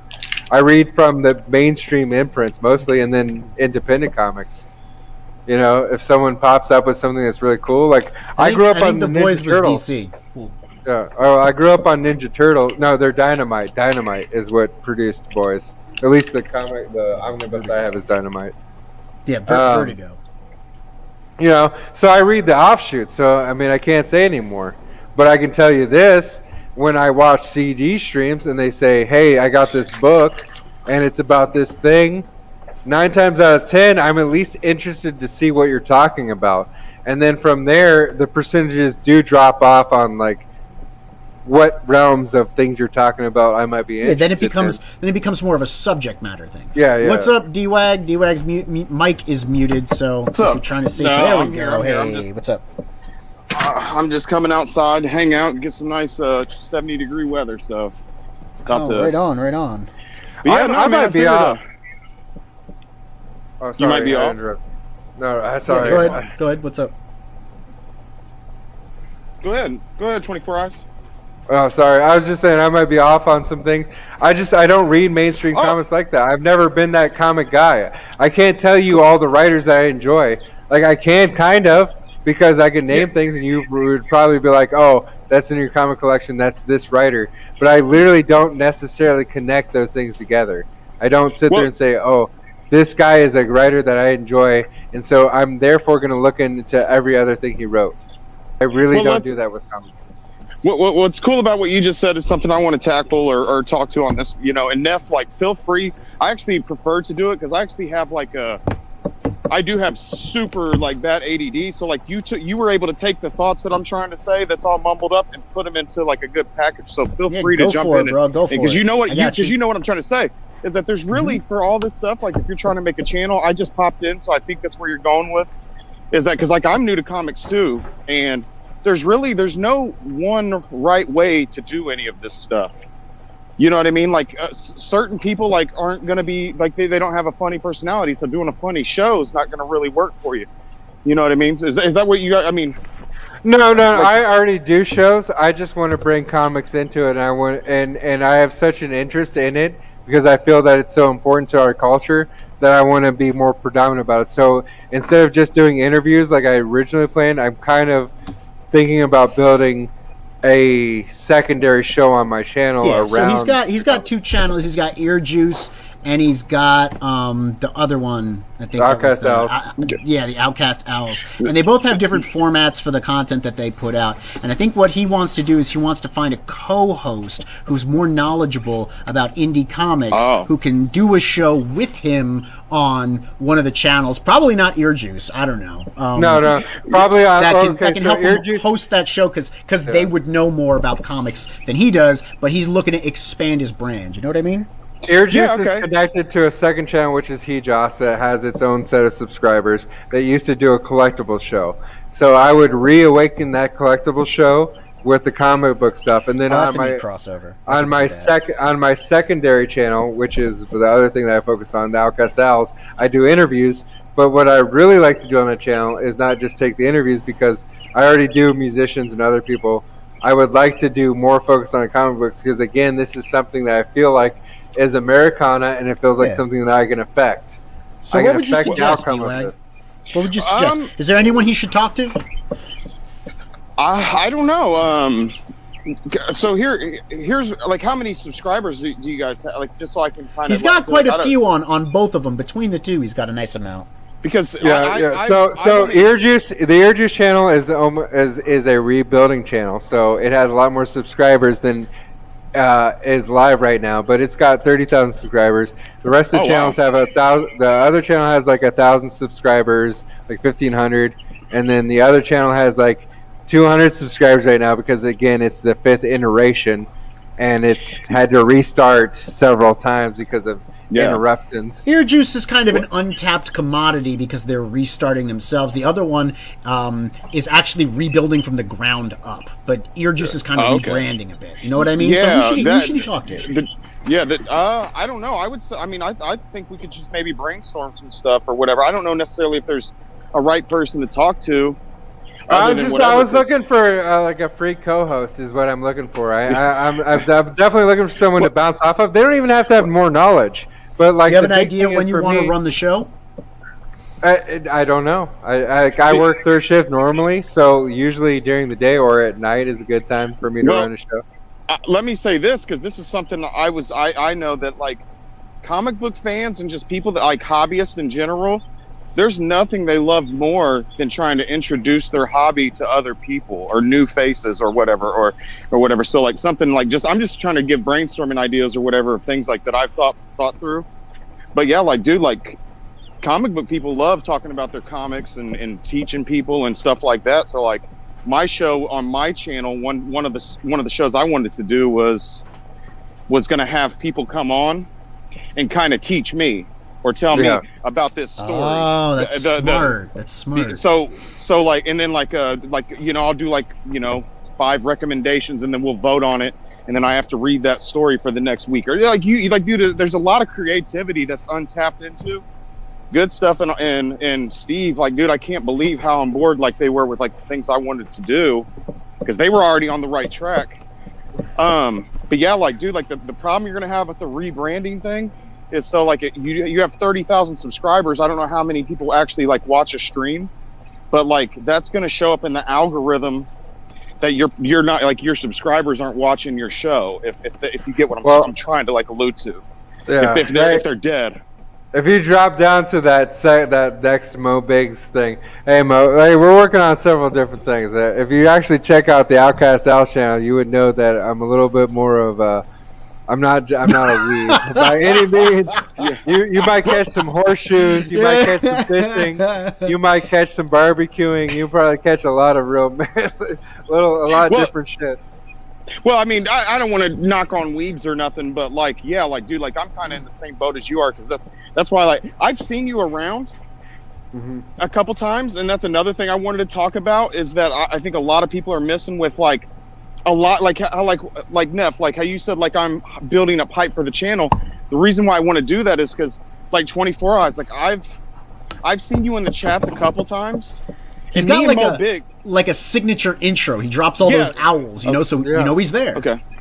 Is your avatar that you use, it's green, right, and has eyes on it or something? Yeah. You're 24. I think maybe but that's just saying, like, dude, I'm in these chats all day because I don't have anything going on right now, and me and Mo Biggs can chat. Like, dude, me and Mo Biggs will go into channels and we'll constantly see new faces. One of our good buddies, a Crack Pack affiliate, like the guy that was actually there when it kind of like jumped off, like, which was started in B Rose's channel. A Kick Vic guy came in there and whatever, and we started gaslighting him with the smoke crack thing, like as a joke. Yeah. But Oz Great Sage, Oz is great people, man. Yeah. But him and Mo Biggs, like, there for a couple weeks, dude, we were in every chat together just hanging out, and we were the Ryan Cardinal, who's a great guy. If you guys don't know him, he was just in here too. Yeah, he just popped in. Oh, he's the man. So he's somebody, man. Like, he does tattoos. Like, you guys can probably vibe, and he knows a lot about his stuff. He is a little weebier, but I think he knows about comics. But dude, I love that guy. Mo loves him too, I think. And like, we've seen his Caius trailer that he's done tons of times. And like, just the other day, Oz Great Sage, who hangs out with us all the time, he just said, "Oh, I've never seen it. I've never seen this trailer. I just like signed up for his thing." And it's like, dude, like, so that's what I'm saying is, like, a lot of people, like, yeah, like, I have no idea, like, who your channel, nothing. Like, I've just seen you in the chats, but I'm also doing a little bit of promo and stuff there too. So I don't know if Mo. Well, if I was smarter, I would use my channel. I would, instead of using the channel, like using 24 Eyes, the channel that I use as like a persona, I would use my actual channel that I do like videos on, so that people would subscribe to it. Because what happens is people subscribe to 24 Eyes and it has like 2 videos on it. It has like like some Yeah, bullshit you ran into content. the nefarious problem, or I should say, that's the problem that I ran into, right? I have my persona that I run around as. And it's I have my actual channel that I release content on. I have my co-host constantly up my ass about it because like the Outcast Al thing. The Outcast Al thing is not like an internet thing. It's not a YouTube thing. It's actually a men's club, and so the YouTube thing is an extension of that. That's just like media and doing fun stuff for it. But it's a club. It's like the Eagles or the Moose or any other like club like that. The Outcast Owls is like it's an extension. Like we're doing fun stuff to get viewers and an audience, and like if you eventually like are cool and you want to join and become like an actual member, that's possible or whatever. But it's really just in the entertainment section for a men's club. You know what I mean? The other stuff that I do is more just for the internet. What is the end goal of that? Do you have a book that you're trying to promote? Yeah. No. What's the end goal? So the men's club, the end goal of the men's club is life, dude. It's being an American, and so I have So again, I'm very Marine. I'm very staunch conservative. And I'm very like pro-America, and what makes America to me is great men and great clubs and great things. Like what keeps men in check is things like I'm not religious. I went to Catholic school from 2nd to 8th grade, and I'm not religious. I respect religion for religious people. However, I do recognize this. I do recognize that religion and men's groups keep men in line. They keep men accountable. When you're around other people who are doing things, it makes you do things. When you're not doing something, and you're in a group of men that are doing things, it makes you check yourself and do the things you should do to make yourself better. I agree with that to an extent. I don't think it necessarily makes you do that, but it does. It's an accountability thing. It's an accountability. Yeah. It helps helps you advance, and you have opinions from other people. It's not just you making the decision. You have other people who have proven themselves. Don't you think that gets dangerous, though? Like, don't you think that could be a little bit dangerous, like echo chambery, or maybe like I don't know, like getting people of one particular mentality I would never be in the same club. But I would say things like the Masons are extremely beneficial. I would say things like the Eagles are extremely beneficial. I would say things that even motorcycle clubs, depending on your criminality in your motorcycle club, are also very beneficial to society. One, they rein in values. Two, they rein in personal accountability. There's things that you have to meet. Got to say about this? Yeah, you bring that up, and I want to tap on that because, dude, I love what you're saying, bro. That's kind of why I hopped on 24 Eyes. A buddy of mine, we had a talk the other day, and I'm glad we had it because we got some stuff out and whatever, and it was a great talk. I think there was a misunderstanding, and that's where I think like with the crack pack, I've told people like, hey, the crack pack, I'm not doing it, or not gonna like whatever unless like because the crack pack, if you ever see us like whatever, we are the most. I've seen that. Welcoming. We're the most welcoming and positive and inclusive people. Yeah, like, it's also not about crack. You just came on the show on Sunday and explained that. No, of course it's about crack. You got to smoke your crack. But whatever your crack is. But yeah, no, so absolutely. But but that's what I was getting at. Like people come in and it's their first time seeing your show, Neff. You know what I mean? Like you wouldn't even believe in it and whatever. But yeah, so like one thing like with what 24 Eyes I think is trying to say is where I was trying to go with is like maybe to a lesser extent with me is that like promote the values that you want to put out, because that's the talk I had with my buddy is like, dude, like, because he was worried like it was going to get toxic, or I hate using that word, but to throw it out, but he was like, because this is what happens. The echo chamber stuff on Twitter and the DM groups and stuff, dude, that's for real. Like it really is. Yeah, and it goes both ways. Like you can fall into an echo chamber from any ideological position, and we don't want that. No, I want to be checked. And in fact, that's one of the things that made me like really appreciate you as a person. And I was like, damn, I wish he wasn't so busy that I could take him as a co-host. Is that you challenge me, and it's not a challenge like I fuck your ideas. Let's test it. Yeah. Let's find out the bottom of it. Let's see like, is this a good idea or not? Does it really pan out or not? That's That's what, dude. Like, so I can't even tell you how ecstatic I am to be working with Good Stuff and Steve Worcester, because you know what I mean. Like, to be honest, like I just seen him in the chat, and because I'm new to comics, and like, so Neff, I don't know if you've heard me say this, but I know a lot of people haven't. Your boy D-Wag was like, when I wanted to put out this book that I originally was working on for a video game. Like when I was at IUPUI or Purdue in the engineering department, I had all this free software for video game creation and stuff. I didn't realize, I was more doing it for fun, and I didn't realize like the license that I got with that like doesn't let you do it for like a commercial work. Mm-hmm. So like but whatever. But I initially came up with this great idea for a story, and I was going to use it towards a video game. And I used to be subscribed to Ethan, and I basically like found him through. I was like, "What is this?" Because he used to not be on camera. I was like, "Dude, what does this dude look like?" Because he's talking like, "Hey guys, yeah, so this and this and Captain." So like, I was just like, "Dude, I want to see what this guy looks like." And then I just seen him on a live stream once. But and then that's how I got here, and I was like, "Dude, I could actually make this like, and it would actually be viable because like a viable venture to like make this transition this story into a comic book, and it actually works better." But like Yeah, if Yeah, I you're, don't I know. mean, I'd love to spitball the idea with you, man, at some point. Yeah, I here's the thing: is it's so complex, and it's so like it's not like anything out there yet, and it's really like, dude. So like my thing is I was afraid to do this because I'm like, why? How is anybody like? Why would anybody give me the time of day? Like why? Like, you know what I mean? And that's the thing too. Like people really do either back or like if you have goodwill with people, like, so that's why like you always will see me reaching out to new people. Mo Biggs, I don't know why he does it. I think it's just because of how good of a person he is. But if you ever watch, and that's why, dude, like Mo Biggs is gold. He really is. I know he probably is getting tired of me saying and praising him so much, but like the dude really is. Like you'll watch him, man. Like he's gold for your chat. But like, yeah, we always welcome people, introduce them like, hey, glad you're here, or whatever. So like, and then like over the top, I don't know how it translates to book sales, but I know that people right now, like, you know, I have good relationships with pretty much everybody. So. Damn, Mo.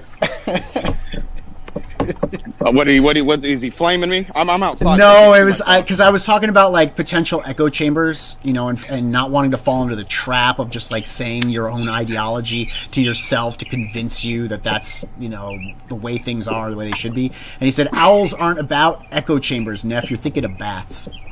Oh, wow. That is a good point. Dude, he is so clever. Like, he's fast too. He's like, yeah, he is. And like my roasting or my trolling, which they've only seen it once, but like I'm more of like a rapid fire. Like, boom, your hairline looks like you got that Britney Spears hairline. Oops, I did it again, or like stuff like that. But his stuff is witty and it will go over your head. And yeah, and that's another thing to keep in consideration too. Like, well, I mean, Bancroft is short, right? That's what I've heard. Everything's tied to the right with Bancroft. Me and Bancroft are probably like the same height, shoulder length, but he's 5'10", I think, or 5'11", but that's just because he's got that big giant monster head. I'm 5'10", so that forehead, right? I can't go shorter than 5'10". Boy, that's a 5 head, boy. He don't have dreams. That boy got motion pictures out here, boy. My man, I love that he's got such a good, you know, he's got such good spirit about that too. You know, like he can take a joke. Well, you know what? Like, how I've looked at that is, and I implement the same thing. Eventually, you know, it's easy content, and also it's fun. Like, he knows that the people aren't serious. You know what I mean? Like, they're like, and that's one thing I don't think a lot of people get when they're new, because maybe their friends aren't like to me. I've developed this personality, like joking and being silly, based off like. When I was a kid growing up, I used to be super anxious and worried and stuff. So I learned if I make the joke about me, people like whatever, like I wouldn't be embarrassed, but like it's like people actually respect the fact that you can take the joke, and also like they end up like liking you more because they're like, oh, this guy. You also have to show you can take the joke before you make the joke. You know, otherwise you just look like a dick. Like, if you can That's take true. jokes that people make about you and have a good nature about that, then when you start making jokes, it kind of comes across from the position of, oh, okay, well, he takes jokes about him, so when he's making them, he might not be, a acidic, caustic asshole about them. He's just kind of joking. We got to get Mo on stream one of these days. He's far too enigmatic. He said Dario's character looked like Rambo's boyfriend. Oh no. Oh, dude. So that's where I went hard. But like me and Dario talked about it. And we squashed it. He was roasting me because that's like how you said like you're, I 24 Eyes. I think I don't know if you said it, but like you were saying something about like I don't know if you're like newer to comics or maybe you're just not like a super comic book head. I used to be into sports, so like I used to have like these pictures on my Instagram of like me like douchebaggy in the gym with my abs showing, and Dario was making fun of me, so I kind of went over there to his channel and said he had a crush. Yeah, and Dario's character, he's got dreadlocks and he wears a pink shirt, and I mean this is just one of the jokes, but I told him I was like, dude, Dario, is there something you want to admit to us? Because your character's got a bunch of dick hanging out of his head. I would just never compare myself to the fans that built the fandom. There's a difference. There are people like me. There are people like me who support things that like will buy things, after the fact. But there's a difference between me and someone who built the fandom, who made the thing happen, who built the house. Mo, what was the name of that character? What was the name of that character? I can't remember. I think I remember Dario drawing something about it or talking about renaming it at one point. Manslaughter. Yeah, manslaughter. Yeah. Thank you. I think, because I made a bunch, but no, dude, the jokes I really about the name. What you just said. Like Neff, I mean, I gotta say, I'm assuming that you're a pretty big comic book nerd. To a degree, but I'm not. Okay. I'm not the biggest. I know there are bigger nerds out there than me. But that's what annoys people is like when you come in and you're like, oh, I'm this expert because I read the Wikipedia page on Captain Marvel. Now I'm this like know-it-all. Like, yeah, so like, dude, like people really respect that. Like, I'm not going to sit here and I think we're piggyback of what you're saying is like I'm not going to pretend that I like have that knowledge, but I will respect your culture. I'm trying to figure out a name for the show. Actually, I was sitting there thinking about it. I was like, I think I want to take it from a segment to like make it a separate show on the channel. And if I do that, what do I call it? Because again, I don't want to disrespect people, and I also don't want to engage the drama because I don't care. I care about nobody's drama. I give zero fucks. What I care about are cool books. And my problem is that there are cool people that are kind of gatekeepers, and I understand to a certain extent. I think that CG should get together, and there should be like a certain like new comics code kind of etched out where everybody is doing better business wise because there's so many mistakes the first time around that we can fix it. You can fix it. Like it's the gate term though that turns everybody off. From it. And so I don't know what to call a show, but I want to cover Comicsgate. Like, I mean, I get whatever. There'll be some people that are in Kickstarter, and whatever the fuck they're called. I just know that people call this shit Comicsgate. I don't care. I call it independent comics, and I call it. What do you think? Really, I call it comics at this point. It's not even independent. It's American. What do you think, D-Wad?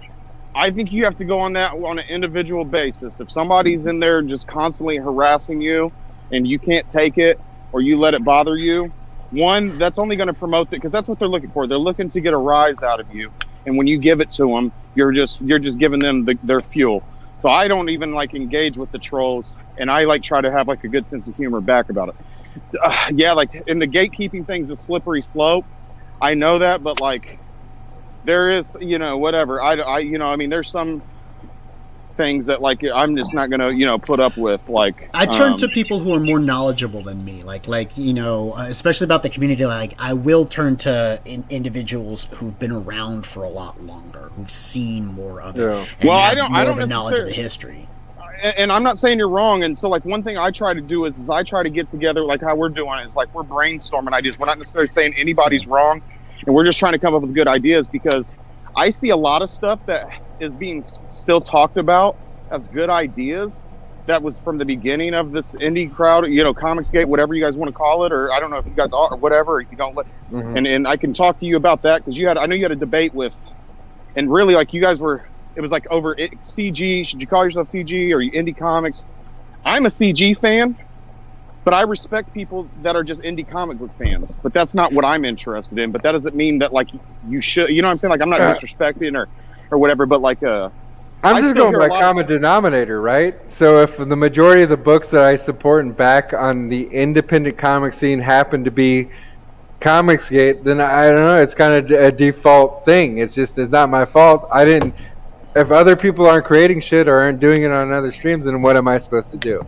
You know, or if I don't know about it, then what am I supposed to do? I do know about Comicsgate. I do know about the hashtag, and I have met those Previously, creators. Night Night Manborg. That's when he renamed it, right? Oh. I remember. I was on the Brain Cage Discord when we were talking about it with Tank and Greg, and he was talking about renaming Night Night Manborg to Manslaughter. Yeah, like our show, dude, that we're putting out, dude. There's nothing like it in CG, and I think the problem one is like people have already seen these type of review streams differently. So like you guys probably are a little older than me. I'm only 33, but I'm sorry if like I got people driving by, but if that I don't know if it's picking it up or not, but basically do you guys remember Living Color in the Men on Book skits? Yep. We're gonna do that, but it's gonna be called Men on CG. And Good Stuff has just the greatest voice for that, and like that's how we're gonna do the review. We're gonna have like a 2 to 3 minute clip, or maybe even shorter, and then we're gonna come back live into like our normal characters, or normal persona, or whatever. I'm not sure, but Good Stuff might be doing the show under Dr. Good Stuff, and maybe I'll do it under something, whatever. But basically, then we're gonna come back, and we're gonna do campaign reviews or book reviews. And then we're going to open up to the audience and kind of get their take on. So yeah, it really is variety style. Really is variety style. Right. I like that. And and that's why like everything's going to be different. And what's cool is Good Stuff is just, dude. I just wanted to upload. I was like, dude, send me these videos, Good Stuff. And he was like, dude, no, you got to hold off. Like, you got to hold off. I thought we were going to save them for the show, which is probably a month or two out.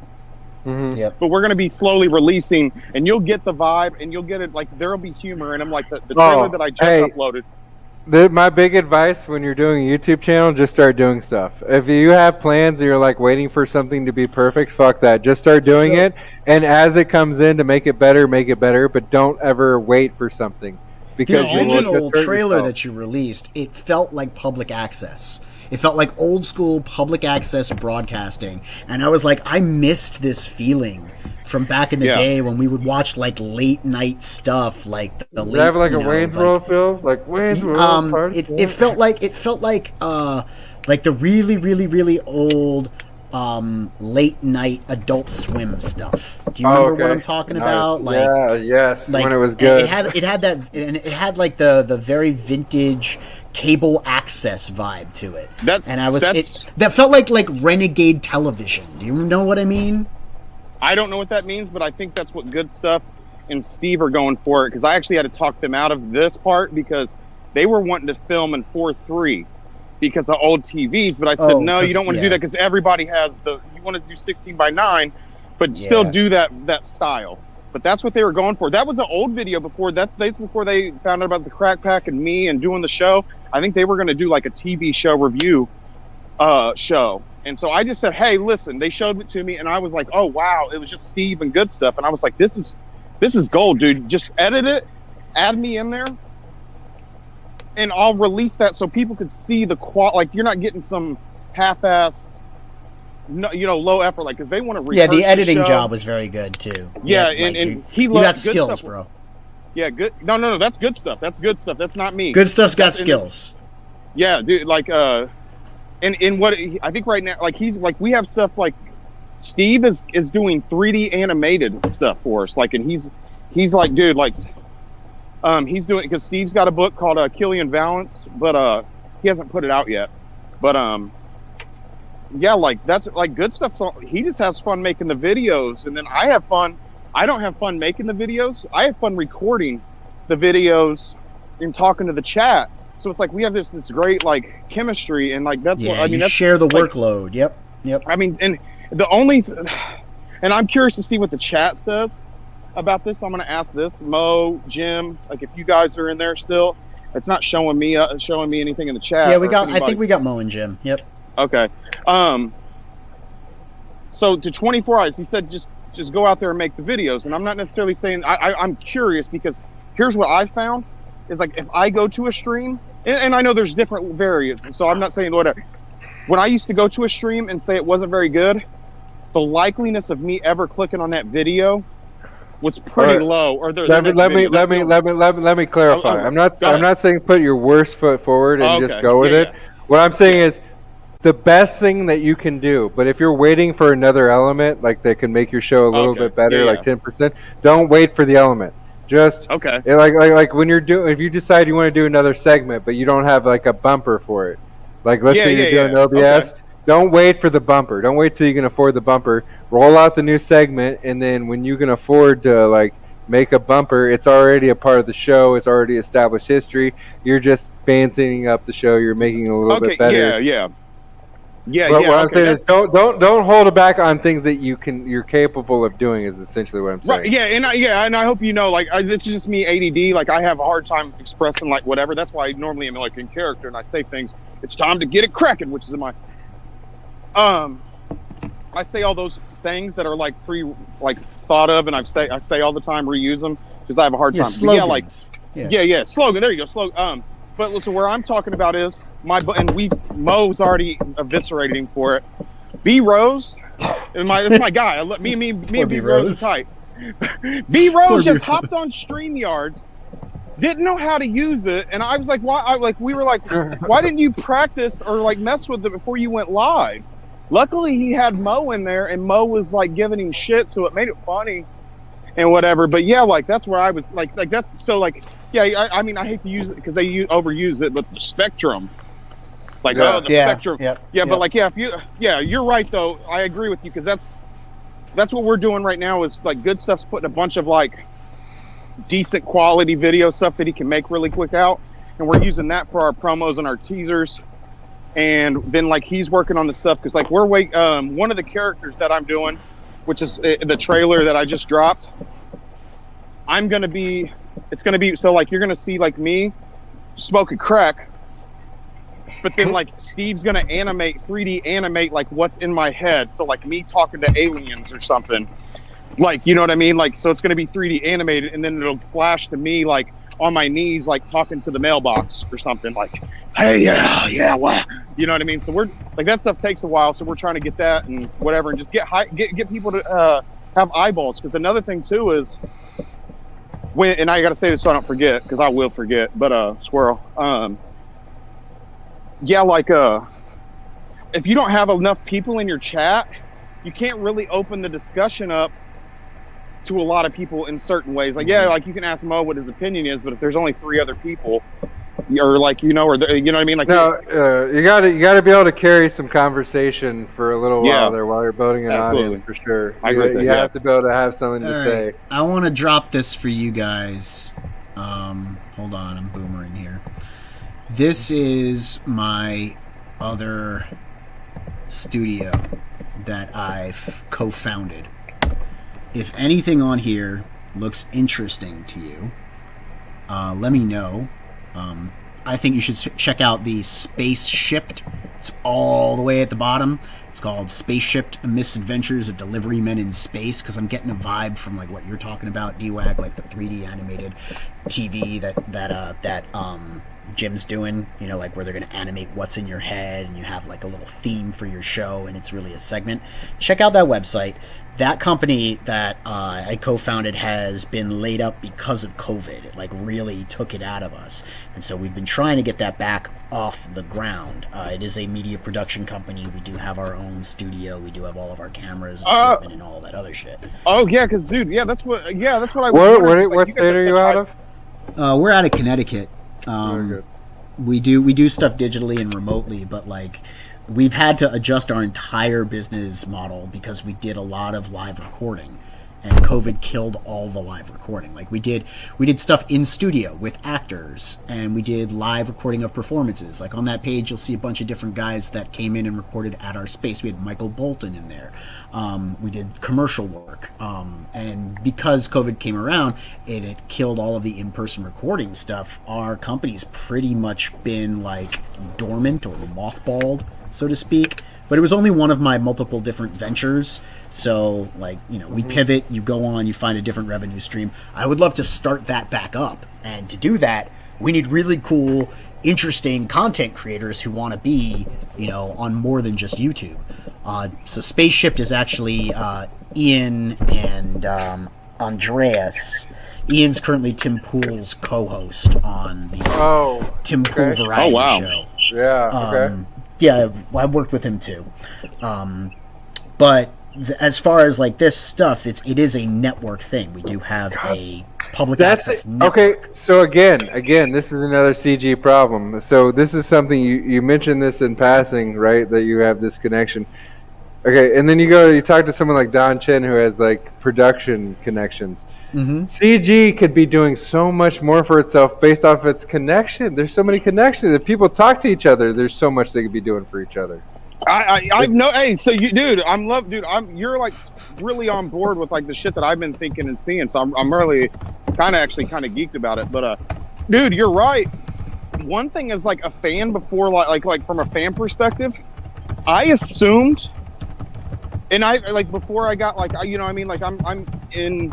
I'm friends with like people like like Dan Fraga stopped his live stream, said he owes me a beer and a burger. Shane and I are cool. I don't ever blow those guys up in the DMs or nothing. Like we're cool, and I've talked to them and backstage and stuff. And yeah, you'd be surprised how little they do. And I get why. I think is that you don't want to be dependent on somebody else, which might what I'm getting at, dude. Like I see all these these newer creators coming up, and none of them like really network or do anything. Like what they do is they get on, because like this is where I was telling you something I've heard that people got to stop doing.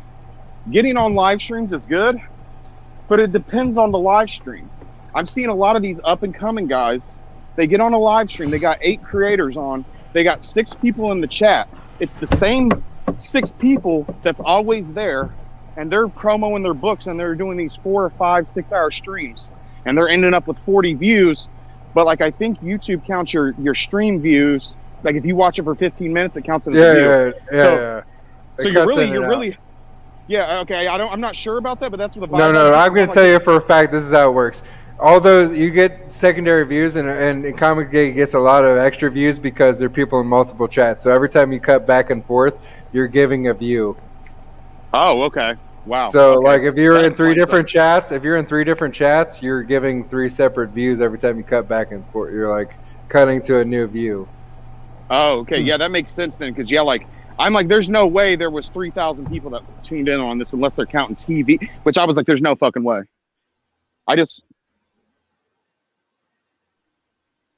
Did my audio go out?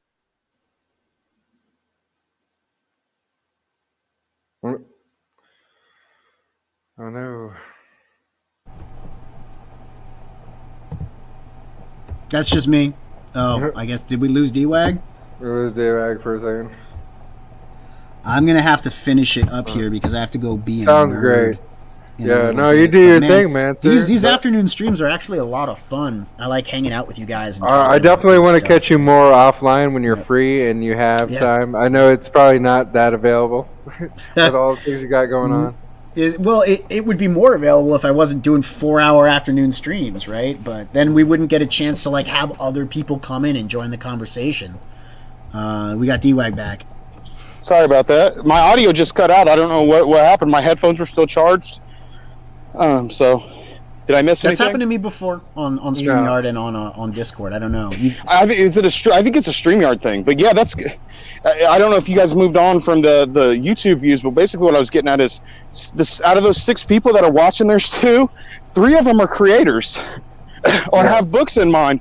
So it's like you're spending all this time on these live streams talking to nobody or people that's already backed your book.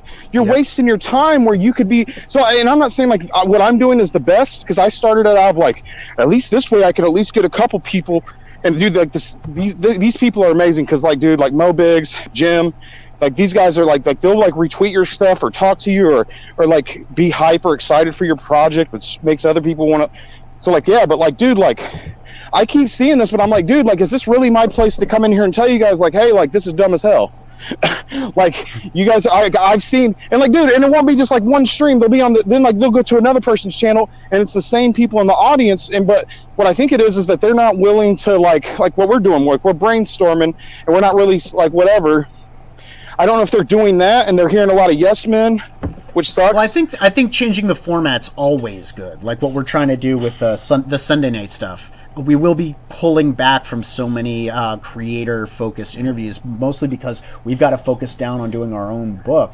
But I like the variety show idea, just keeping it interesting. And I think what you were doing when you were doing it with Skip was just hilarious. And like Dean has a great show, Comics Mate, where he and Kimosabe go through variety style and talk about different issues of the day and different subject matter. I want to know more too about the people, because sometimes the person sells me the book more than the book sells the book. Like I can tell you right now, there are some people that are just like kind of cool. If you're cool enough, like I kind of want to see what you're doing. Yeah, Sugar and Sim have a great show. They do stuff in the mornings though usually. So if you're around in the mornings, you catch Sugar Chris and Sim. I think they do stuff up till noon. And then Dean and Kimosabe are late night, usually after Bancroft. That was the whole idea behind the CG guide that Dojo put together, so that we kind of had a roadmap to watch the shows and the lore and everything. But unless we keep it fresh, it's not gonna be worth tuning into. What'd you say? Here's what I'm thinking is I think some people are spending. I've said this before, but I didn't want anybody to misconstrue what I was trying to say, because who the hell was I?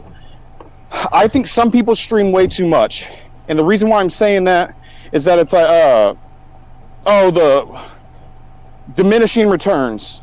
Yeah. Like you could be focused on writing your book and getting that out to hands on people, and getting those in people's hands, versus being on live streams all day. Right. And whatever. And here's the other thing too, is there's such a variety, and like we watch all these different shows. Like Neff, like if you have 5 shows a week, I'm not necessarily going to be able to tune into all 5 of them. Right. And I'm just using this as an example. This isn't like a critique or some sneak diss. I'm just telling you, like, and I'm just using you because you're here, like, because other creators do this.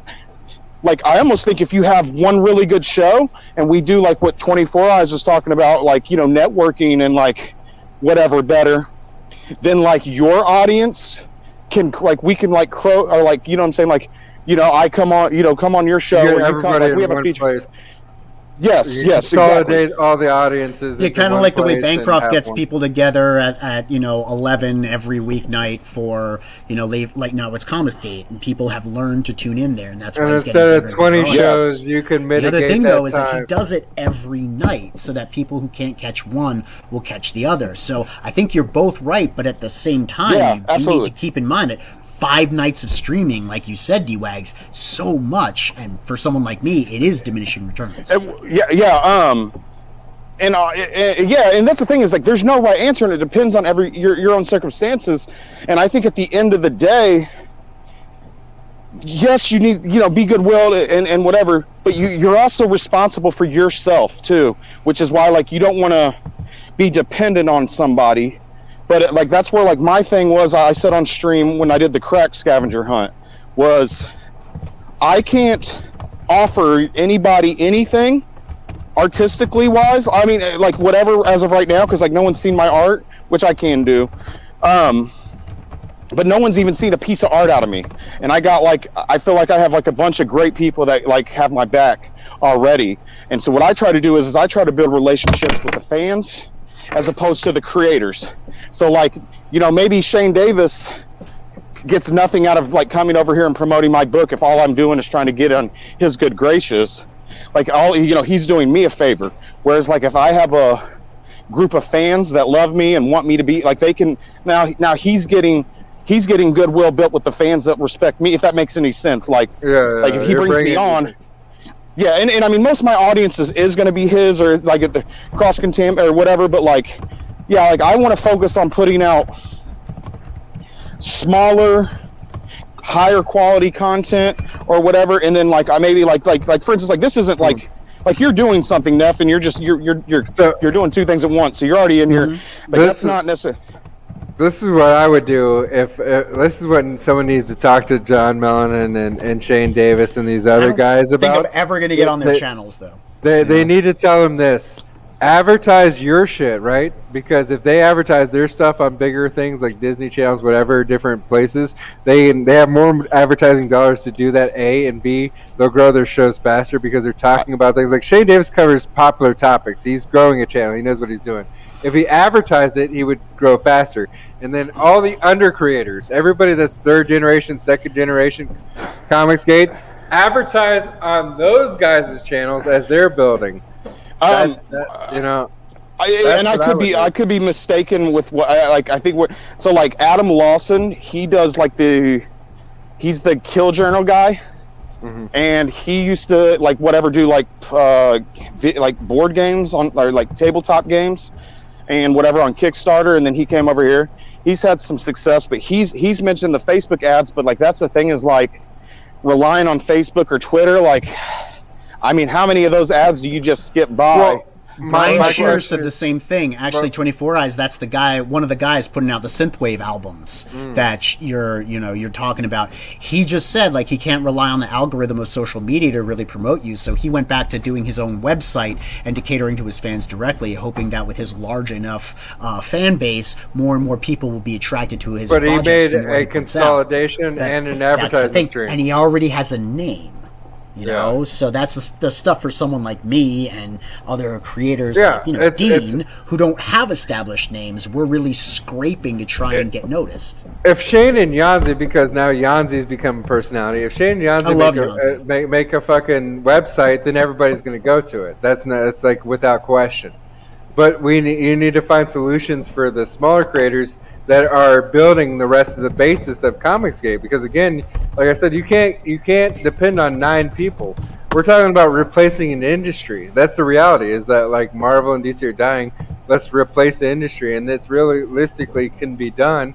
And if those comics picked up popularity, so can all these other ones. You know what I mean? Like Ninja Turtles is another thing. Like it's a proven property where it was something, then someone else picked it up, advertised it, blew it up. Like. And that wasn't even its original form. I'm sure that it would have more like fans in its actual form than its televised cartoon, like kiddie form or whatever. So it's a matter of getting the product out there so you can build the fan bases. Like I know the hunger's there. I know it exists. Like I guarantee you, if some company had the money, like the infrastructure money to do this, if someone reset up Blockbuster today, Blockbuster would be fine. It would do just fine because we were talking about this in the rent any movie.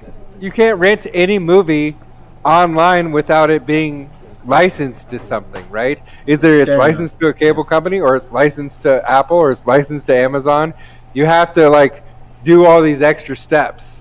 However, if you could just walk to Amazon, or if you could just walk into Blockbuster, you would do that. You would just grab the DVD, go watch it, boom. You could bring it back, and that's the same thing with comics. We can bring it back. We just have to get people to see that there's something there to buy.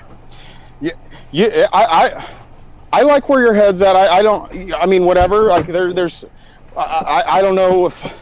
I don't know. I haven't really thought about too much of that, but like, all I could tell you is like what I've like tried to garner is I've tried to build a relationship with the people that we already have. And like that was my strategy, because like Neff said, like we don't, like if you have a channel with 30,000 subs, like I'm sure if you do a live stream, you can probably get, I mean, I'm guessing at least 30 to 40, 50 people in there. This is what I'm talking about. We should kind of do an event stream. You know what I mean? Kick it off. Everybody promotes, brings people in, put on a show. I have something in the works with B Rose. For when he comes back, maybe. The fastest growing channel in Comicsgate? Yeah, and he's still growing, but I told him, like, dude, like, Neff, like, so I've been picking up a lot of traction already with, like, literally no artwork. And, like, we're in a group of people that, like, they like the artwork. So, like, the amount of traction that I'm getting with not even putting out one piece of art is amazing. So like that's it's all personality with you, though. It's like you're a natural showman. You put yourself out there. You're willing to step into the role and take on the role of a promoter like Mo, except you do it with your face, you know, and you do the fun segments and you have personality. So your art isn't necessarily something to look at on paper. It's something to look at in real time. Skip actually is the one that talked me into it, and this is where I was going to go with, like, this is something I would advise people. I don't, you know, I mean, this is just take it with a grain of salt. But like, that's what me and B Rose had a great conversation the other day. We were just talking for like an hour, and B Rose was in the same position that I was in. Like, he was walking on eggshells when he first get. Like, I was afraid to like upset anybody or like say the wrong thing or do that and like turn anybody away. But you're never going to be able to make anybody 100% happy or whatever. Yep. People are always going to disagree. So like, oh, sorry, my neighbor's starting his car. Can you guys hear that? Sorry. No. No. Oh, cool. This shit's rattling. But yeah, like, what you need to be doing when you're on stream is having fun. If you're having fun, you're going to be able to translate that and B Rose, like, I talked to him because, dude, he was totally different talking to me. We were having fun. We were laughing. You could tell it was genuine. And that's there. That was the thing, right? Well, but that's the thing, though. We were talking about stuff that he genuinely is interested in or being like he was walking, like, what I'm getting at is, like, when he's on live streams, he was doing what I initially was doing when I would get on How to Draw Comics or I'd get on like whatever, because like a lot of people don't know my personality, so that's throwing people off a little bit. They're like George Travalos, he's a great guy, but over in How to Draw Comics, where me and him used to talk, I was like straight edged. So like he comes to these other channels and he sees me hopping out of dumpsters and doing all this stuff. He's like, "What the heck is this?" You know what I mean? It's so funny though. Yeah. But that's just not George's thing, and that's fine. Yeah. And I love George. George was the first person that told me, like, dude, because I wanted to first do this. He said, "Dude, let me know, D-Wag, I got your back." So, and that was like a year ago. So like, I love George. But that's just not necessarily I'm going to be his have to content. finish it up here, though. I'm sorry, that's cool. guys. Hey, no, Everybody's that's all arrived for my D&D game, and I'm being Cool. like a bad cool. host. Far be it for me Appreciate to it. stop you from some Dungeons and Dragons. You're Yeah. right. I mean, Appreciate it's it. important. You got to go roll dice at least once a week, gentlemen. Oh, It's man. Yes, sir. important. It's your Please skill. tell me you're rolling all of them. You're not just sticking to that D20 system. Right. Later. Yeah, you got. Yep, got I'll all let of you them. go, man. Later, guys. Thanks for having me Thanks, on. D-Wag. Later. Yep. All right. Yep. You have a Thank good you, one, everybody, sir. Appreciate it. for tuning in. Make sure you check out 24 Eyes channel, D-Wag's channel with good stuff. Comicsgate is premiering soon, I think in about a month. Links were provided earlier. I really got to go. So thanks, everyone, for tuning in. Don't forget to like, subscribe, click the bell for notifications, and tune into the frequency. We'll see you next time.